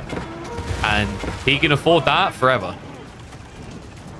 You know, that's like the secret crazy thing about Byzantines. Is like, compared to any other Civ, they can afford a unit type later in the game than anyone else. When all the wood is gone, all the gold is gone, olive oil still remains. Where at that stage, like, other civs would have to build only scouts.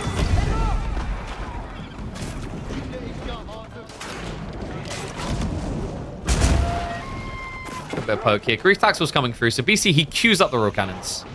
We've seen this in the past, right? A perfect solution to the Mangonel play. Can be pretty damn effective against the Great Bombards. Remember, the royal cannons do get bonus damage compared to standard cannons. It's kind of crazy, actually. For a while, it felt like the best thing you could get out of the Foreign Engineering Company really was the Nested Ease. Ever since they got nerfed, especially with the changes to like anti-siege, I think like royal cannons is the true king now. He even queues up 4 of them. Does need to lose some units before we can actually get those out. Lash is kind of in an ugly position here. This is probably the worst position to find yourself in as Ottomans, is 200 Bob in the late game. You're just not using your military schools, right? They're just idling up. So for Lash, really it benefits him to be fighting here.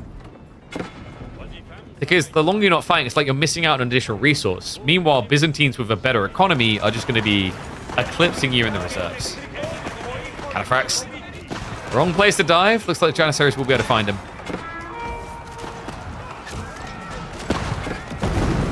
Another sticky thing is the triple sacred site location. Check what Beasty's doing. He's going to force Lash to come to him. These standard Lipany maps really are overly defensive, aren't they? The more I look at it, the more you see it. Oof. Speaking of being overly defensive, the stone wall doesn't go up. Beasty. Drop the shields, boys! It's raiding time! Uh-oh. And that cost... Wait, what? 5 on a keep drop? Say ain't so. Lash, what was that? Ambitious doesn't really hit it. It's like me saying I'm going to be an astronaut. And that you'd have to be alien to believe that was going to work. So keep fails. We'll be able to dive even deeper. Spearman now just looking to hunt onto the economy. So Beasty, he's doing that classic thing he's known for in the late game. Drag them all around the map.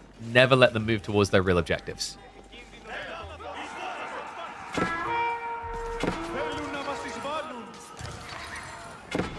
Yeah, and he's full spreading out. Even going to find the Great Bomb. No, come on. Okay, villagers do get pulled. A lot of villagers get pulled.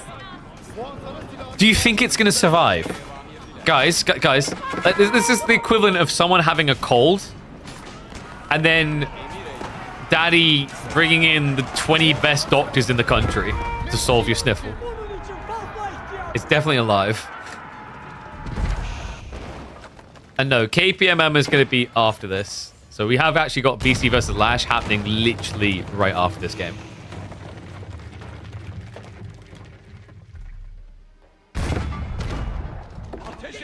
Great Bombards now here. Rough thing about Great Bombards, guys. They one-hit kill you. Oh, sorry, not Great Bombards, normal cannons. Like, this feels like the greater of them right now. The Royal Cannons, even a normal cannon. Janissaries get one hit. This is a bit awkward. This is actually a very efficient way of trading out against Janissaries. As if the Javelins weren't already good enough. Uh-oh. cannons are in. Keeps trying to get into the bombard, but it's going to take a while. It may take too long here. In fact, on top of that, the north side tree line isn't feeling safe. I'm not liking the look of this.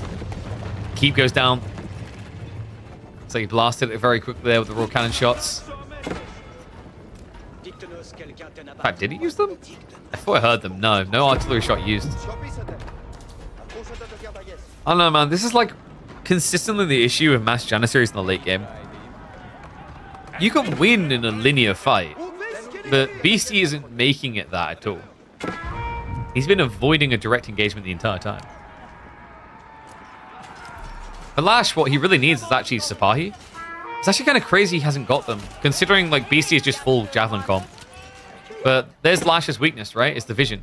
Even though he just saw that he was up against mass javelins, he still doesn't go Sipahi. I can understand where he's coming from. Against Byzantines in the late game, it feels very hard to play Sipahi because the spearmen move so quick. We saw what happens when they drop the shields. 1.44 movement speed is ridiculous. But, like, it would be a saving grace here, and he definitely has the food and wood to try it. Instead, it feels like he's trying to go for like the static comp, play into Great Bombard Mass plus Janissary here. That's going to be hard though, because Beasty is activating CGQE mode. You're seeing that, guys. That's a lot of crossfire, shall we say. Nesta B's coming in. Oi. And his army is weak against it. If it was Mass Sipahi, this play could kill Beasty. Instead, it kills everything Lash is trying. He has to back away. All the while you back off, more and more emplacements are starting to come in. It's not just the keep drops, folks. It's the potential for the Mangonel towers next to them. Definitely enough stone on the map for Beasty to fully exploit that. Okay, how much siege is too much siege? Can I get a Google check on that?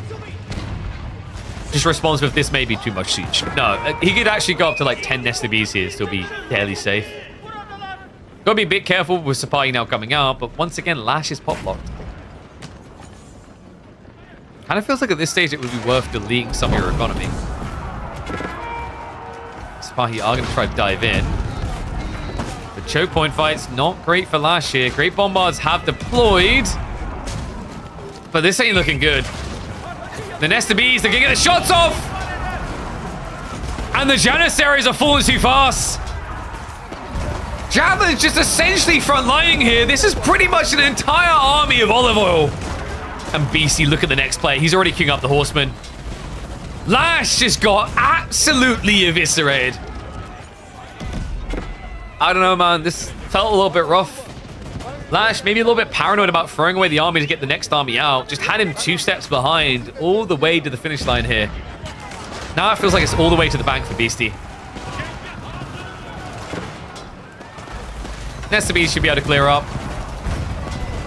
That means we should be able to finally get underway with the tournament series. A nice little preview between the two before we hop into our best of 3 between them and KPMM. Yeah, this is undeniable now, though. I think in hindsight, Lash probably realizes, like, maybe Sipahi earlier would have made a bit more sense. At least gives you momentum to try and flank raid if you can't take the direct fight. And I feel like we see this so often at the moment. Janissary mass in the late game just isn't really what it once was. All right, guys. So, that is 1 game done, but potentially 3 to come between these two because we do have a draft now underway. So let me pull it up. So Frisian and Coastal Cliffs. Let me switch this on for you guys. So reset it all. So remember, Anatolian is default, and then we've got Frisian and Coastal.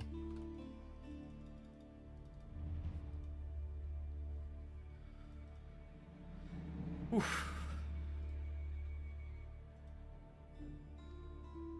So, a Rus opening pick. What did we say they picked again? Frisian and Coastal. Is Beasty thinking Rus for Anatolian? That would be the first time we've had Rus Anatolian. I guess the tree lines are pretty nice. But you're like optimally a pro scouting civ. And pro scouting's a little bit different on Anatolian. What could be sick for Beasty, and maybe this is the thought process, is instead of doing a Golden Gate build, you do a Kremlin build. So you drop a Kremlin on the mainland, and then you expand from there. Lash, Marlin seems very feasible here. Order of the Dragon's pretty nice. Everything's kind of mirrored on ban so far. Byzantines is available for Beasty with the map pool. I think French, yeah. And then if Jean doesn't get picked, it's probably the next priority for him. For Lash, does he feel content with the Marlians into potentially Rus? I think you can be okay there because you can have javelins to deal with horse archers. You could maybe try Lombos instead, like an English feudal rush, maybe. What other picks would be value here? I think Lash usually quite likes the Delhi, right? Ban Prio should likely be... what, Biz? Yeah, Biz and then Delhi on the other side. Okay. So that should be our like final split. So now you just go for like the Prio pick into Jean. Lash maybe thinking Mongols in response there. Mongols are quite nice to like block pro scouting civs, and if Beastie goes Jean, he has 3 civs that are all pro scouters.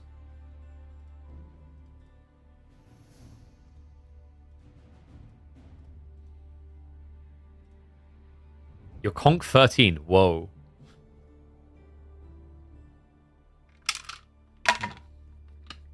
You've been watching for at least 2 years. You know who he loses to. So do I. Do you know how I know who he loses to?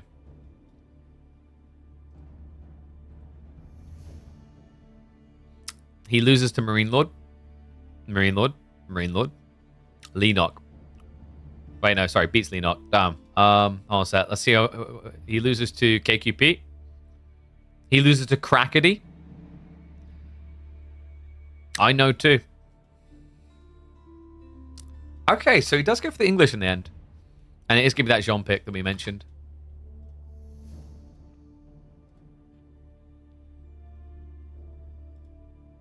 Didn't they just play? That was a ladder game. We're now getting into the tournament games. They were playing a ladder game before their scheduled tournament series. This is Midweek Muster. This is our very own weekly circuit. You can find more details over here. We've ran an insane almost 15 weeks of this so far. Been doing it since November. This is your place to be every Monday, Tuesday, Thursday, and Friday. If you want to spoil yourself with midweek esports action. Right.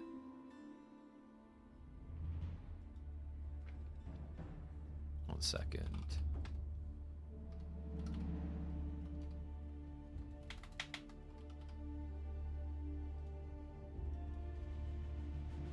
Okay, so draft's complete. Let's go ahead and lock that bad boy in. We'll switch over as well. Shouldn't be long before in game because there won't be a stream delay.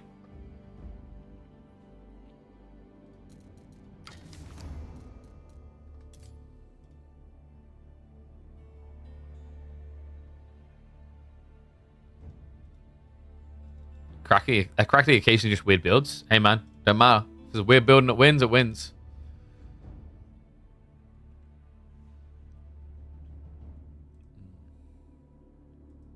Yo, wait, I want to feel old quickly. I just realized something. You guys ready? Let's have a look at this.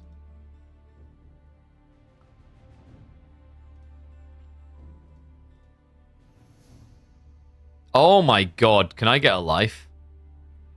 Jesus.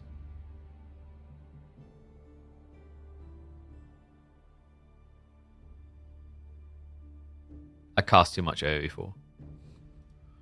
That's a lot of Age of Empires. That's not a lot of games. That's a lot of tournaments. Tournaments made up of a lot of games. Woo-wee! Okay, so game number 1. How do they want to approach this? I think Beasty's probably looking at what? Almost any of his picks, actually. Delhi might be the question mark, but like Rus, French, or Jean all work for Anatolian Hills. He did pick... So, like, Frisian... I think Frisian is for Jean. And then French or Delhi for Coastal, right? So you can do French or Rus for Anatolian. Lash, like the expectation. I mean, we've seen all those civs get picked so far. Of the ones we've seen there, though, I think like English is maybe the most reliable alongside Malians. Because like if they lose the mainland, they're fine, they're safe, right? Watch only Beasty, so you're a specialist. Doesn't that make you technically a one trick?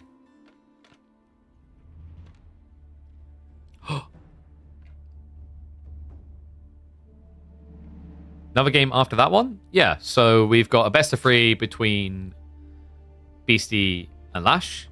And then we might have SAS versus B available. And if it is available, we'll be casting it live here. So you're in the right spot. Let me have a look here as well. I just need to quickly update that bracket.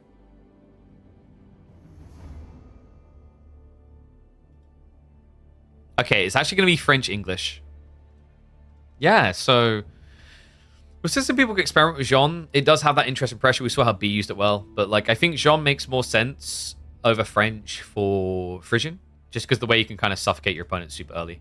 Let me quickly just update the bracket, and then we'll get into games. I think they're now loading.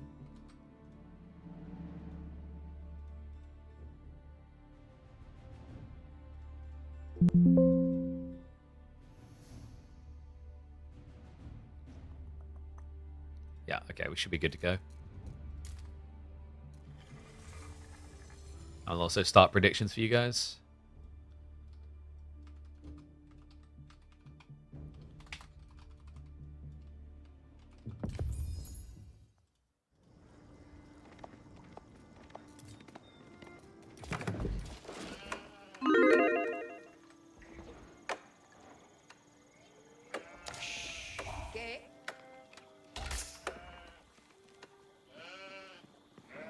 Come in my tournaments, win all my tournaments. Well, well, well. One and all, welcome back to the Midweek Muster. It's the return of the last week's champion, Beasty, for the first time ever. Able to get the dub in the Midweek Musters, but we now return for Midweek Muster number 15. If he wins this, it'll be up against B, a tricky opponent always, especially when you add in new maps like Anatolian Hills. Beasty kicks off this series against Lash, though, with French up against Lash's English. Anatolian, of course, the map where it tries to pressure you to get off of your starting island and go gather all the sheep on the main. But that does come at a caveat of exposure of vulnerability, which is why we've seen a lot of players opt for these more aggressively aligned civs, ones like the French or English that have their lombos, where they can actually be the ones that set the tempo. Should be a fun one as well. These two freshly warmed up after a ladder skirmish against each other. A very long game. Very interesting one. Beasty, of course, coming out ahead in that one. And in fairness, like, French have been quite often coming out ahead of English in the current meta. That's because of pro scouts. You don't really do pro scouts on this map. I think we've had maybe one person so far try it. Most of the time, you're just content to take the sheep and go from there. And Beasty, he does get an edge in that regard. A little bit surprised that English are second to go out onto the mainland. Remember, they do get cheaper transport ships. The trade-off, though, is like you save 10 wood, but Beasty saves 50, which is really smart. Like, look at the difference in the base. What do you notice?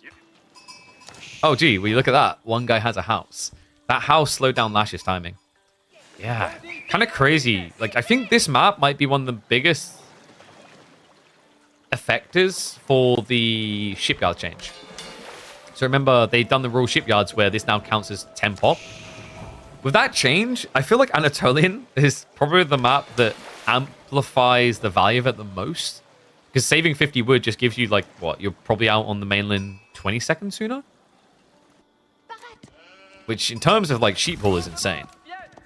12 sheep already. Lash actually doing better, though, just staying near his coast, rather. He's got 16 sheep compared to the 13. Beasty, I believe, was fishing, yeah, aggressively there. Meanwhile, Lash, he was just casually fishing. So overall, good start for green. Skull Cavalry is going to be coming in on the mainland. And your predictions, 98% for Beasty. Guys, I've got to teach you what playing the odds is. Right? If we're ever going to make you a true Gamba Chad, you got to understand, like, statistical variety. You only have to be right, like, 1 once every like 20, 25 times betting on Lash.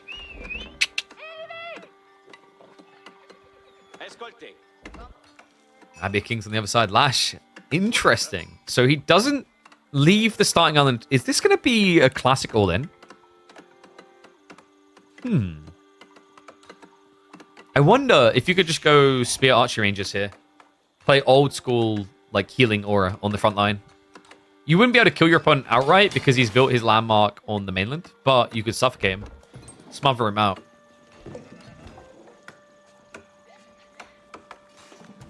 Well, if you're right 24 out of 25 times betting on Beasty, then I don't think you, like, gain much still, because if only, like, 1% of people gambit against Lash, that means, like, that gets split amongst the 99% of the other side, from what I remember of how it works. So, take the risks. What's going on? Okay, I'm starting to think, yeah, this is 2TC, isn't it? Lash is going to turn this into a Nico game. Funnily enough, Beasty isn't interested. Funnily enough, Beasty, who, by the way, when he reviewed this map on his stream, said, and I quote, "Oh, this is cheesy AF. You just build 2TC and go." It's going to be playing 1TC. Was this all a bait? Because I'm starting to think maybe that was maybe to throw people off the scent. You know how, like, when Vortex done that tier list a year ago where he said the Order of the Dragon was S tier and then didn't pick it once? Can't trust everything you're told. So wall's going up. We do have Pro Scouts coming in. I mean, Pro Scouts does usually beat 2TC. The difference is the style of map here. Obviously, like, you're separating economy from military with the divide here. The interesting part... Wait. Okay. He seemed interested in trying to get home, even though he can't. He actually needs to be very careful here, guys. Because if you screw up and take one additional hit, you can't win the Scout War. If you can't win the Scout War, oh my god, he's going to lose the Scout War. Lash, wait, no, no, he knows. The moment he gets off of the mainland, he's losing all the sheep. He has gathered up 25 sheep to charitably donate to Beasty. Oh, no. Keep running. Move those little horsey legs. This is vile, man. Beasty, because he's going Pro Scouts, we have more to work with, right? The king has come across here, but, like, the king should not be able to protect the scout. Like, you can't leave this island now. You have to keep running around constantly. Oh, God. Wait, he brings the villagers now. We have got a spearman as well. Okay. So Lash... Now, this is important, guys. Club them all. Club every single sheep. Be that spiteful person who would rather burn the house down than let your partner get it in the divorce. Only he has Pro Scouts, so he could still take them back. Yeah, so Lash has to hold here now. It's no longer an option. And that means the TC is intended for here. KB hates watches Beasty for sure. Ahaha. Brackets joking, obviously. Okay, that felt like one of those awkward jokings. You know, like... when you've got a crush on someone, it's like, yeah, I bully you all the time because, like, I totally love you and want to kiss you and have your babies. I'm joking, obviously. Guys, come on. I'm clearly joking.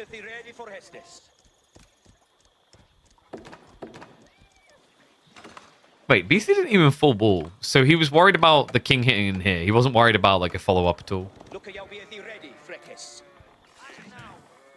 So if Beasty just scale knights, go fast castle with this? No. Guys. What's the counter to 2TC play? When you have Pro Scouts, a lot of people think fast castle, but why would you wait until age 3 when you can kill him in age 2? So double archer range. Likely looking at a very aggressive blacksmith timing. I wonder, does he actually just prioritize the blacksmith timing over double archery? He did just cancel, but that was mainly because he didn't have the archers producing yet.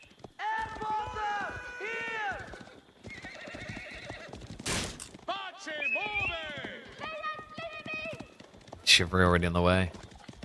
Yeah, this is kind of scary for Lash. Because you have to be very predictable when you do 2TC like this. You have to scale a lot of spearmen. Speaking of which, 2TC is almost ready to go. There was some delays, it seems. Yeah. I can't imagine he builds it on the starting island. Because the worry there is you just run out of gold.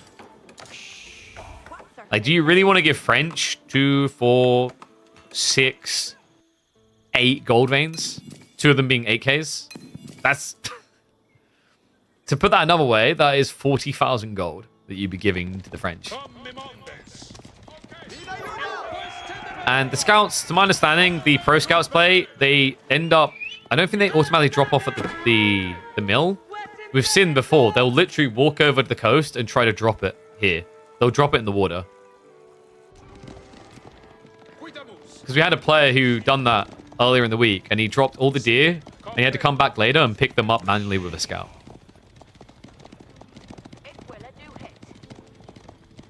So Beasty is surging forward here. TC now coming in. Lash, this is a little bit dangerous. The timing, that's why he brought 13 villagers. He understands how late this is. We're almost 10 minutes into the game. Kind of crazy, actually. If BC didn't go pro scouts, like the amount of knights he would have had, probably would have been in time to stop this, but it looks like it will go up. Lash may end up losing a few villagers for it, though. And here comes the dive. Spearman actually tries to tank up the king. Okay, so he micros away, but the Spearmen are in trouble. Remember, he's got too many villagers here. So like or Lumpert, Eco is going to be falling. Oh my, a greedy TC. Gets most of the villagers in safely. But he's still now 5 down. And overall, Beasty is 12 economy ahead. This is vicious. Beasty, we should have a blacksmith timing coming in next. Siege Engineering could just end this game right now. Is he thinking about it? He's got SWAT housing right now. He actually chooses to add in an archer ship. So interesting. Beasty's trying to cut off Lash from the mainland to guarantee the kill. Pretty smart idea. Like, your opponent could be blobbing spears quite quickly. We see how bad it is for Lash, though. Like, Beasty doesn't quite know this. It's only 2 farms at home. If he stops this food, Lash can't do anything. I really think there isn't much left for him to do. The archer ship is the only threat, and that's another reason why Beasty has his own boats coming. To clear that one threat, that one blocker to a quick win. Early in the week, this Monday? Yeah, but our weekly start on Fridays. I know, it's very confusing. We're trying to change the week work culture.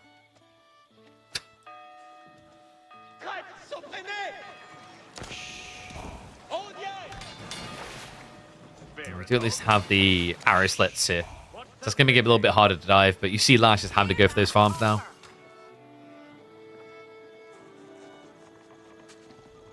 I don't know, man. I'm not really seeing the way out of this for Lash because we do now have the siege engineer on the way. This is the one thing that was really missing for Beasty. One ram, a little bit weak, but with this many knights, you can make it work. 2 rams almost just guarantees the kill with this many knights. Stable's reaction from Lash. Man, it kind of feels sad that you're playing English, but not even playing longbows here. But, like, you don't want to into mass knights. In theory, it's good to wipe the enemy archers and then spears stabilize you. Also, for a game where Lash, like, can't really have many people out here gathering food because of the raid risk, it balances his economy better to be about wood. I guess from Lash's POV, the reason why he wants spearmen plus horsemen instead is because longbows can't hold the choke points. They sort of can with palings, but it's very unreliable. And remember, like, you know, from Lash's POV, he's shown spearmen already. He's assuming Beasty's adding in a lot of archers. He doesn't know exactly what's coming. We can see very clearly ourselves, Beasty has just pretty much relied entirely upon French cav. Bad news that Lash is about to ascertain. Let's go start diving in. Not enough room for all the villagers. We've had a snipe 2 on the backside. And now the demo pull! Damage done. Dock on fire. And the extra boats mean that you cannot protect this. Beasty is hamstrunged him here. Transpo to try and get whatever he can across, but it doesn't really matter at this stage. There's just too many knights. Just 1 ram is really all Beasty needs. And this game looks over. There's no all-in timing. Lash just doesn't have the economy now. He could try to play this out on the starting island, but you're doing so from a very backwards position. It's rough enough if you just try to play 2 TC on the starting island, but losing the town center, losing all the investment, you have to be feeling like we're going to game 2. See? Told you guys. It was a bait. 2 TC every game was a lie. Yeah, because I remember like going into Beasty's chat to see what his opinions were on the map. And like, yeah, he was basically like, oh, people just 2 TC every game. I was like, I don't know if that will be the case, Beasty-san. We have had some 2 TCs. English in particular is like one of the biggest culprits, the most obvious for it. But you just see how these French all-in timings are really, really solid. Like, 2 TC on that map is very punishable for Ram all-in.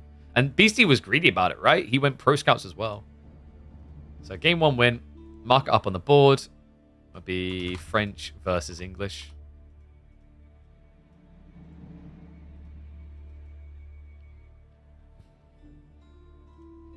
The average playtime for the map is sub 20 minutes because most players never played it. Yeah, so like when it's a new map, you kind of have that occasion of like, oh, I don't really know what to do here.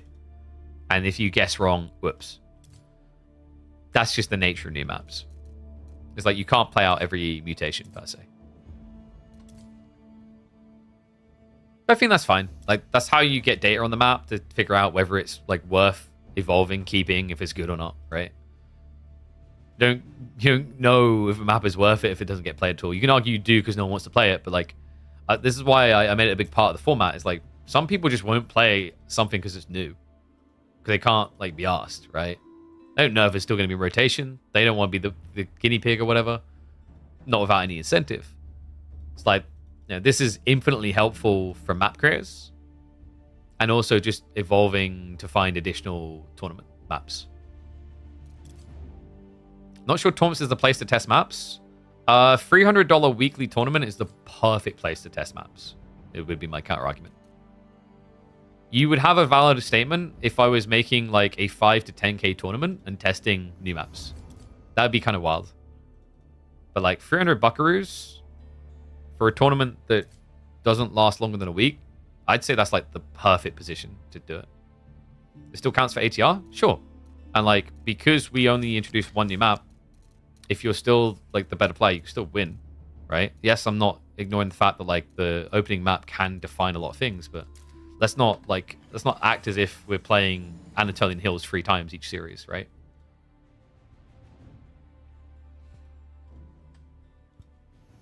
I think I've talked about this as well. Like in a lot of ways, the ATR system is fundamentally flawed.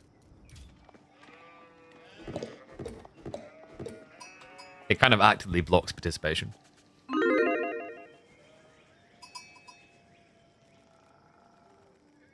Well, there's also an invite to lower level players. It is. It's a way that players who are not familiar with like drafting and tournament formats can get used to them in a low pressure environment. So they get a better idea of how to draft and play maps that aren't like on the ladder when it comes time to play an S tier tournament. All right. Let's get ready to go. Let me flip that score around.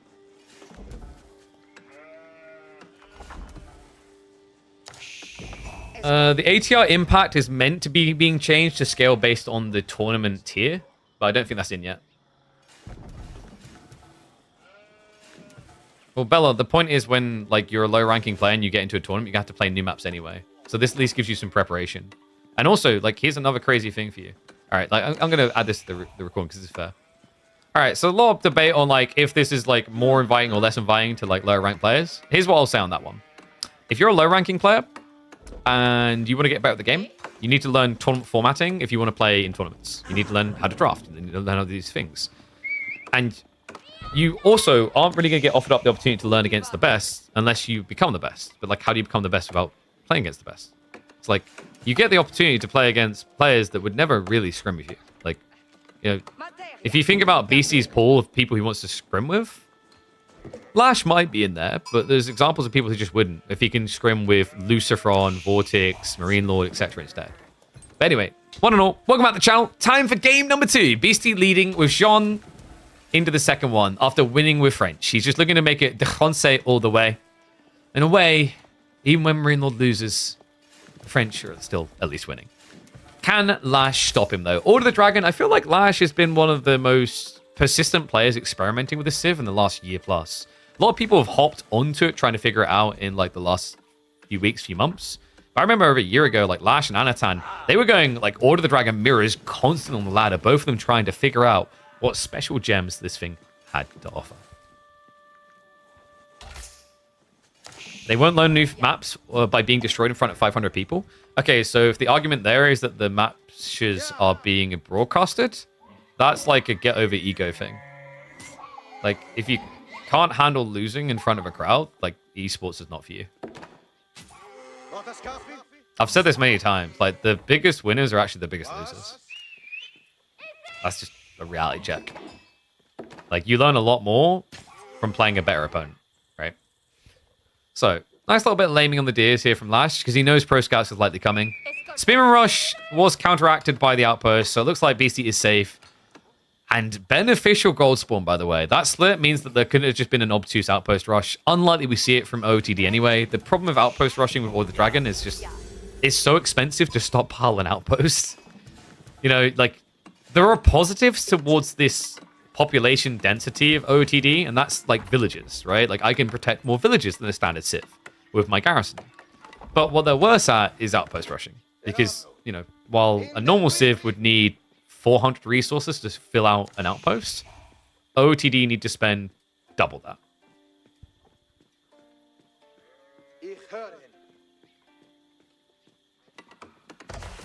So my work coming in.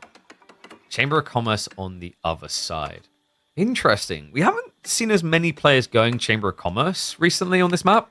When French and Jean get picked, a lot of them are still kind of leaning sock. I don't mind this. Like, against OOTD, it's very hard for them to kind of counter-raid you unless they want to play into Horsemen. And that means you're playing Horsemen versus Knights. Like, over time, that just doesn't feel very good for OOTD. Yes, Guild Horsemen are high base, high health, but once things like Chivalry kick in, it tends to turn to a negative. I do think that, like, historically on ladder, by the way, OOTD has looked reasonable against Jean. The logic being is it's very hard for her to get any kills in the early game. And usually OOTD by then can be going castle. So, like, you just don't rush XP to level 3.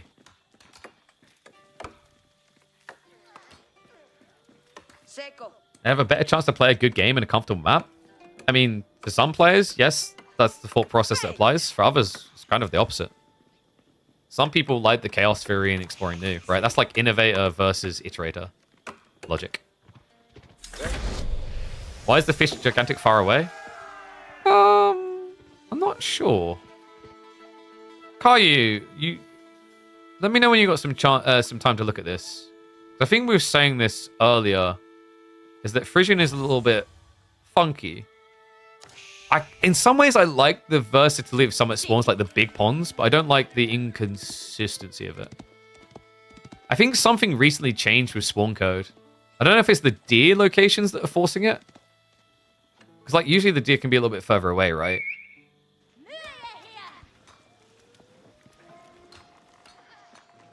Nah, this is a slow Chamber of Commerce, but it's because he wants to have immediate level 2 Jean. Lash is opening with the Horseman, but are we looking at Pro Scouts here? It's only 2 on gold.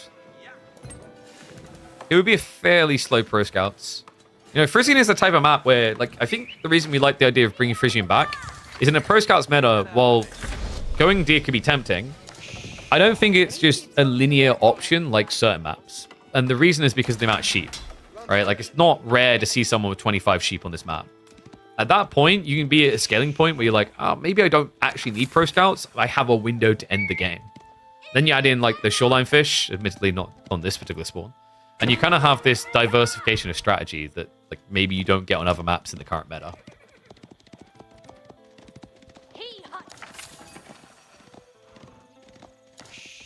Yeah, I reckon Cavalli... So, like, we've been talking with Caillou because Caillou's been handling, like, Frisian a bit. The main things that we're looking to, like, optimize here is the gold spawns being equalized on each side. Because sometimes, like, one has an extra gold spawn near the base. And then just getting these shoreline fish figured out to be a little bit more reliable, a little bit less obtuse. You know, like, I think it comes down to, like, whether you fall in the category of you must adapt to the map or this is too much RNG. Because in fairness, even sometimes a map like Dry Arabia can be criminal in the way it spawns the resources. So first trader has been intercepted. Spinman not really bad at dealing with this, considering the 12 base damage. Yeah, actually, one really nice thing about this for Lash is once he's in position, it's really obnoxious for Beasty. OOTD can usually struggle because when they get spread wide, they get spread thin. But because Beasty made it about trade, it gives Lash a very clear targeted position to attack.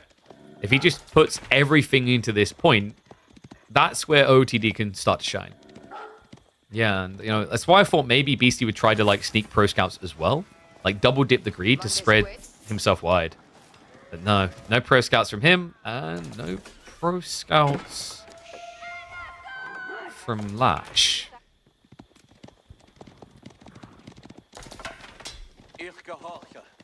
Does Frisian work on team games? I don't think so.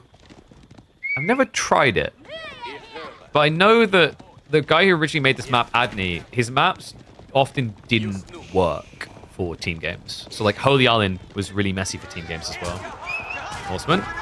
This is where Jean can feel like she's made of paper.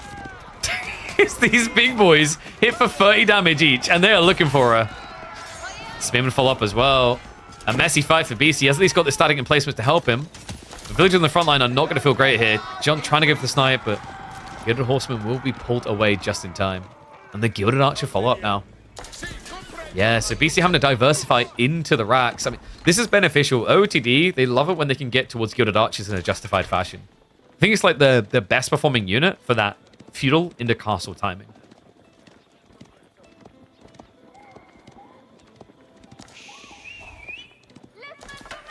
There's a lot of hard coding on Frisian.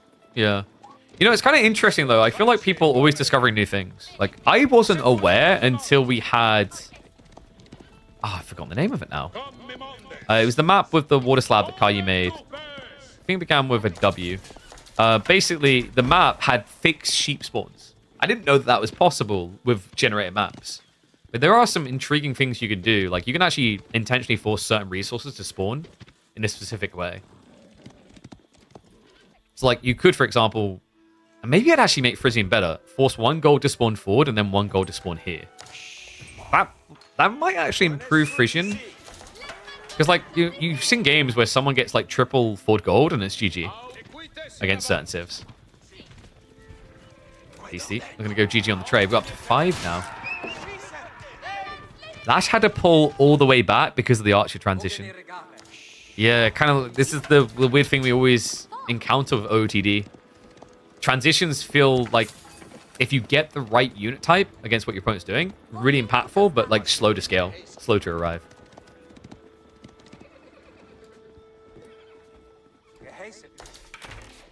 Yes, wilderness, that's right. It's fixed regions, not fixed coordinates. They can still be very random. Okay. Got you. Was it the gold veins that were fixed, though? I could have sworn there was something on that map that was definitely, like, locked to its location. Moving on the deer now for Lash. Golden Cuirass coming in. Okay, like, playing into Men-at-Arms is pretty ballsy into Mass Knights, but, I mean, in theory, like, with the way that Beasty's played, it's pretty rough for him here. He went 1-1-1. So not exactly this, like, overhand and Mass Knight comp, and I think it's a pretty cool read by Lash. His assumption is also based on the fact that, like, when you go Chamber of Commerce, you don't just have this school of cavalry sitting there, right? Like, you aren't really likely to have inflated to double stables as quickly with this build. Not after the Spearman Open force you into archers. Definitely an initial fight that should favor Lash. I mean, the military count definitely tells no lie here. Good archers are going to reveal. Awesome, better charging. Whoop. What was that about? These horsemen have so much horsepower, it was going to crash the game. That was a weird engine lag. We are back, though. Army was out of position. Beastie's now reacting. He was trying to secure to build up the walls. This is so difficult to do, what Beastie's trying, and I think he knows it. Frisian is just no longer an easy map to wall. It just takes so much away from your economy at this early phase. In fairness, the reason why Beastie feels it's justified is because he has the traders. He's got 8 of them in total, so they're padding the loss of 2 villagers building walls. I'm trying to approach. And Archers, is that going to be enough to bring down the spear count? The men-at-arms are mudding the fight a little bit, so he needs to be on point the targeting, but that's a lot of XP for Jean. The MAA aren't going to die as easily, but the spearmen melted to that DPS. The littlest left are now being taken down. Nice charge to the back line. They're trying to snipe Jean in time. Does get rid of her, so at least no level 3, but an expensive engagement for Lash. And the Knights are still alive. Yeah, this is the Doomstack moment, right? Like, yes, great job. You killed the archers. You know, you killed the spears. But you let French keep the one unit they really want. Knights. And the military count has completely evened up. Beasty about to take the lead. And Lash has no clear follow-up play right now. I mean, this is the problem, right? Like, what Lash tried to do there, it seems kind of crazy, but in some ways, it's sensical from his thought process. He knows his opponent is scaling trade. He knows if he just plays like the long colony, he's going to be in trouble. You can't even just rush castle per se, because if your target is Regnet's relics, then your opponent is scaling knights anyway, so he'll intercept you. I kind of get where Lash was coming on that line. It just felt like it maybe was too long of a wait.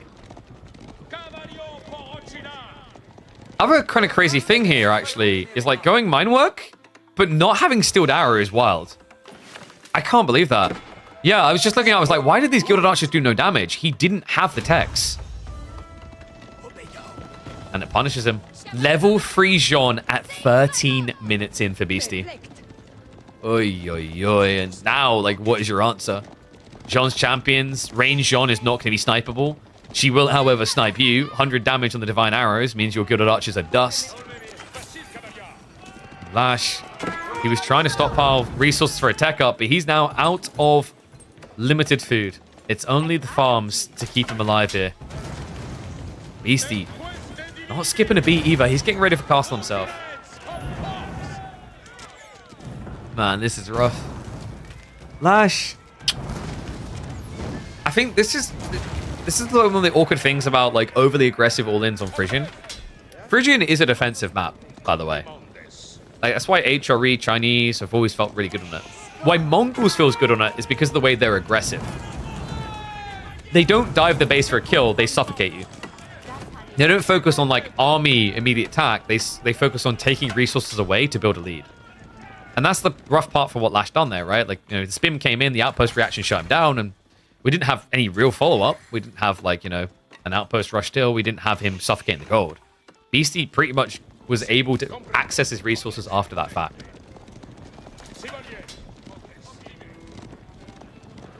Now Lash, not only behind in military strength, he's about to be behind in age. Guildhall coming in from Beasty. Trade count is now up to 14, by the way. This is mass knights, and in case you didn't expect it, more mass knights. Even also, remember, has that wall now, so all of a sudden those deep ponds, not so risky. Lash. Any static emplacements now gone. Farm's going to be in trouble here. He's trying to go for the Burgrave. The Beasty, oh man, this is vicious. Yeah, so like level 2 Sean, not very good at sniping Gilded Villagers. Level 3 Sean might be what you call slightly overkill. But you know, just in case they have textiles, you can definitely kill them. Oh, this is painful. Well, the Burgrave is at least unseen. It's like the men-at-arms, spearmen that are raiding are going to get cleared up now. The veterancies are already on the way. Lash has no gold, guys. This is fairly done.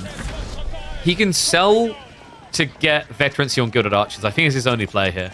But now with the rotation onto the tree line, like Lash is going to be completely starved.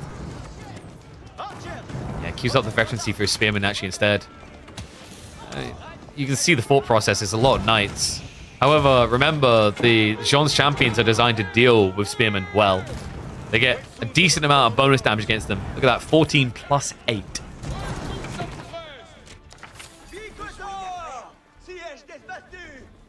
Lash now trying to go kill the crossbowman, but remember what we said, the gold is a problem here.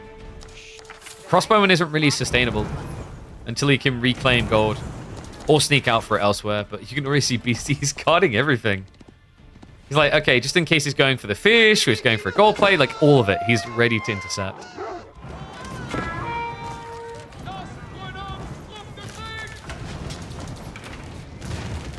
You're gonna go institute if you can kill your opponent within 5 minutes. Well, I wouldn't put like that timer on it. I'd say that you can do notable damage within 5 minutes.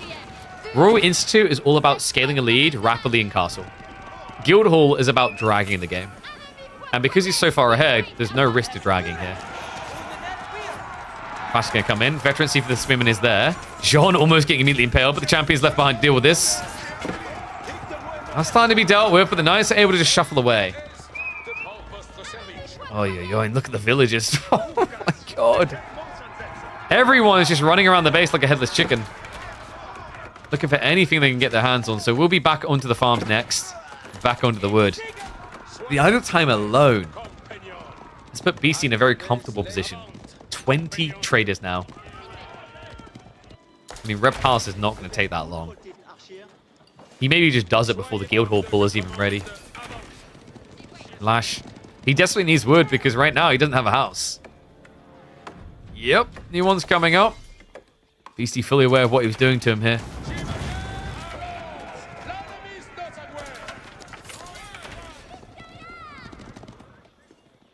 No, the Arbitrary follow-up. Arbitrary pretty interesting in this matchup. Gilded Crossbowmen do have extra range by default, but Pavise equalizes that and also offsets your damage bonus. As in, like, your base being higher. Remember, you hit 5 harder than a standard crossbow. At that point, you know, yes, you have slightly faster attack speed, but the whole point in your Gilded Crossbowman 1-to-1 versus Arbitrary, outlook isn't great. Now, Mass Spearman coming in from Beasty. There's still a handful of Gilded Archers, but they never got upgraded. The Spearmen just have their work cut out for him here. Lash heavily outnumbered is going to have to force himself off the farms again. You just see what Beasty's doing. He's leaning to the farm side of the base. He's blocking out all food income. Because at this stage, you know, you can't build mech against Jean. Range Jean will destroy mangoes. So your only play is to blob infantry. Which you can't afford now. Yeah, this looks like a decisive moment in the game. It's men-at-arms and champions just coming through. Beasty is going to make it a 2-0. So that means he's going to be heading into a matchup against B. A best of 5 at that. Interesting series as well. Conceptually, the way the players are strategizing right now, like Beasty's still finding very creative builds. For Beasty, he's really leveled up on his aggression. I'm pretty excited for that one. Let me know what you guys think. This one, of course, done, but what do you think will be the outcome of B versus Beasty? Let me know what you think the score will be in the comments down below. I'll catch you in the next chapter.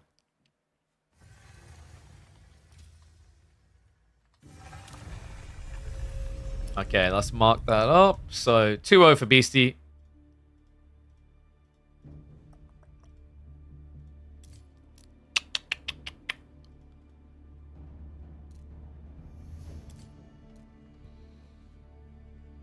Going all out after being stuck with Ab yesterday. Yeah, I can't believe he didn't draft Abbasids, right? Am I the only one here flabbergasted? Like, outrageous. No Abba pick?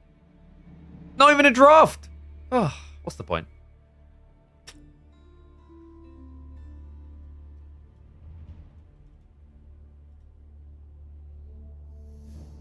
Yes, Anatan lost to Numan. It was pretty dominant, actually. Like, game 1, Anatan picked Juji on Anatolian. It didn't really look like there was a fully formulated plan there, or like something that Numan done threw him off. And then game 2 was just a roll afterwards. So, like, yeah, Nimu, Chad, pretty bloody strong. So we're getting confirmation now, guys. We might have B versus Beasty.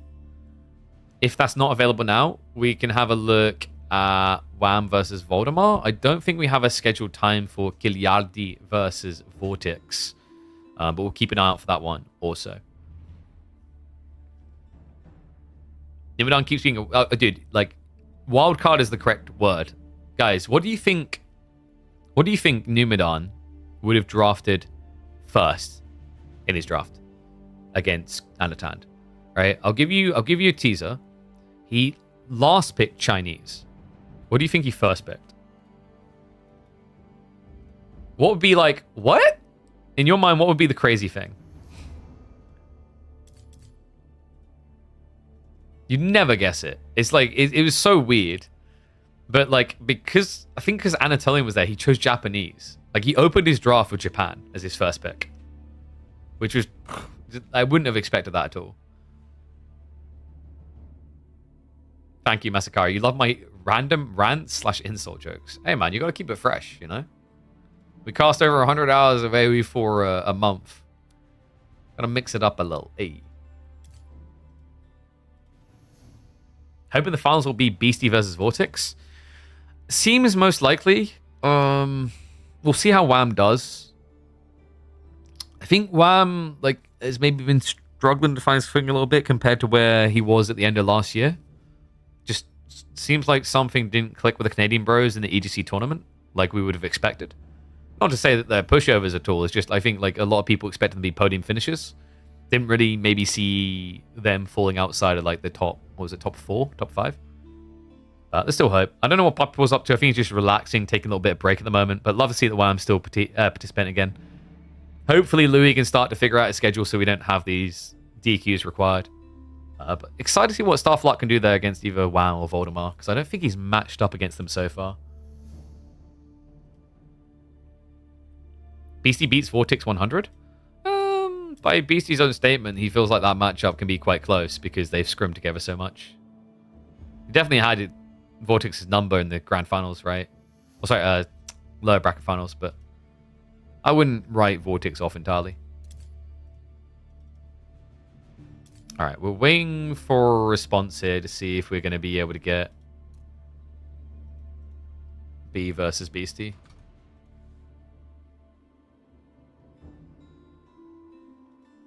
What we'll do while we wait, probably have a look at another one of the series. So we'll check out one of the other series, and then we'll hop out when BC versus B is ready, okay? So bear with me a sec. Let's see what we got.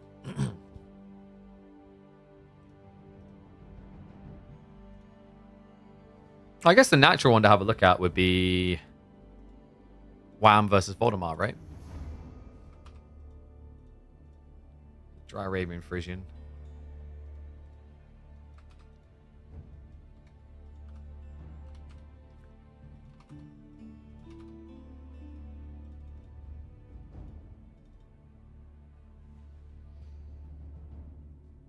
Oh, thank you, Roland. Appreciate that. Yeah, like production being king is always a big thing for me. Like, I want to try to provide the best quality product I can.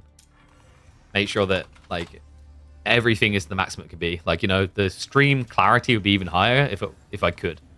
It's just sadly Twitch doesn't allow you to send bigger bit rates. Like, I literally intentionally bought like a very high-end broadband line so we could if it allowed us to. I'm hoping that changes soon this year so we can encode a much higher bit rate so things look prettier. But let's get ready.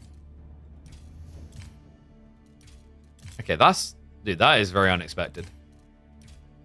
Delhi for map 1 from Voldemar. Remember, we got Anatolian Hills here.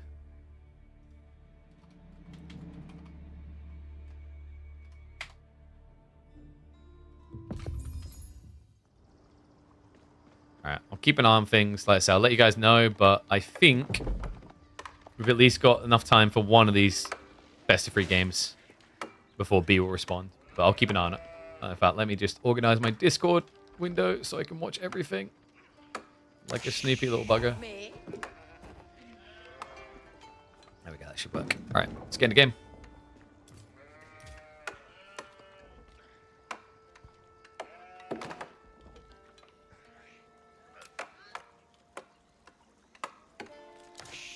On a list of likely picks for this new map, I never envisioned this. One and all, welcome back to the channel. It's Voldemar versus Wham time. Kid versus Canadian. Canadian going for the French inheritance roots, which we would expect to see here. French have been very popular on Anatolian Hills so far. But Voldemar opted for something a bit different. Delhi, I would not have seen coming. The one real upside to water being fishing on a map where there is only one fishing per player. What's Voldemar got in mind here? We will get the immediate scout opener, so both of them actually equal on time in getting to the center. Means they should be able to reasonably divide the sheep. Remember, practically all the sheep spawn on this side, about 42 sheep, in fact, on the mainland. Voldemar. I have to wonder if there was an element of, like, ship production here to take control. Because like now you're in a matchup against French. I'm looking at the draft and wondering like what was Voldemar expecting here? So Wham drafted Rus, French, Mongols, Abbasids. Maybe he expected Mongols for like an outpost rush. Outpost rushes are a little bit difficult to pull off on this map because of the gold location. You see this? They're intentionally spawned behind a tree line, so like an outpost rush won't actually get in deep enough. See with that, I did expect French. He wanted to turn this into kind of like a skill-based matchup. I think Delhi versus French can be like pretty tight here. Obviously, as French, you don't want to let the game drag too deep because when you get into arbitrary territory, sure, it's scary for elephants, but before that window, elephants tend to rule the early castle fights.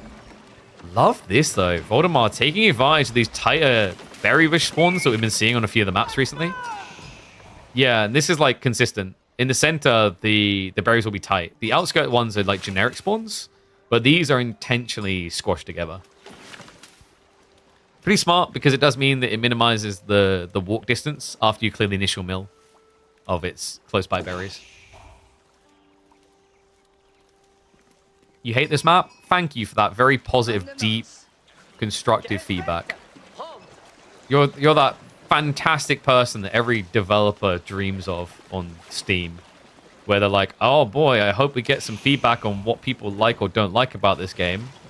And then you just put 1 out of 10. Sucks.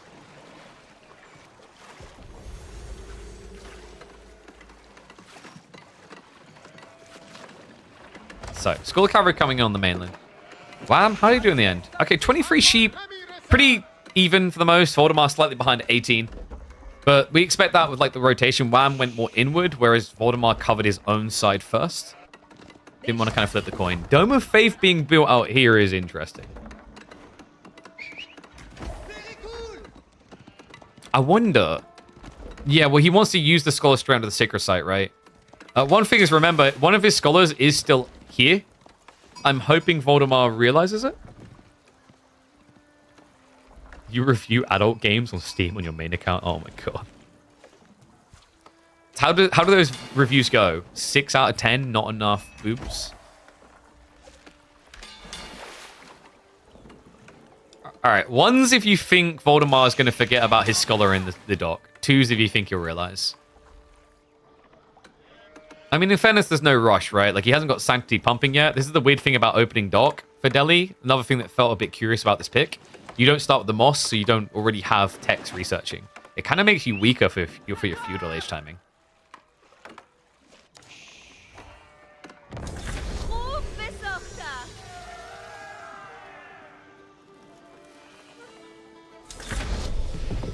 So, Rack's now coming in.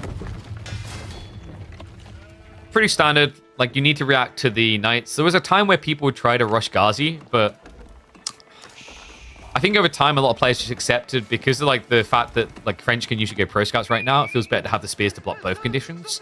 The other thing that's really important here, difference between, say, like, Ghazi versus Spearman. You can maybe get away with Ghazi if you're building at your TC, but you're building out in the middle of the map, so you need Spearman to defend you amply. You can't just kind of kite around the engagement and then hide underneath a TC. And that has to make you linearly predictable, I'm imagining. In fact, Wham, yeah, he's already checked it. He knows the Rax is coming, so wouldn't be surprised if we see a rush towards an archer range timing here. Kind of looks like a macro towards Pro Scouts with 180 gold in reserve and only 1 knight queued up.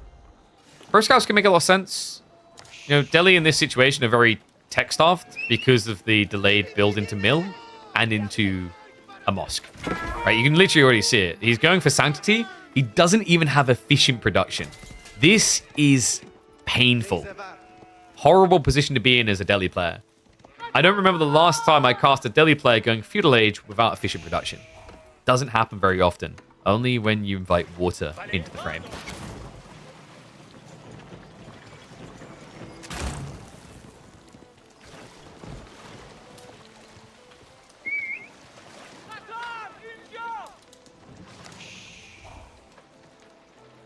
Yeah, still no response from B yet. We'll keep eyeballing it.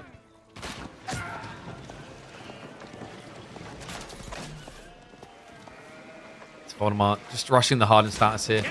I like that Wham played onto the boat side of things. It's actually pretty smart. Like, we theory crafted like going archers here, but like right now, if you think about what's happened, Voldemar has just kind of left his economy on the shore side. There's really not much to stop Wham from getting in and just hitting these villagers on the berries. In fact, I think he realizes it. Yeah, he's like, wait, are you gathering here? Yeah, shoves him away. Has to build a second mill just to go onto the sheep. But now, like, you can just torch this down. Right? You've got archer ship, you've got spearman ship. Voldemort. This may actually cost him. Building the racks up against the edge is going to prove quite pricey here. He needs boats. Oh my god, this is ridiculous. Wham. He's got the 1-1-1 advantage. And if you're wondering, like, why would Voldemort not build boats? Why is he building spears? This seems silly, right? Like, why does he not want to win? Because if he engages with this and doesn't build spears, he loses here. These guys are just waiting. You need so many spears to feel safe against this. We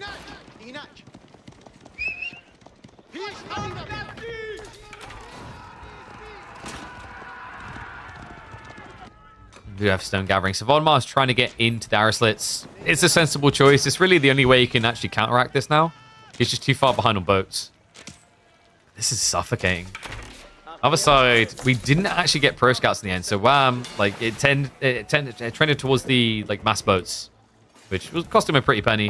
And then what? He didn't pad the difference. He just added more knights. So likely looking at a fairly rapid blacksmith timing around like 9-10 minutes here. Could set up Wham really nicely for the archer play into eventual siege engineering. Voldy, in the meantime, is looking for sacred sites. 30 seconds until Sanctity is available. He's going to be seen at this rate. I think he glanced at walking out? No, he just about dodged it. Wham. Yeah, the bad news for Voldemort is that Wham did build the production out here as well.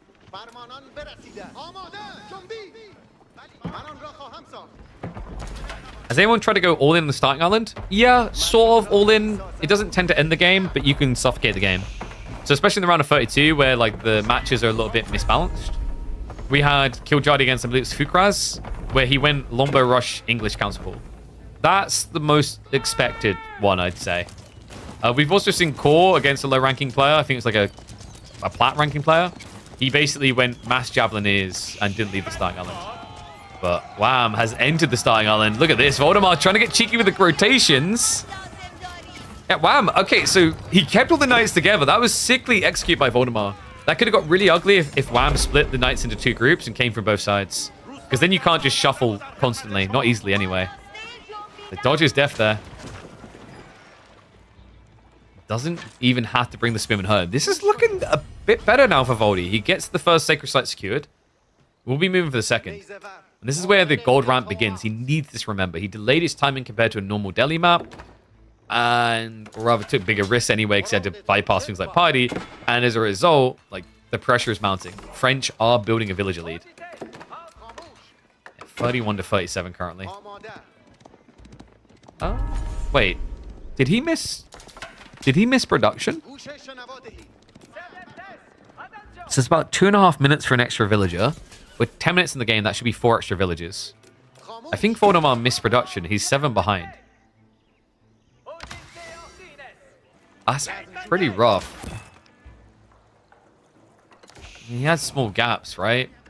Did he get textiles? Yeah, okay. So textiles makes up for one of them. There's still, like, by my maths, is it 2 villages that are unaccounted for? It's a pretty brutal lead. Wham already has it just 10 minutes into the game. The sacred sites are at least going to rebalance that so that Voldemort's not behind. Is this a castle rush? I mean, he's got 6 scholars. It's not the worst castle rush ever. Just the problem is if you need spears upgraded, that's not going to happen in a hurry here.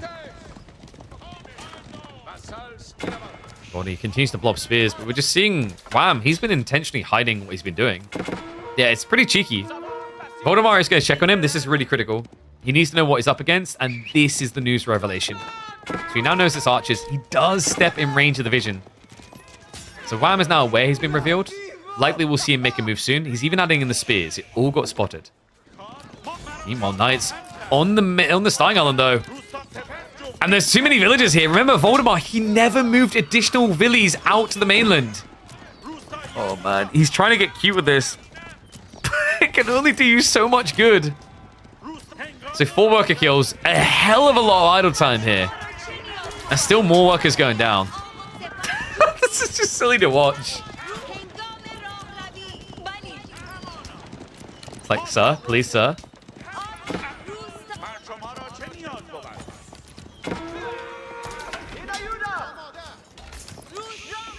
I'm starting to think that Voldemar isn't going to make it into Castle Age.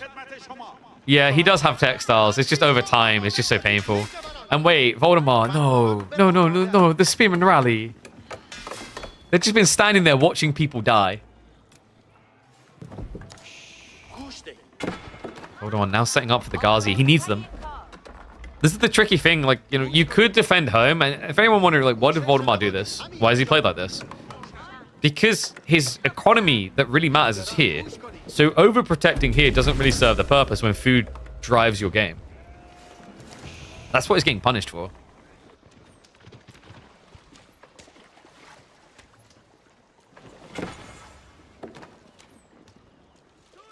Voldemar not even able to hold the Sacred Sites long enough in the end. So Sacred Site decap now coming through. I'd be lying to you guys if I didn't say it looks incredibly grim. Let's think about Voldemar outs here. He needs to answer the Archer threat. Ghazi is the correct call. Ghazi will do okay against Knights as well. The problem is if this gets seen too early, Wham can just go into Spinman instead. Not just that, man. He's doing such a good job of just rotating back and forth.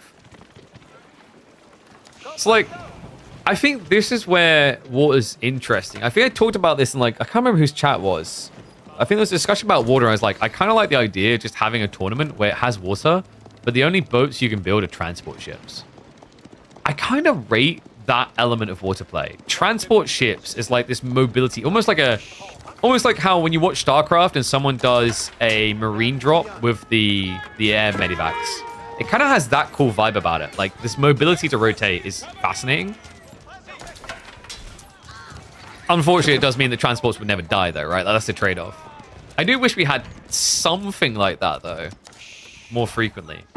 Because if there's one element of water play that I find very fascinating, it's transport ships. And okay, I do not find that war fascinating. No.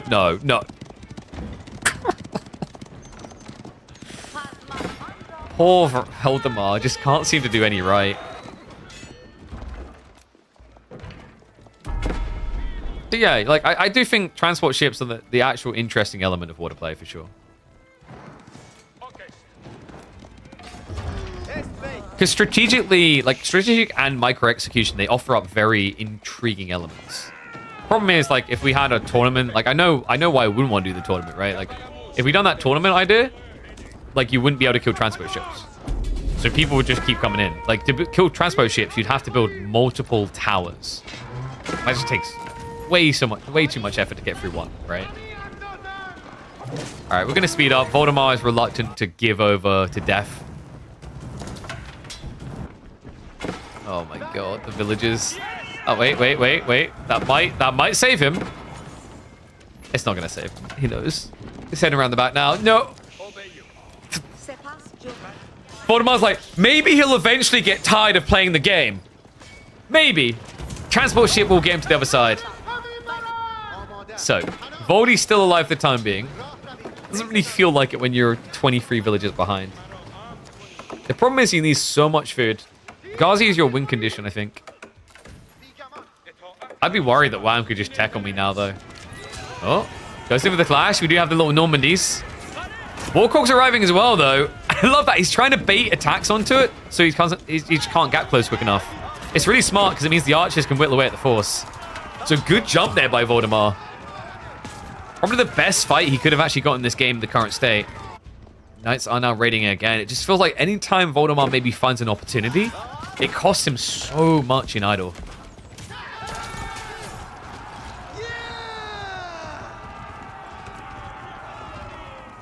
And that's a fair point, actually. So we haven't seen any Biz picks on this map so far. But interesting point there. Byzantine, we discovered the other day on moving out that with transport ships, when you ungarrison units from a Byzantine transport, they move faster. There is a play for Byzantines to be viable on this map. Love to see it. Love to see this. Voldemar actually able to field some aggression. Wham! I can't believe that. The timing on Wheelbarrow came in pristine. just in time to dodge losing a lot of villages. Outpost getting rushed up. Problem is, like, while there is a dive here from Voldemar, there's a counter dive on the other side of the map, and this one's a bit more permanent. All right, what's going to last longer, a primary TC or an outpost? Oh, it's not really a fair comparison, but yes, the TC.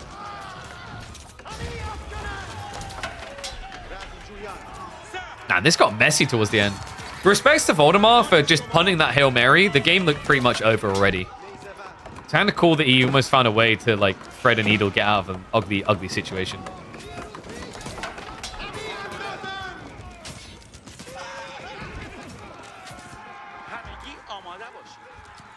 And yes, that's, like, I believe all units was confirmed. So the whole transport ship for Byzantines, we watched villagers move quicker out of a transport ship. But these villagers will be moving quickly to the afterlife. Alright, Voldemar, I'm actually going to hit the 2x now. Like, we're under the 1% comeback chance. Game 1 goes to the Canadian. Oy, oy, oy. Yeah, only Varangians can build, but all units get buff. Yeah. I think we said, like, even Siege can. So theoretically, there's, like, a Cairo Siphon Rush as well you can do. Okay. So game 1 to Mr. Whimsical. Where are they going to go for game 2? Looks like it's going to be Frisian. Abba versus HRE.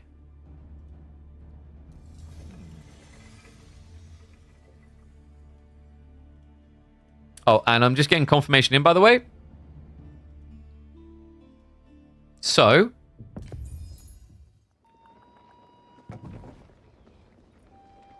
Vortex Giljardi and Beasty B will play tomorrow.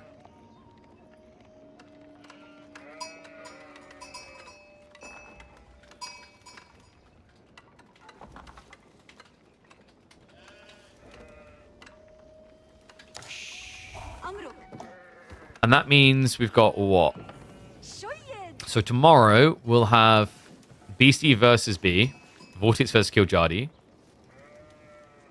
Probably Starflight versus the winner of this is tomorrow as well, maybe?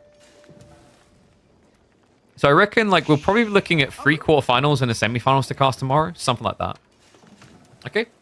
Let's get ready for game 2 here, though.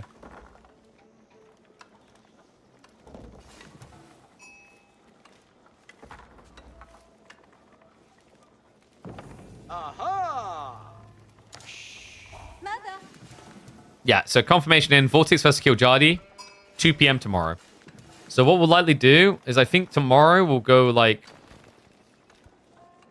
Oh, let me weigh this up. I think tomorrow maybe we start off with Core versus Numan, and then we hop into Vortex Giljardi, and then we do B versus Beasty afterwards. I think. Yeah. I'll weigh it up. I'll weigh it up. We'll see what we're left with after this series. All right. And let me flip that around. Voldy is definitely not leading. Poor lad.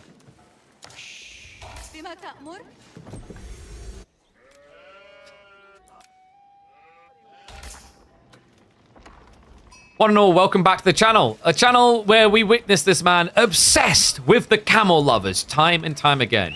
Wham! 0-1, the Canadian cannot do any wrong with the Abbasses. He's always picking it here and always winning, it seems, on Frisian marshes. But Voldemar might have something to say about that. A strong pick in its own right. HRE going into the Boglands. Yeah, 2 very powerful picks. Abbassa's usually about the trade. HRE just usually about the fast castle timing into either Burgrave rushes or Regnit's absorption. Looking at the spawn, looks like the shoreline fish is relatively far away. The tree lines have shoved it a little bit further from base than normal. We do have double gold vein spawns. No rush opportunity here for Voldemar, though. And I don't think he wants to. Not against Abba. It could have been worth it. Like, Rax Dark Age would have maybe forced a military wing commitment by Wham. Instead, though, he's going to be a greedy boy. We have got Eco Wing on the way. We're going to use the 2x speed for the early game. Just because I'm sensing, and call me crazy, I'm sensing double fast castle. We might see Voldemar stop off for Pro Scouts. Then again, he has got 28 sheep versus 15. He might not even need it. Yeah, there's not really many sheep left. Voldemar just hitting the jackpot. Stun already been gathered. So, where's where I'm looking for the TC? Usually if it's going to be a fast castle build, it'll be tight. If he places it on the gold, you're almost guaranteeing FC. If he does something crazy like out on the berries or out on the deer and the fish, then you're looking at him trying to be aggressive in the feudal, or at least blob an army first. Voldemort, he is going to be opening the racks. So not interested in just a raw castle rush. He's looking to contain. In fact, this looks like an all-in build. Yeah, ultimately trying to punish the 2TC approach. Makes sense. He knows he won the sheep game, or it's reasonable to assess that he won the sheep game. Wham only has 15 to work with. The berries are running out fast as well. Now, with fresh foodstuffs, he will be very efficient with his 2TC play, but theoretically, he should always run out of resources first. So Voldemort just looking to manipulate that to contain his opponent and run him dry. One tricky part, though, is with a very defensive spawn like this, could you potentially see camel archers to counter this men-at-arms. I'm wondering if that's what Voldemort wants, right? Because he's got 1 men-at-arms. However, the archers did get revealed by the scout, so won't be able to hide that info. First MA is going to be able to start poking in. Interesting that he doesn't commit onto the berries. Yeah, I think he was expecting a move away there by Wham. Because he could just, I think, if I'm not mistaken, you could just stand right here and stand ground. Maybe he's a little bit freaked out that he might get pinched, or pinched rather, like just surrounded fully by the villagers and killed. The archer's now here, so that'll be Wham pulling back from this food source. Go back to the 2x speed. Voldy, this is a bait and switch. He's going castle. Okay, do you go Burgrave though? It feels like Regnitz is way too good to not. Burgrave is very much like you need to commit hard, fast, or lose. Regnitz is you scaling. I think Voldemort is going to dip into the greed, seeing the 2TC. Camel Arch is now a response from Wham. We talked about how tricky this is when your opponent has got men-at-arms, but I mean, in fairness, it's Archer MAA, and not many Archers. So won't feel too threatened by the Archer threat into the Camels. Camels, remember, are a solid answer against MAA with a high base. Burgrave on the other side, so Voldemort is going for this. Okay, so this could be actually quite good for Voldy. If he goes Zerg men-at-arms, like, you can't scale Camel Archers quick enough at this point as Abba with 2TC. He has to add in farms, right? So, like, these archery ranges take way too long. 35 seconds per Camel Archer versus, what, 4 seconds per men-at-arms? It's kind of a comical comparison. Here you go. Sorry, 5 seconds. Feels like 4.5. MAA upgrade coming in. Men-at-arms spam begins. Voldemort is a little bit lacking on the gold. Undermesh priority is coming through here. Wham's really going to just try to get the Camel Archers together here. Voldy, he needs to be fast. You'd think Spearman, but the problem with Spearman here is although you do counter cavalry, you also take double damage from the Camel Archers. So it's a mutual countering. Just the difference is your opponent is ranged. Outposts are coming up. Wham, he even grabbed the stones. Smart lad here. Arrow slits is going to help a lot. If you can get the towers up. Decent amount of farms already, man.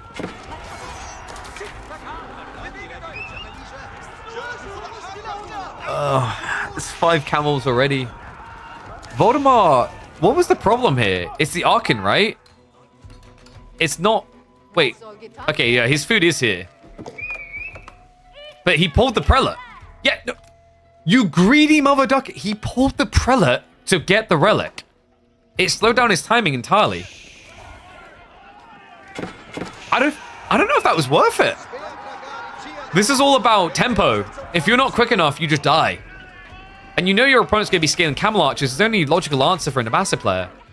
So to go like that for a single relic. Yeah, sure, he's going to be getting 80 passive gold. But what did he miss out on? A 40% buff to 12 villages. That's like having an extra 5 villages gathering. That ends up being like, what, an extra 2.5 men-at-arms per minute?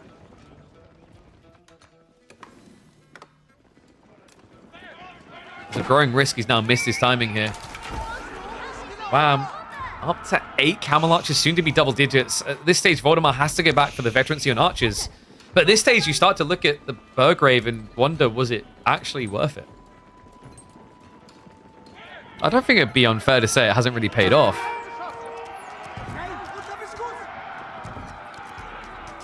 I mean, you can argue Wham's been forced to commit to the age, but the only reason that would be worthwhile is if Voldemar can now go into Horseman. But if you look at Voldemar's economy, he's got 12 sheep. No farms. That's not Horseman economy. What could have probably been pretty sick for Voldemar is if he'd gone for Pro Scouts. Because then you could have bait and switched from Burgrave into Horseman. And then Wham just gets flooded and killed. But then, like, obviously the trade-off is if you go Pro Scouts, you're heavily delaying your timing. Wham has got gold gathering behind this here. Has got the blacksmith tech coming through. He's even gathering on the fish now. Dude, that is sick. That sneak out is so important, actually. He's down to 3 sheep. Camelot is now starting to intercept reinforcements. Voldemar isn't even looking. This is like crazy because at this point, Voldemar is really engaged in this push. So he's not going to go looking for pocket economy. Wham is up to 13 camel archers. Oh my god. It's zerging quicker. 4th archer range coming in now. Dives underneath the double TC. Wham may end up losing a few villagers for this. The camel archers can never really truly be touched. More villagers now shuffling out onto the shoreline fish. And the other group of camels is coming out. Now, keep in mind, from this position, if Voldemar loses this army, it will be a rapid rowing across the map. Horseman just trying to buy a little bit of time so camel archers can stand their ground. I mean, it's death by 1,000 arrows, right? It's not that high of damage when you consider the 6 ranged armor versus the 12 damage, but it's adding up against a unit he can't actually touch.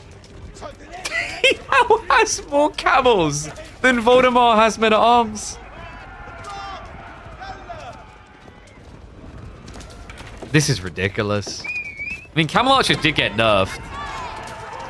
And they fell off, right? Part of that due to the Pro Scouts meta's arrival. But Voldemar has a problem now, man. Even if he wanted to build more men-at-arms, he can't. He can't afford it. And after all that effort of pulling relics back, wait, what are we doing here? He's playing some budgeted Japanese build. He didn't garrison the outpost. He's not even getting the gold trickle. And that's not a Regnet, so you can't place it inside. So, okay, we've finally got a relic coming in to go inside an outpost. But what are these two doing? Oh, God. At this stage, just build a monastery, right? He did at least build a second prelate, but it was out of the TC, so he lost a villager there as well.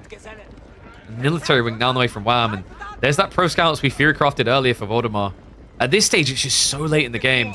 If he goes south, the game could be recoverable. Because Wham's food income is coming from those ponds. He's got about, what, 25 villages out here? Yeah, 24, and then obviously the gold over here. Voldy is now moving across. At this stage, he can't really split up his army. He'd get swept aside by the camels from Wham. Villagers are getting sniped, but reinforcements now getting intercepted. Wham is in a situation where you prefer not to fight. If you can just wait until the castle age, it's so much better here. And because Voldemar is trying to dive your base again, you're not really in a rush. Things could be about to change, though. The prelate came all the way. I can't believe this game. This is ridiculous. No Regnets, yet Relics was the prior. Villagers are going to have to run away. Wheelbarrow is on the way for Wham. Last game, he got it at the miracle timing when he was about to start losing economy. That could be about to happen again. He has already lost quite a lot of villagers, but still hasn't stopped him from maintaining a 20 villager lead. And look at this, the camel archers. You could fight an army of men-at-arms, guys. Or you could drag that army away from your base and then dive where the enemy isn't defending. Oh, this is going to be vicious. Has got sprint replacements on the way. Camel archers should go looking for kills now. Ram instead actually bides his time here. Moves away. Veterancy on the way in 40 seconds.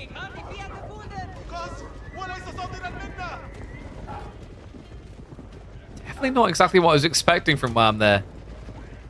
Guess he doesn't want to lose the military mass and allow like a resurg into his base. So plays it safe. Knight's now on the way. Veterancy should definitely make them a lot more competitive. Camel versus men at arms as well.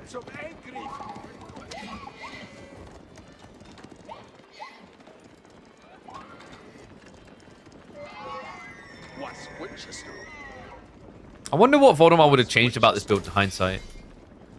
Was he just too idle, or was the problem really the lack of pro scouts? I think it's not as much idle was the problem. Sort of. The problem was scaling, and the scaling issue came from that prelate. If I had to like dissect one detail that would have changed his outlook on his build, it's the prelate pull. That prelate leaving the Archon, I mean, he was without buff, I want to say like, was it 2 minutes? I'm not sure exactly when he built the prelate again, but like when we checked in, there was no golden buff at all. And he had, what, 12 villagers on food? I think he had like another 8 or so on wood. So you're missing out on essentially an extra like 8 villagers in your economy at that stage. Voldy, oh my god, dude, I still don't think he's noticed. We have him building more outposts instead of just building a monastery. He really, really, really doesn't want to spend that 200 wood. He'd rather spend 200 wood on outposts. You can kind of see where it's coming from. It's defenses. A monastery just sits there. But wait. Do we have one? Okay, no, we have one back here. There we go. Okay, he did set one up in the end.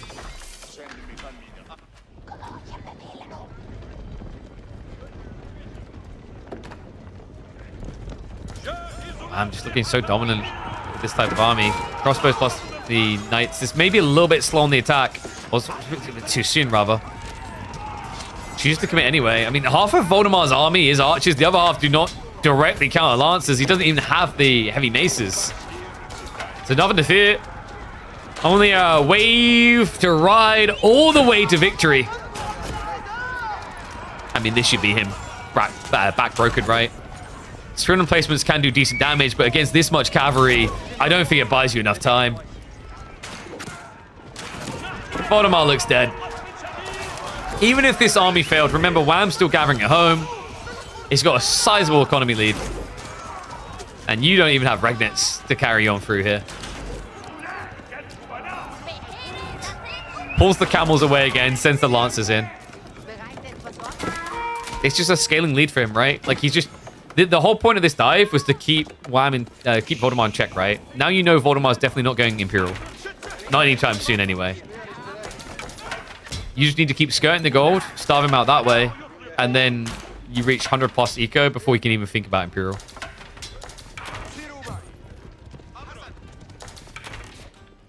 Even the farm transition now from Wham. Had those initial ones, but didn't heavily commit. Now he's fixing that. Even has the potential for agriculture. Military boot camp is going to be coming through, so crossbow's going to feel unkillable. And now it's time for Wham's Rams. So Voldemort wants to hold this. Delay the game a little bit more. Actually, Spearman is like his best friend. Yes, no. The Camel Archers counter you, but like it stops the rest of the army at least. And Camels don't really want to dive this static emplacement. So like a mixture of spears and outposts could be Voldemort's best bet here. Instead, he's going siege. Wait. He's not thinking mass Springles, is he? Mangoes would be peculiar. It's not the worst of idea because your opponent has crossbows and camel archers. But you definitely need to make sure you've got ample spears here. Kind of just playing a budgeted Nest of Bees China build, basically. Which fits for a guy who's infamous for playing China.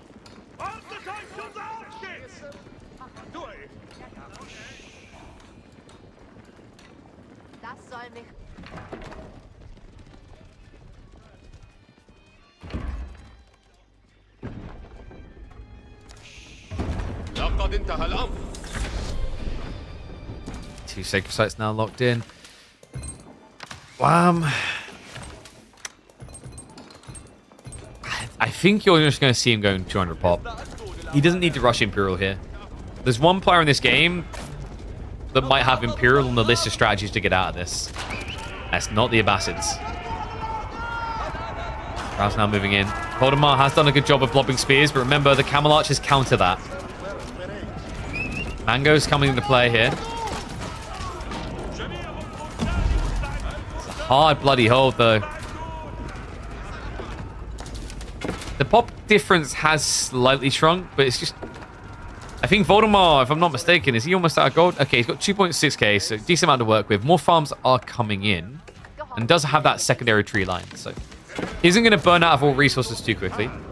But this is kind of sick. We've actually got composite bows. Wham's going to transition. It's smart. Look at Voldemar's entire comp. Bar the few minute arms he's adding in, everything here gets countered by archers.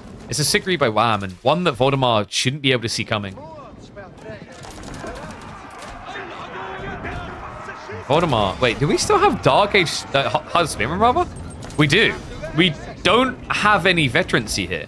We have 28 Spearmen. Feudal Age. That's definitely one way of playing Mass Spear.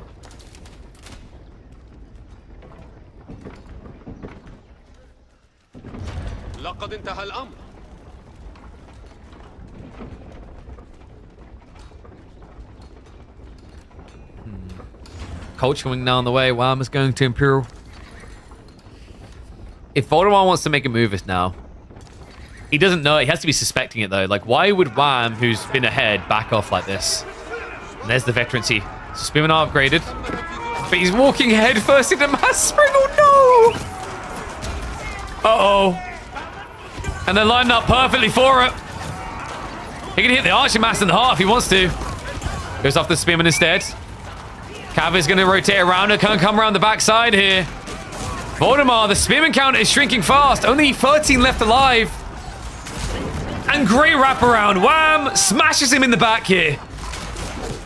The Springles serve their purpose to get the wipe. 40 seconds out from Imperial Age, and Wham is also going to be an army up. At this stage, Voldemar, that was his Hail Mary, his punt from hell. That sends him one circle deeper. Means that Wham will be heading on through to the quarterfinals, where you'll have a date up against the South American player Starflark. Yeesh. All right, that was vicious, brutal, savage, wrecked. Burger feels much worse than Order Dragon. Yeah, because like, so the thing with H3 Burger is it's like a timing play, right? But Order the Dragon Burgrave isn't really timing play. It's like, it's valuable as the game goes on. Because it's not just that it's producing faster, like a burger from HRE, it's providing you savings. So, let's have a look. I'm trying to think if we have any more series today. Because we just said we know we've got 2 of the quarterfinals for tomorrow. The third one is a little bit of a question mark.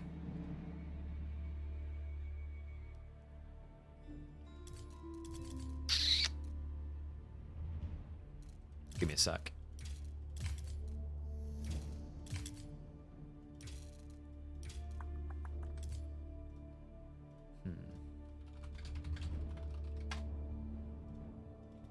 We do have one more series we could potentially do. Let me update the brackets like I said I was going to.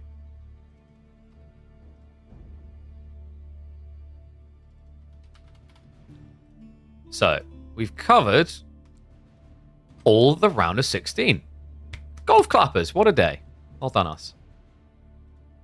And then, if we have a look, we can see that now in the bracket. So if you guys are just tuning in, those are the results for today.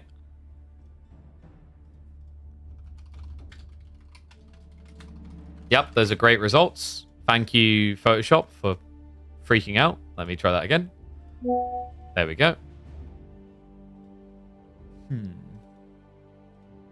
Do we do the one quarterfinals we have, or do we save it for tomorrow in case we need padding between series? That's what I'm weighing up. Because, like, my thought is...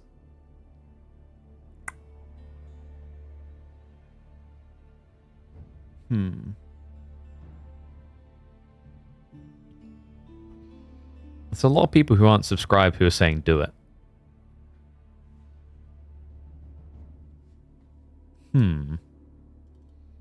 We could do it. Yo, what's up, Jimmy Jenga? Thank you very much for the resub, mate. Welcome back to the Swarm. Smart lad.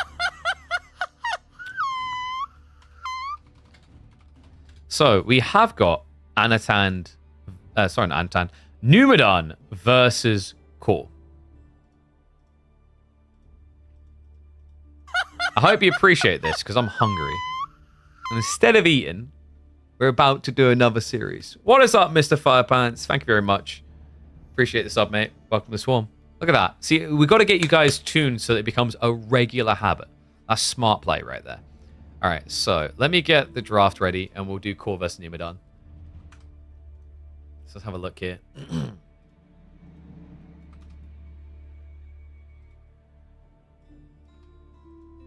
So remember, these are BO5s, by the way.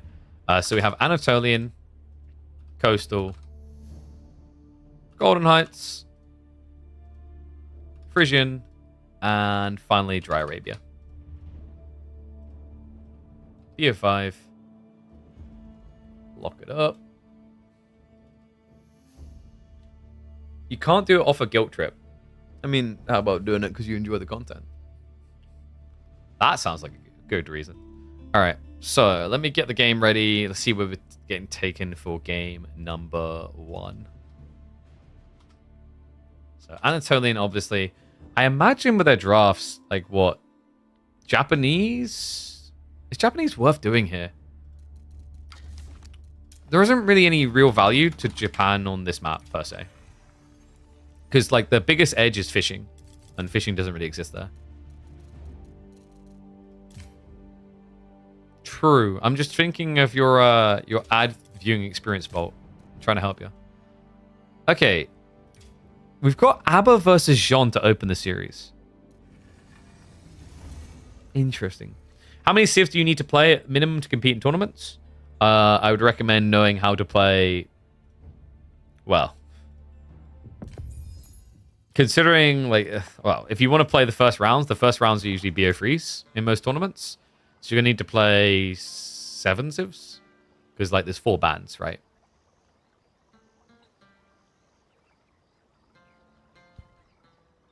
All right, let's get ready. Game number 1.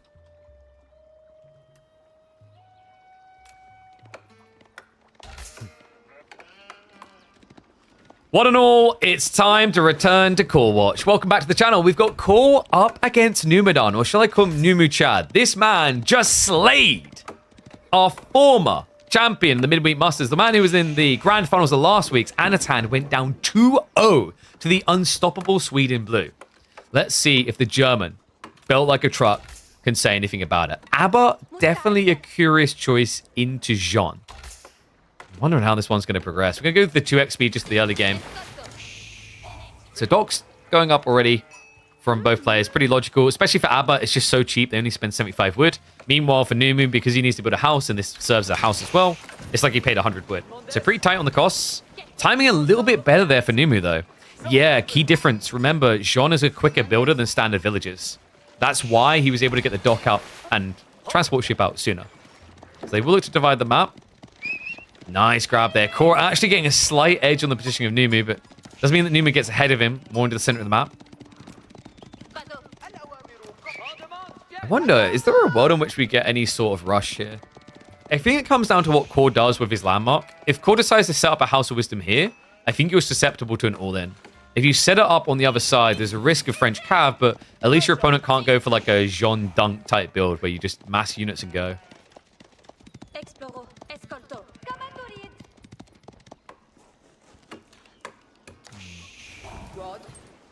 And don't expect to see Chamber of Commerce here, by the way.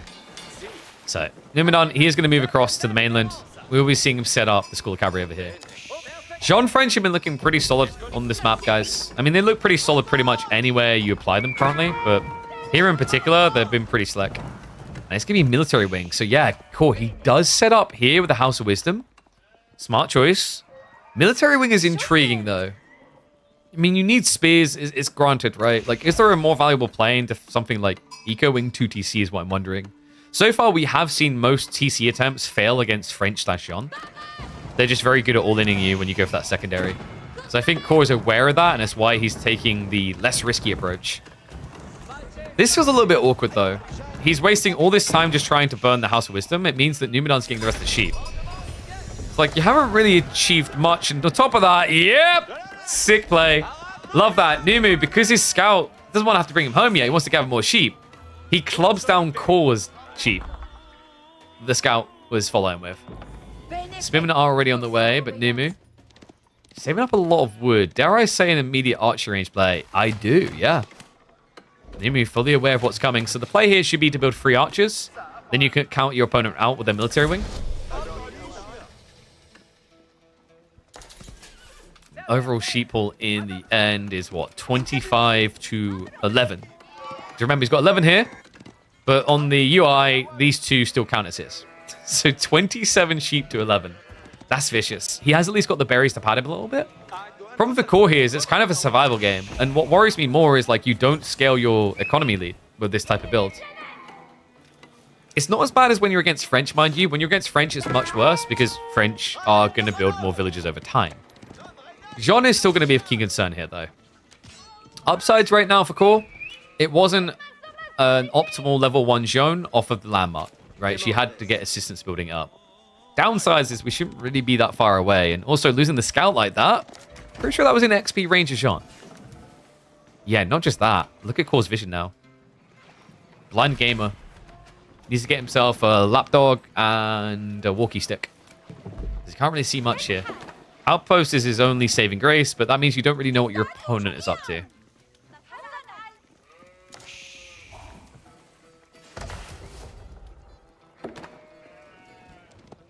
Grand Theft Mutton? You could have done better than that, right? You could have chosen like a book title, like Much Ado About Mutton. A tale of 2 kindred souls that love their aggression? I don't think Core's going to appreciate the aggression here. This is melee Jean. Smart read. There's not really anything to counter melee Jean here. It's not like you're playing against Night Civ. Those are the civs where you usually will see range Jean. He can force a pretty brutal fight. DeMu. A lot of people working on gold here. I wonder if we get like an aggressive blacksmith timing. I had like 8 archers maybe just thinking about steeled arrow.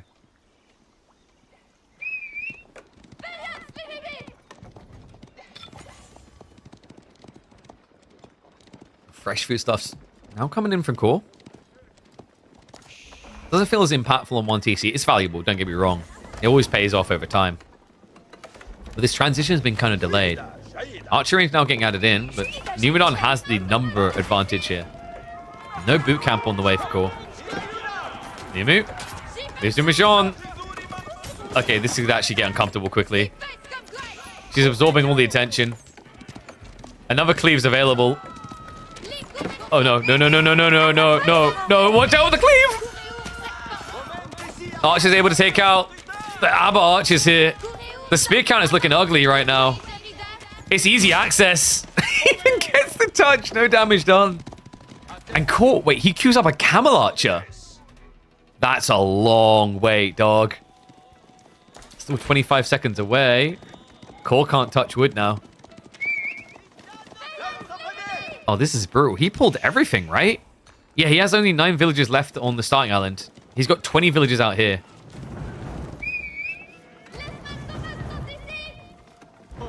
Meanwhile, Jean just waiting to reap some souls. There's just no way to hide these villages, right? He got 20 villages stuck out here with a single outpost. Oh god, has to cancel the racks as well. First camel does come out. But 1 camel versus an army doesn't feel like a good or fair fight. Has got the boot camp coming through. This is ridiculously fast. Jean's impressive when you don't have a TC to stop her. Yep. But you can go double outpost. In theory, that can work. It's just such an expensive investment. Alternative would be walling, but like with the spawn, Core chose a very open area. Yeah, maybe, I don't know if this would have been better back here towards the berries. It's still quite exposed. Sometimes, okay, I think they use, let me check. Yeah, Asian temperate. The biome changes the way it spawns because most players have been using European temperate and it gets this tight tree line here that you can kind of wall off on into open food in the back. Now this feels way too exposed. Core has done a pretty damn good job of only losing his first villager now. We're kind of reaching the point where it feels undeniable that people are going to die because Numan has got a second wave. Circling like a goddamn shark.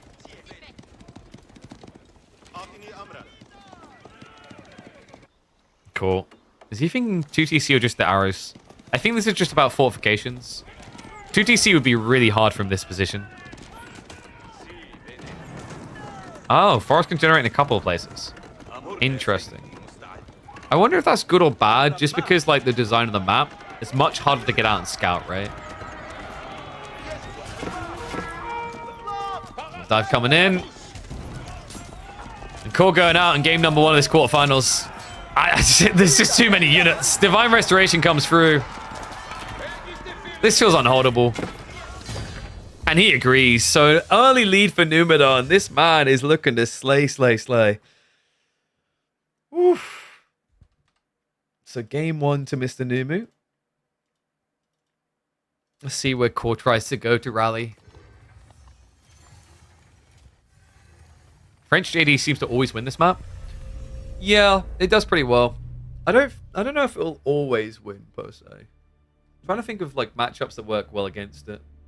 I could see maybe Biz working. Nah, the berries aren't gonna, like, I think the berries screw you.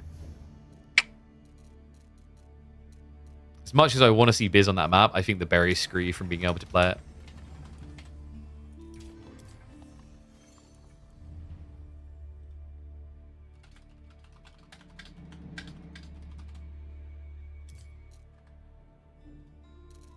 God, I keep getting headaches at the moment. Not sure why. Okay, so game 2. It's going to be Juji versus Biz. Wait, I just realized, yeah, Juji didn't get banned? Nani? That's a little bit surprising.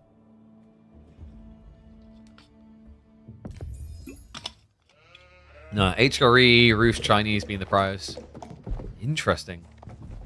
What is Poggers? It's something you say that's like PogChamp. Sorry, I forgot we have YouTubers watching as well. Like, what is this foreign word? He speaks not English. Ninjas and daimyos on the large islands would do? Hmm?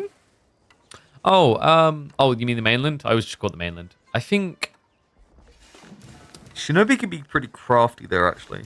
I'd have to double check. Your map might be Shunshin jumpable. I don't think it is. But the shallowish water you can walk in is always deceptive. Like, a lot of people never realize that you could actually link with ninjas on canal.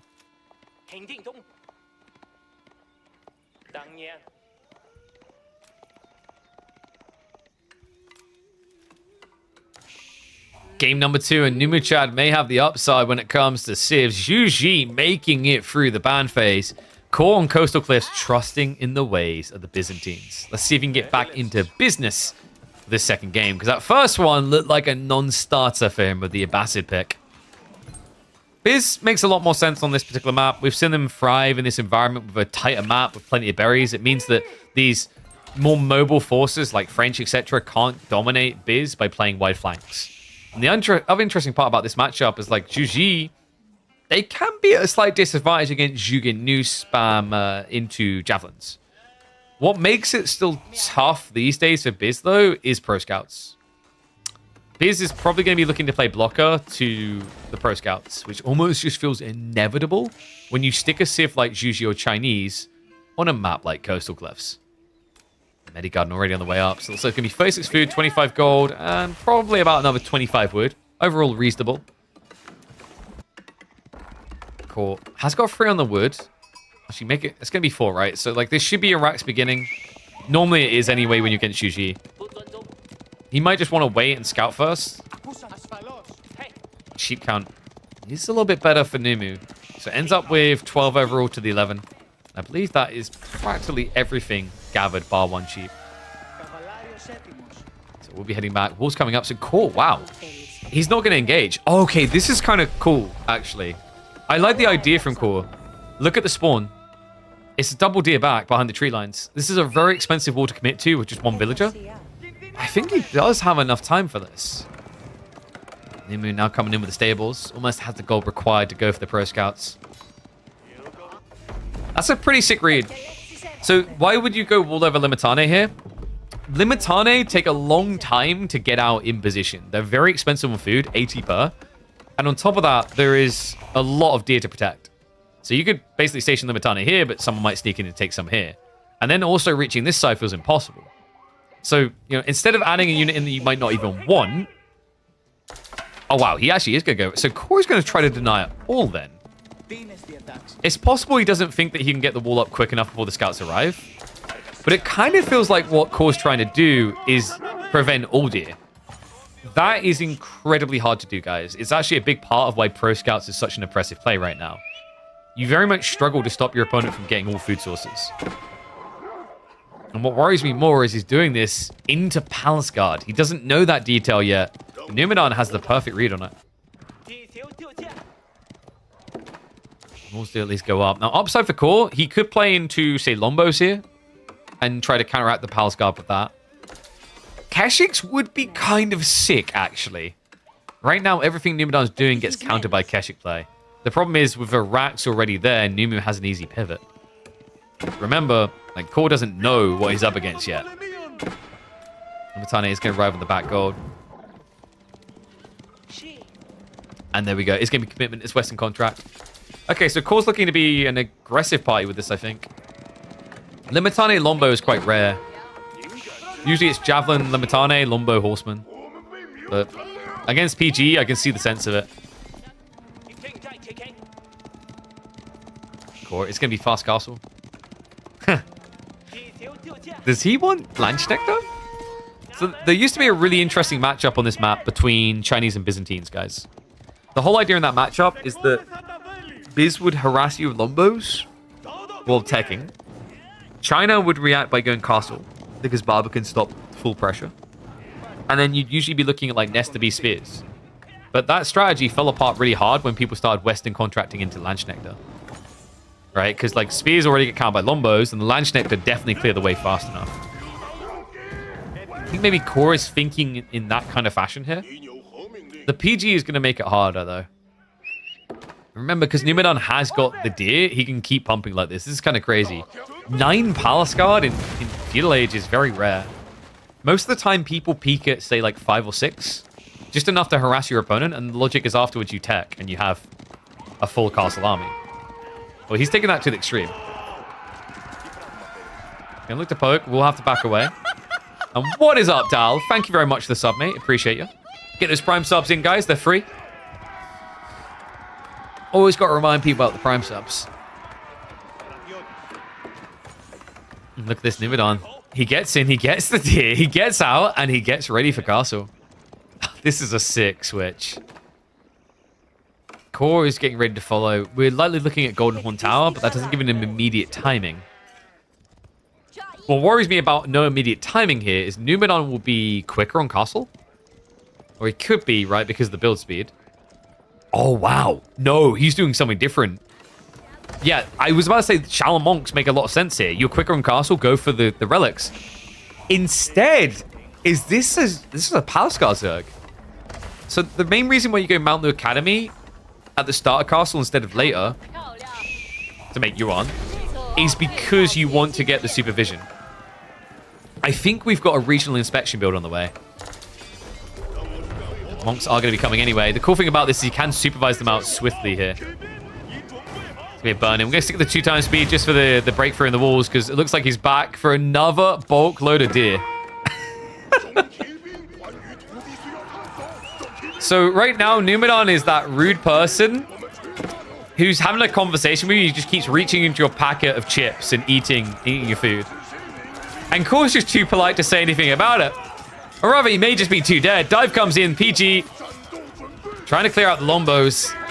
This is perfect. Numan, he's throwing away the initial wave to set up the next. He's baiting Core to go into Varangian while he switches into Lancers.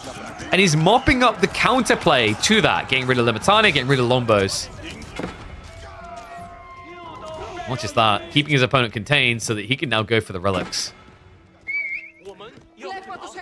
This is ridiculous.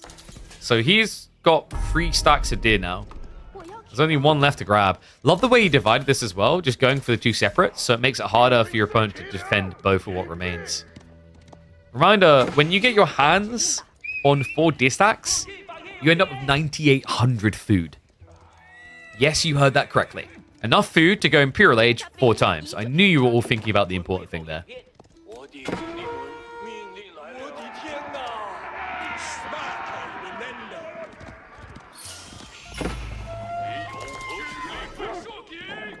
And we have got the speedy boys, so single whip reform coming in.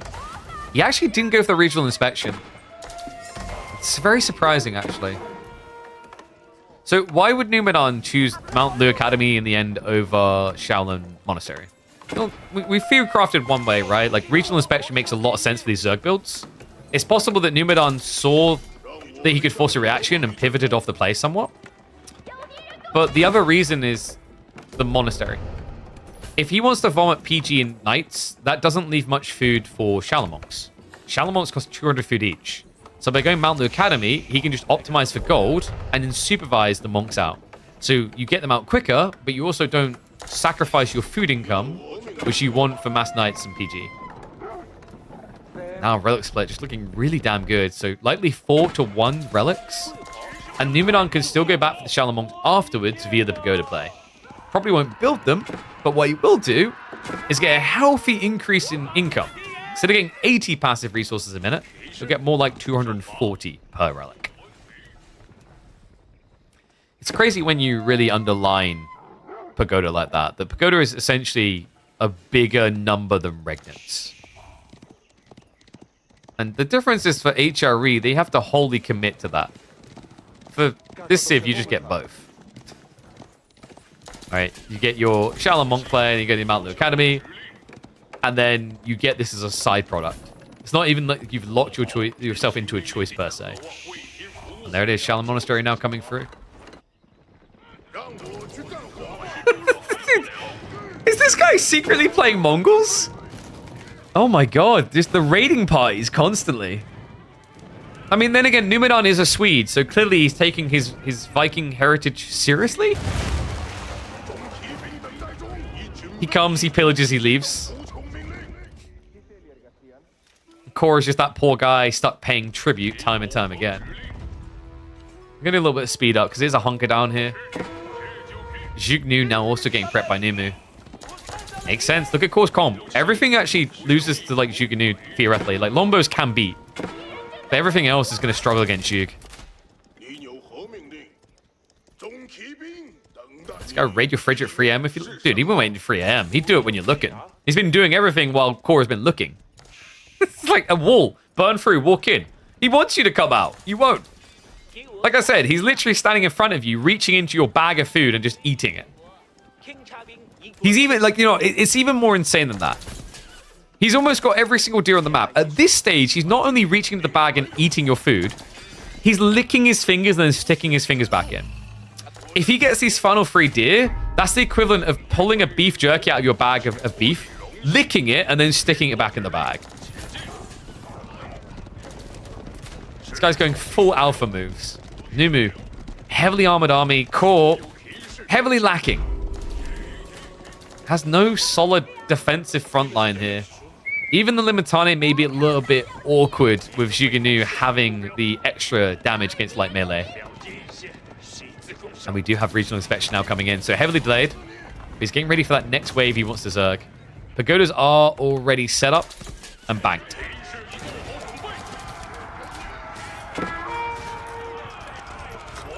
Imagine eating 349 food off a deer, then hauling the 1 food carcass back. Oh my god. We know what we need to do now.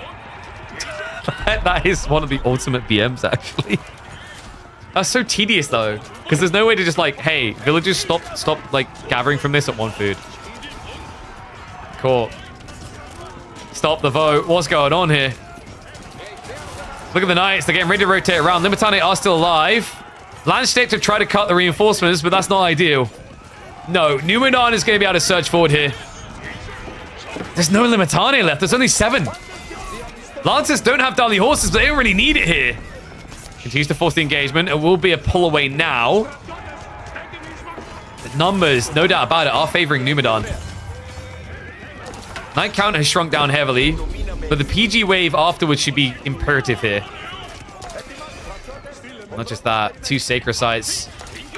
Remember also, on top of that, Numan, he could go U1 Dynasty. It means that these are all cheaper to produce.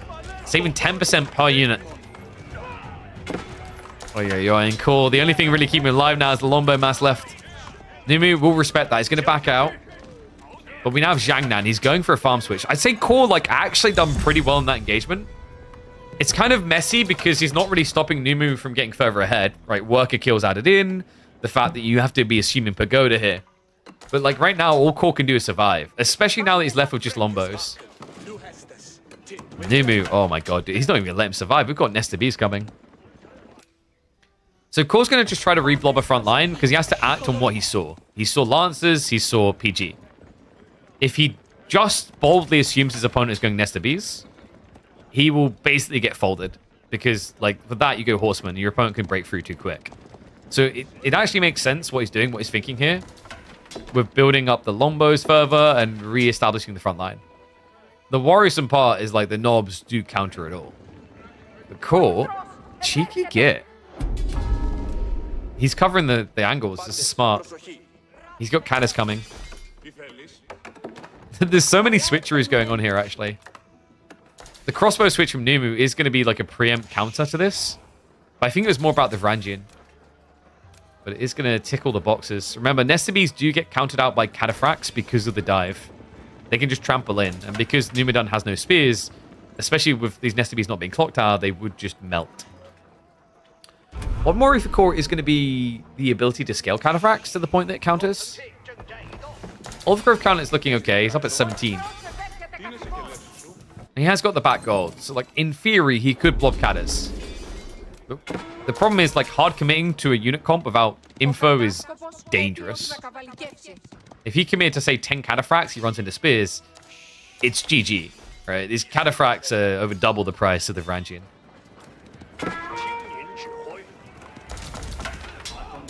Once more into the breach, Numidan. At first, he came for deer. And no one said to protect the deer, so he got away with them. And then he came for villagers. And no one was there to stand up for the village. Yes, we're quoting that pub. Well, now he's coming for everything. And there may not be many left to stand against it. Core has rallied the Lombos. The Yeoman Bowman. Ready to save the day. Cataphract is going to try to dive in, but that's going to be a waste. And now the Nesta Bees! Big hit! Cadas are non-existent. And so's Core in this game. He has no answer to Nesta Bees now. They hold the whole fight hostage at the stage. This is looking done. I mean, Core, he needs to get a quick answer. If it reaches the gold, it can't be Cataphracts. He's trying to go for Angian. But your opponent has 15 crossbowmen in total. Now, he doesn't know that right now. It's mainly just the Juganu, which is why Core is holding on hopes of a recovery. But we can see the full picture. This next wave is designed to kill him. Not just that, he's been keeping an eye on the backside, so he's waiting for a move to the east side tree line. Just to try and exploit that. What's the point of the fish that can't be used in this map? To mock you, tease you. You look at this fish, you're like, I want it so badly, I can't. It's there simply to let you know that in life, sometimes you can't have what you want. Like, I right now want to see 20 gifted subs, but you can't always have what you want.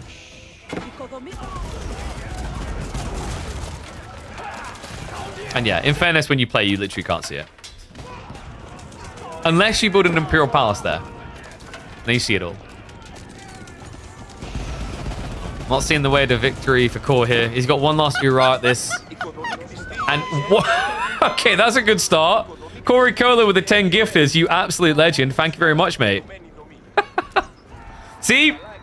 That's my point. Thank you, Corey. He made my point. 20, like, you can't have what you want in life. But 10, you settle for the nice medians. Life is a negotiation. Core is going to have to fall back to map number 3 to negotiate, though. Because Numadon has come to the business table like a pit bull. Yeah, farms reach is pretty much the conclusive point. Core just doesn't have food income anymore. Look at this. It's got 5 people working on farms. So, question now. Where do you think we're going next, guys? We've got Golden Heights, Frisian Marshes, or Dry Arabia. Where does Core attempt to begin a miraculous comeback here?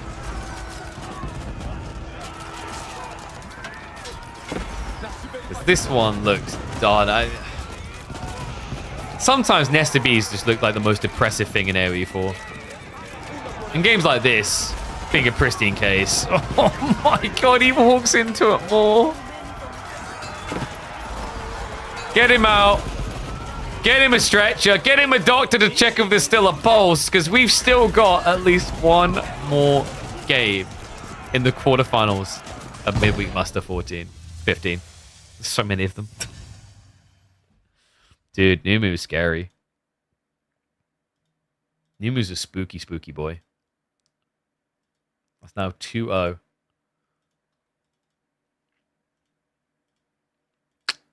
What do you think, guys? What map? What map does he go to? Yes, thank you, Corey. I appreciate that, mate. Damn it, I should have said sometimes you want 50s. Oh, dear, oh dear. Appreciate it, mate. So, it's going to be good old Dry Arabia. Rus Malians.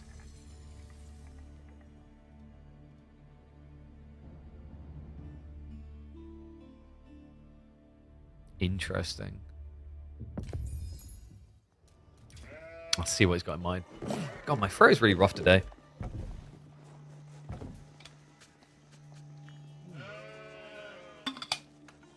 I don't know if it was the powder and the shake thing.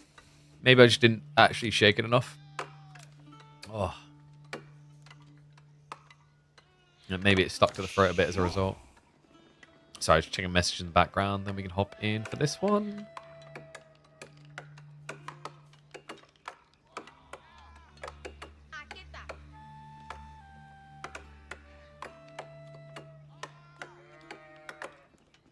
Okay, let's get ready to roll, guys. Sorry, you know, it is on Mondays. People just spam you a bunch of things. You have to keep track of it all.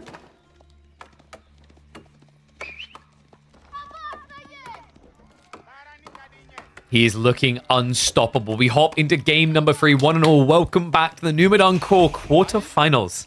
Core, comfort is where the heart desires. We've got Rus in what could be his last game of Midweek Muster number 15 here. Up against Malians. Pro Scout meta, Dry Arabia, a damn good map for it, and you know that's exactly where we're heading. You can already see Core going for the free scout opener. Love this play. If he finds the enemy scout, he can cut it off and get the most sheep. He has a relative idea, but unfortunately for him, Numan already scoured half of the map. Didn't find crazy amount. No, he actually missed some. Okay, so a bit unfortunate for Numu. We'll stick on the 2x speed for the early game. Just because, you know, as we are often live on Twitch, we've been live for 6 hours now. And I've got to eat after this. And this is likely going to be, what, Pro Scouts into Fast Castle both sides? Isn't that a bit scary for Rus now in this matchup? Ever since Manslaughter Javelin Near started getting played, this matchup has looked a bit better for Malians. Because you can't just play Horse Archers. When people were thinking Freeborn, it was a little bit more awkward, because obviously Rus can just kite you if Horse Archers kill you. With that detail in mind, is there a world in which Core tries to go all-in feudal play here? That's what we're going to find out. Golden Gate is on the way. And Numan, he's already shoving the deer away and making sure it can't be brought close to home. This is smart. Step number 1 with Rus is because they have the scouts out early, they can shove the deer close to the base while they wait for pro scouts. Meanwhile, Malians are more seen as an anti-pro scout civ. They will go for it themselves, but they begin by stopping your play with things like warrior scouts, which just hit harder. Numu. Yeah, he's going to be rushing that pro scout. You can see him on the wood now. Core just... He full on just committed to the enemy side to try and disrupt here. Numu, very reluctant to actually pull for the repair. Remember, they did actually buff pit mines and House's health slightly here. House's having the extra 50 health. Pit mines getting an extra 100. We'll force the villagers to come out and repair, so... The nice thing about this is, like, Core is waiting for pro scouts. There's 2 approaches. We mentioned the first, where you shove the enemy deer in or away, or you shove your deer in away. The other is that you force your opponent idle somewhere, and that's what you've done with this. New AoE Watcher, what is Pro Scout strat? Oh boy. So it's a very present strat at the moment. I'm expecting to eventually get nerfed. The whole idea is that you can research Pro Scouts and pick up deer. That's right, you can take risky resources and place them in your base. Wow. It's everywhere. If you want to win with games right now, it's probably one of the easiest ways to win if you can just figure out the basics of doing it. Just practice it in a lobby a little bit. Because it gives you so much safe food. Like, this is the problem with Pro Scouts at its heart. Is while other people are taking risks in the game, you're not. You're parked safely at home. Gather, gather, gather. And the reason that's important is kind of like the same logic of, you know, attacker versus defender. You're able to fully attack, you don't have to worry about defending at all.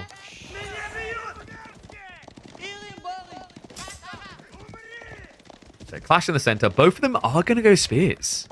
Yeah, we have been seeing this a bit more from Roos recently, just adding the racks. Usually this is against civs like French, just because you know they're going to follow up knights. But makes sense against the Warrior Scouts. We already mentioned that they are a superior version of Scouts. Unfortunately, I don't know if Core was really expecting Donzos to be added in by DeMu. It's pretty crafty, actually. Donzos, remember, they have got extra melee armor, and they've got the hybrid ranged attack. They will beat Roos spears every day of the week. And man, is he using it to the maximum. He snatches the deer from the enemy side. Core is at least going to shuffle around the back, try to take some of the goodies from his opponent's reserve. In fact, he's got multiple scouts heading over there now. Okay, we'll speed up and check in on each of these little clashes.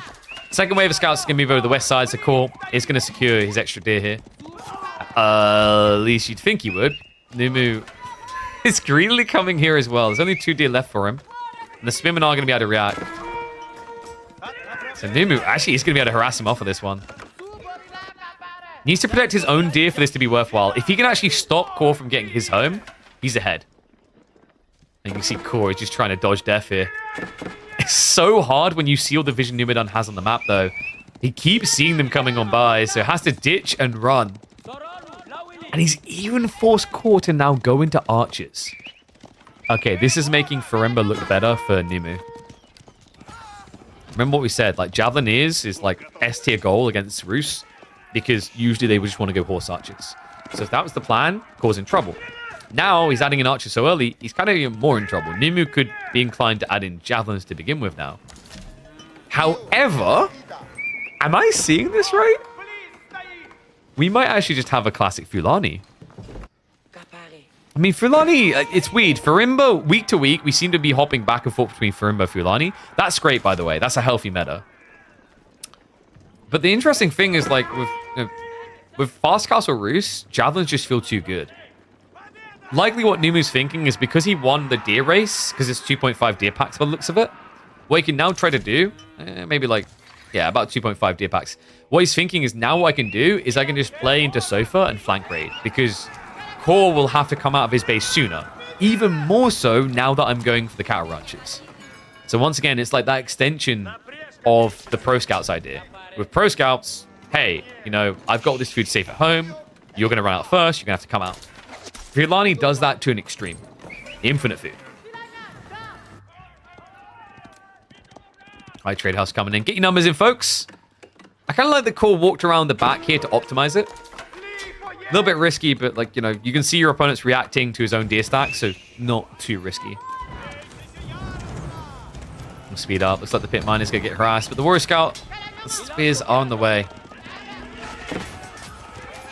Go to square off. Not really a fight the Core wants to take right now. Risky part. You can see Numan, he's getting ready. He understands the timing here. Like, why else would Core throw away an army that haphazardly? It's an opportunity to tech up. And it is going to be the Fulani. Yeah, I wondered if it was potentially going to be a bait and switch. You can do that sometimes here because your opponent has a lot of scouts just like you. He's likely going to see you doing something here. So some players have actually built their ranches out as if they're going to build Fulani, and then they just drop a Farimba in there. But not this game. Just your atypical. Wolves are going to be coming up. Should be enough troops for Numan to delay Core's reaction so he gets that wall up. And that means Horse Archer is going to be worthless here. So yeah, he's got Javelins to try and encourage Core not to build Horse Archers, but now with the Wolves, it's going to force Core to transition. And remember what we said about the whole idea, like, if you're safe at home, you can just keep attacking. This allows Numan a very healthy follow-up timing into Sofas, or someone like Musafadi that he can flank raid with. And meanwhile, Core is stuck with a unit that's terrible at defending. Horse Archers cannot save you in your own base. They have to be bailed out more often than not. Let's begin there. Oh, dude. Sometimes playing Malians must feel so damn dirty. Against Roos, Horse Archers get countered by both of these elements. Javelins and Donzos are both counters. So either range projectile hits you, it's like death. Check this. Nice! Interception before the wall goes up. Important for Core. We'll be able to idle out the gold. Javelin reaction is now coming. He gets shifts out for the scouts. The Horse Archers are going to be able to pick off a few for that, though. So 2 worker kills. Makes it a third. Javelin should be able to stabilize this, so the walls are going to go up. Now, it's decent damage, but Core needs so much more.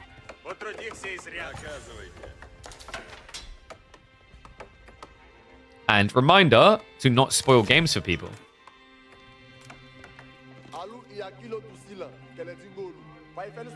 Core with a lot of Horse Archers. The walls are going up, though. DeMu. What's the switch here? I guess you could just blob Javelins now that your opponent's done it. This is the point where Core needs to be looking for a transition. What's that transition like to be? I mean, the Relic race is on. He's winning that at least. High Trade House makes him feel good as well. 132 gold. And no, I purged him. I only ban people for regular behavior like that. A reminder, in general, like when we're casting a series, don't spoil outcomes.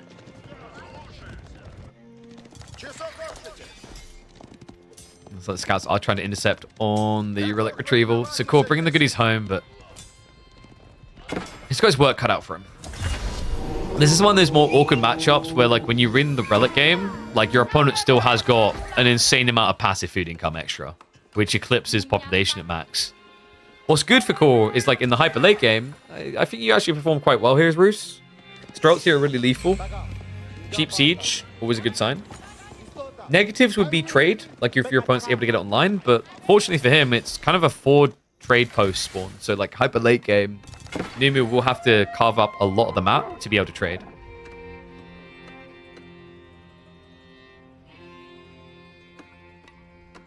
Considering swapping from SC2, AoE looks slick. I just don't know if I'm ready for a transition phase. I mean, picking up any new game is going to cause that, right? I'd say AoE is in a lot of ways a bit more chill than StarCraft to transition into. StarCraft is like... StarCraft can feel insanely rewarding to play. But you feel like you need to be pumped up on Adderall, Red Bull, and like a bunch of cognitive enhancement things to be at your peak. You know what I mean? Like there's no chill time allowed for StarCraft. AoE 4 is a lot more relaxing to casuals, is what I'd say. You know, it's like... It's the difference between playing Arma and playing Grand Theft Auto. Does that make sense? Like, both are open world, but one's going to require you to, like, really, really lock in. I don't know if Core should be locked in on this fight. The men-at-arms have arrived, but the Javelins trying to solve the problems. The Donzos were being ignored. I don't think that was intentional by Core. He may not have actually noticed the Donzos there. Men-at-arms are at least stabilizing in Core. So he has got a push to continue here, but a lot more Horse Archers going down than maybe was necessary in that engagement.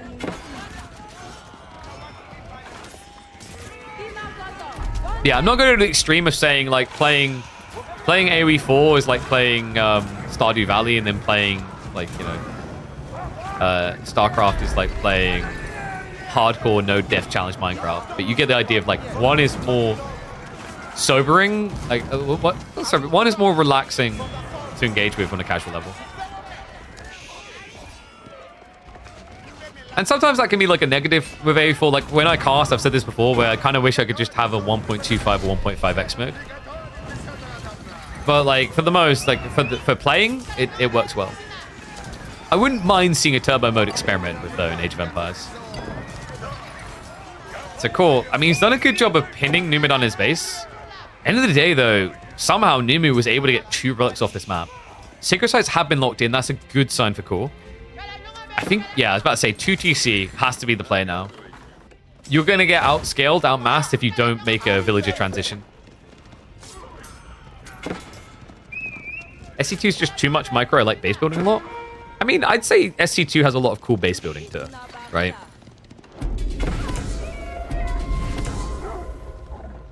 It's just a different style.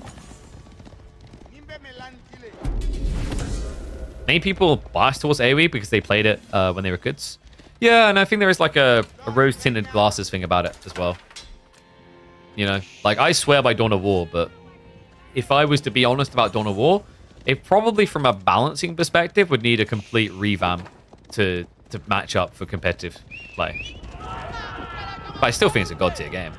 I think Rise of Nations is pretty terrible from a balancing perspective for competitive. But it's still a god tier game.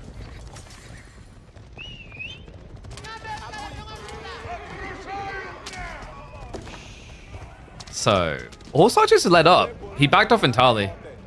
This is dangerous. Numan transitioned into Sofa. And Core is very exposed right now. Yeah, so despite that great initial aggression, maybe lost a few too many Horse Archers, sure. The problem he now has is that Core hasn't walled. And Numanon's about to find out.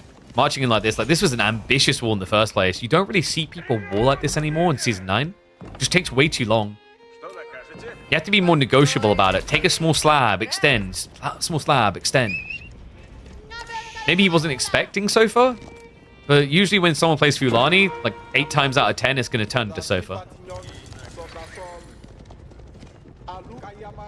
AoE4 is hard and not beginner friendly for sure, and probably has the highest ranked anxiety. I disagree with that.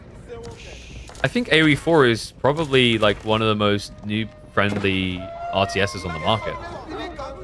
You kidding me? Compared to like AoE2, StarCraft, Age of Mythology, Warcraft? AoE4 is 100% more accessible to new players.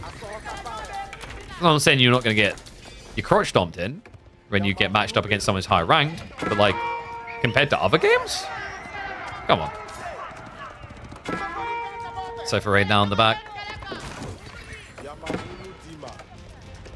Lost a little bit out of time, but the key thing is the build up on the front side of the base. Numan, he's got a lot of Musafadi here. It's a good thing that Core has stopped producing the men-at-arms. Spin and reaction now coming through. But Numan is aware of that as well. So we've got Archer, Musafadi, Surfer. You just see how powerful the Marlin economy is when you get those Fulani ranches set up. Gives you so much pump off the cow. If I'm not mistaken, Wham or Popable said the games at top level get worse and worse with all these different maps. And Civs, I've noticed that too. Quicker games would worsen that for sure. I think maybe if you had a speedier game mode, you could thin the map pool. Does that make sense? Because it's like it's rebalancing expectations and like things you have to manage and saying what's reasonable and what's not.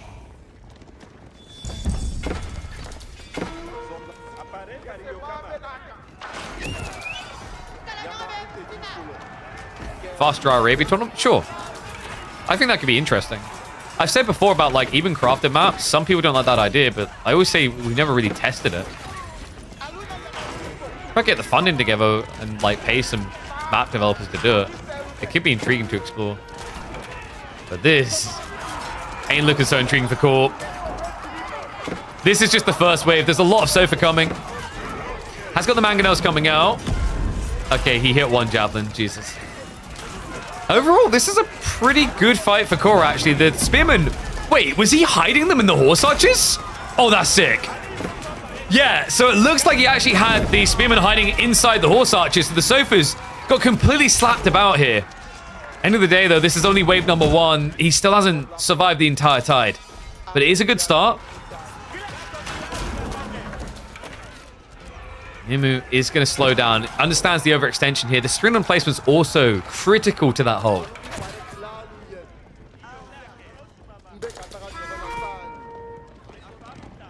Kind of true when they add new DLC, see if it makes it more complex at top level. Sure. Agreed. But I don't know. It's like we're going to get to the goods or bads of it, right? Some people think that like what esports should be is the players figure everything out and they play perfect game. I think that's terrible.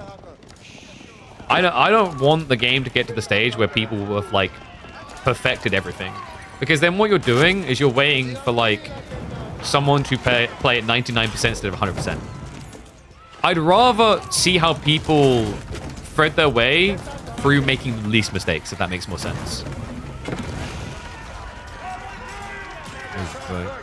Mistakes may be made here for court. Has to commit to the fight. Village is going to be lost on the front side. The Sofas easily able to chase. The other worrisome part here is he's still building men-at-arms into Musafadi. I mean, also kind of why. Like, Numan does have a lot of archers. But I thought the intent here was going to be, what? Mangoes plus Spearman for core? What he's got going right now doesn't seem to be working out. The screwed idea is cute, but it's not just Musafadi to worry about anymore. The Sofa are getting a little bit out of control. I've got additional walls coming in, so segmenting the map further. Farm count is at least scaling. What is not scaling, though, is Core's villager lead. No, he's being kept in check. I'm such a contrarian. How am I contrarian? Does that statement not make sense? A lot of esports suffer to manage balance and keep the game from being stale and solved. Yeah. But like, that's why, like, I always use, like, Dota 2 had a perfect example of this. Dota 2 had a patch which was perfect. Every single hero in the game was viable. It's the most balanced meta they've ever had. What does Ice Frog do? Comes in, adds a new feature, and flips the table. Because people want new crap. That's the other part of it. That play, like, people, like, I think, I don't know, maybe I'm wrong and this is like the not true for the AO4 crowd, but my thoughts is like a lot of people would rather see new problems be solved than old problems be perfected. I think it comes down to, like, you know, if you're a chess player versus a D&D player, that's a weird comparison, but just go with it, right? Like, chess is about the masterful art of, like, knowing all the permutations. Whereas D&D is like, gee, I wonder where we're going today, Tim.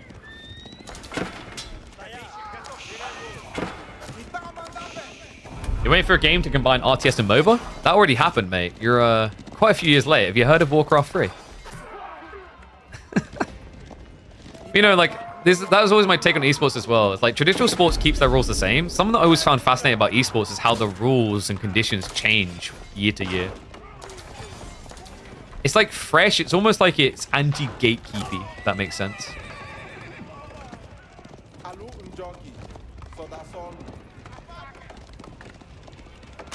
Part of the SC2 strategy of buffing and nerfing stuff. I prefer to avoid nerfing. Buffing feels more encouraged. And then every once in a while, you change something about a core mechanic. Like, that's what happened with Pro Scouts, right?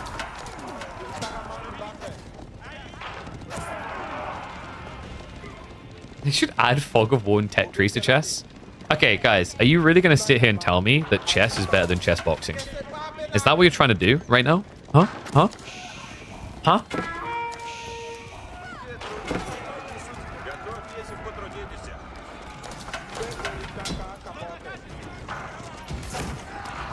So what I'm saying is my next tournament format is going to be Age of Empires boxing. We've got a pause feature now. Everyone's been wondering what the hell the point in it is. We're going to create the point. Right? Like, you know, 10 minutes into the game. Beastie's beating Vortex. Ding, ding, ding, ding, ding, ding. Pause. 2 minutes in the ring.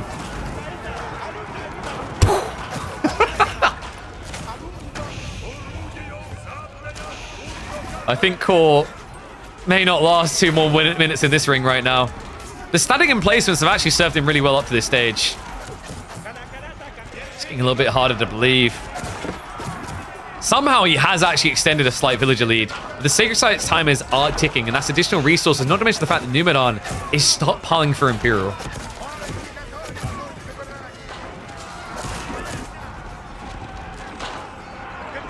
It's like one thing I was saying about that I'd love to do one day is just because there was actually a window of opportunity for this, by the way. It's just we didn't have the Microsoft contacts, and I think even then, like, we wouldn't know the right people to talk to because, like, there's different marketing teams. Right? You could have done like a Dota 2 X Age of Empires 4 tournament. That would have been very intriguing. Because there was actually a lot of Dota 2 people that really got into AoE4 when it first came out. I don't know, I like these ideas of hybridized events, you know. Take some of the GOATs from different games and have them play each other in their different games. You know? Include a tournament that's Heroes of Might and Magic, Street Fighter, Age of Empires. Like, what's another really good 1v1 format? FIFA. Sounds kind of crazy, but like, and then just see who comes out ahead. I don't know, maybe I'm wrong. Maybe that format doesn't work because like people are like, oh, I don't want to watch the football part. Or, oh, I don't want to watch the strategy part. I like the idea of like hybridizations of events. I don't think they get done enough in esports in general.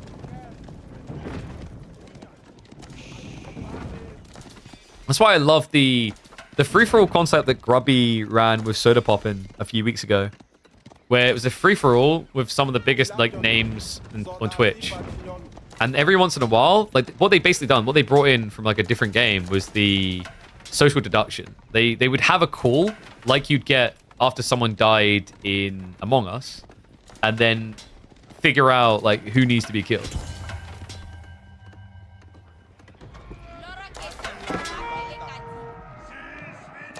Probably would clean up. Are you sure about that? You think he'd clean up in Street Fighter?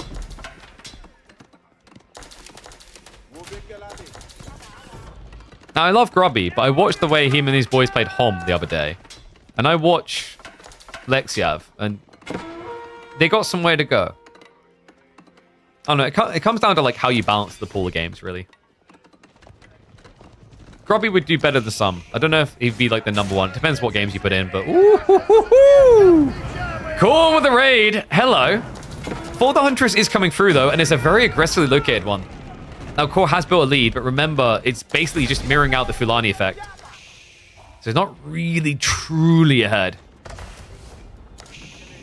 Now finds himself an entire age behind.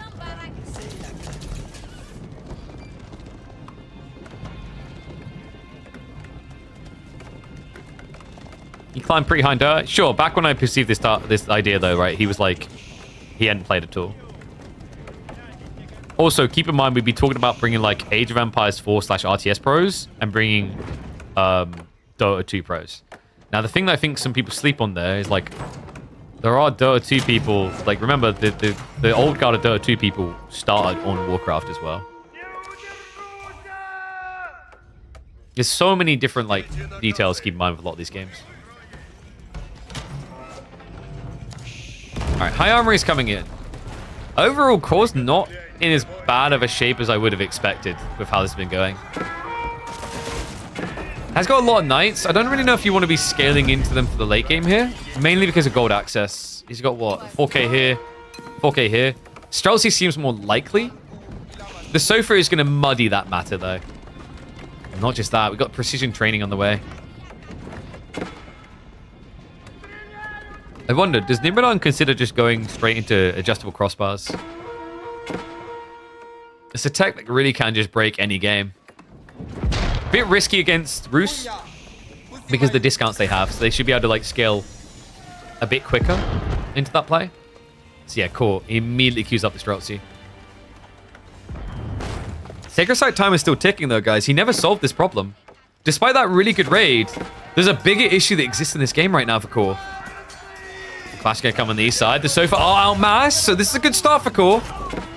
Numan won't be able to hold on to the capture. No, Spirit on placement should be able to win this. It's just too many knights. Wait. He's really trying to finesse this. Wait, but Numan... Wait. No way. Are you kidding me? He done it. He bought enough time. He even goes back in to pause it further. That was sick. Numu. Just leveraging the better movement speed to guarantee that you can never be fully pinched. And now chases the knights back towards the main engagement. Clash coming in, but Core, he's diving underneath the fort of the Huntress. And it's costing him dearly. Nah, it's falling apart. It's actually falling apart a lot quicker than you'd expect here. Core, part of his problem, was it the Streltsy idea? Like... It's not just that, actually. It's the elite techs. The biggest problem I'm seeing in this game, Core, he upgraded spears. Nothing else. Only has 6 Streltsy to speak of. Meanwhile, Numan has elite Sofa, elite archers, Wouldn't be surprised if he goes Elite Donzos as well. Yeah, this is turning into full tech difference now.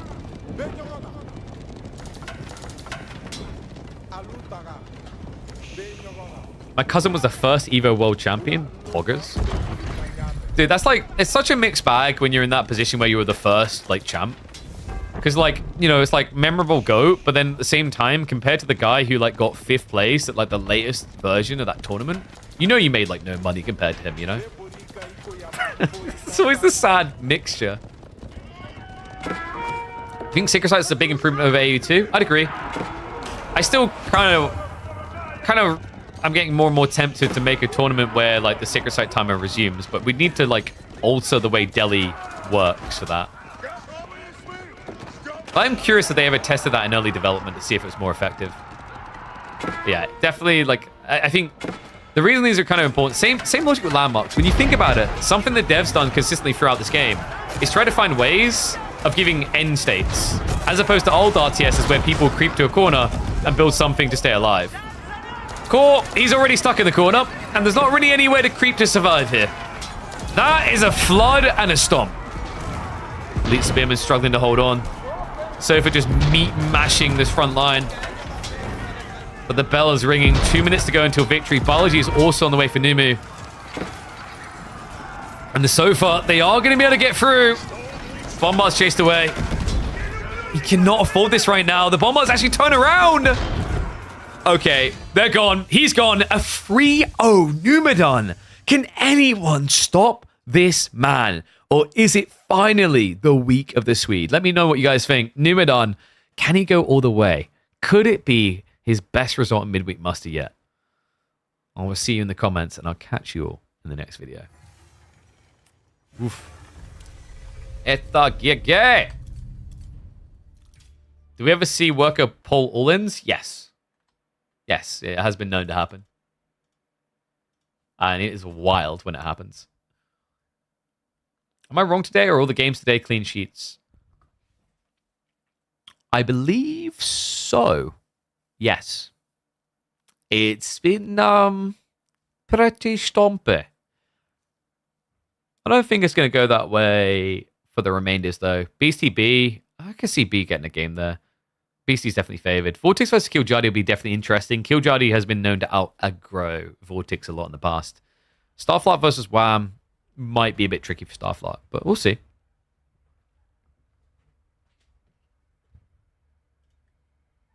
Where's Numan from? You're not pause, it's just, dude, I've got like a bunch of things to respond to. Numan's from Sweden, hence why we keep saying the Swede. Sorry, I don't have his exact address. But he's from the Swedenlands. Wish Grubby would come to AoE. He says he likes it a lot.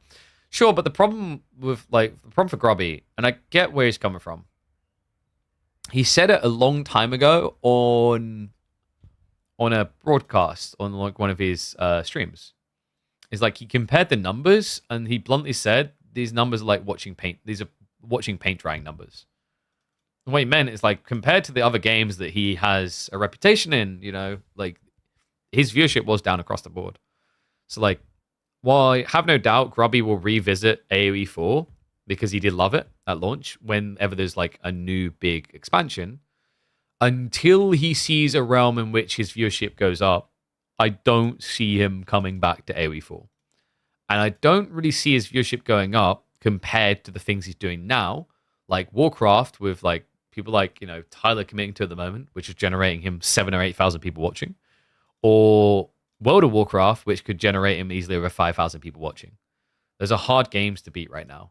So, you know, that's the logic behind Grubby. It makes total sense, by the way. Like he needs to think about what allows him to make a living.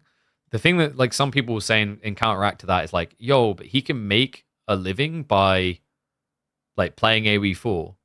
Sure, but if you're just only getting by, then that's kind of bad because the thing about being a content creator is you never know how relevant for how long you're going to be. So even though it sounds greedy, you have to basically grab as big of a chunk of whatever market you're doing as possible and milk it as much as possible. Because tomorrow it could disappear. Tomorrow you could disappear for any number of reasons, right? People get sick of the game. some view you have on whatever could come up and then people just completely disband from you. A bigger streamer could come into your game and then eclipse you. I remember I had that with Foxhole, where like Foxhole was growing 200, 300, 400 people. And then a big streamer came in and started streaming. And then my viewership went down again. Because like the new people who were checking out the game and now checking out that guy as a priority. That's why like Twitch is kind of broken for the number one spot in a directory. Number one spot in directory has a huge impact on user flow, on viewer flow. So yeah, that's the that's kind of the gist of it. I think like, you know, it would be nice to see him come back, but the game needs to grow. And that's like, that's why I was saying, like, you know, sometimes it feels like a 1.5x speed modifier is better from like a viewing casting games perspective. I guess like watching people play the game isn't too bad because they're moving around a lot and whatever, with the camera doing things, whereas we can't see their inputs. I do wish that there was some simple things to make Age of Empires 4 spectating a bit more interactive. Like a perfect example of one that StarCraft has that I wish we had is I wish we had vision for players simultaneously. It's so messy when you have to switch vision and you get to like a blank spot or whatever. But like StarCraft has this, right, where you can switch to a mode where you can see what both would see. So you can see the blind areas to them. Small things like that actually help a lot. But guys, that's going to be it for now. So tomorrow at 2 p.m, we go live with our first quarterfinals of that day. We're going to have Vortex versus Giljardi. We'll be following up with Beasty versus B and Starflight versus Wham. She's slotting somewhere afterwards. We should likely have one of the semifinals tomorrow as well. Reminder that we save another semifinals plus the finals for Thursday.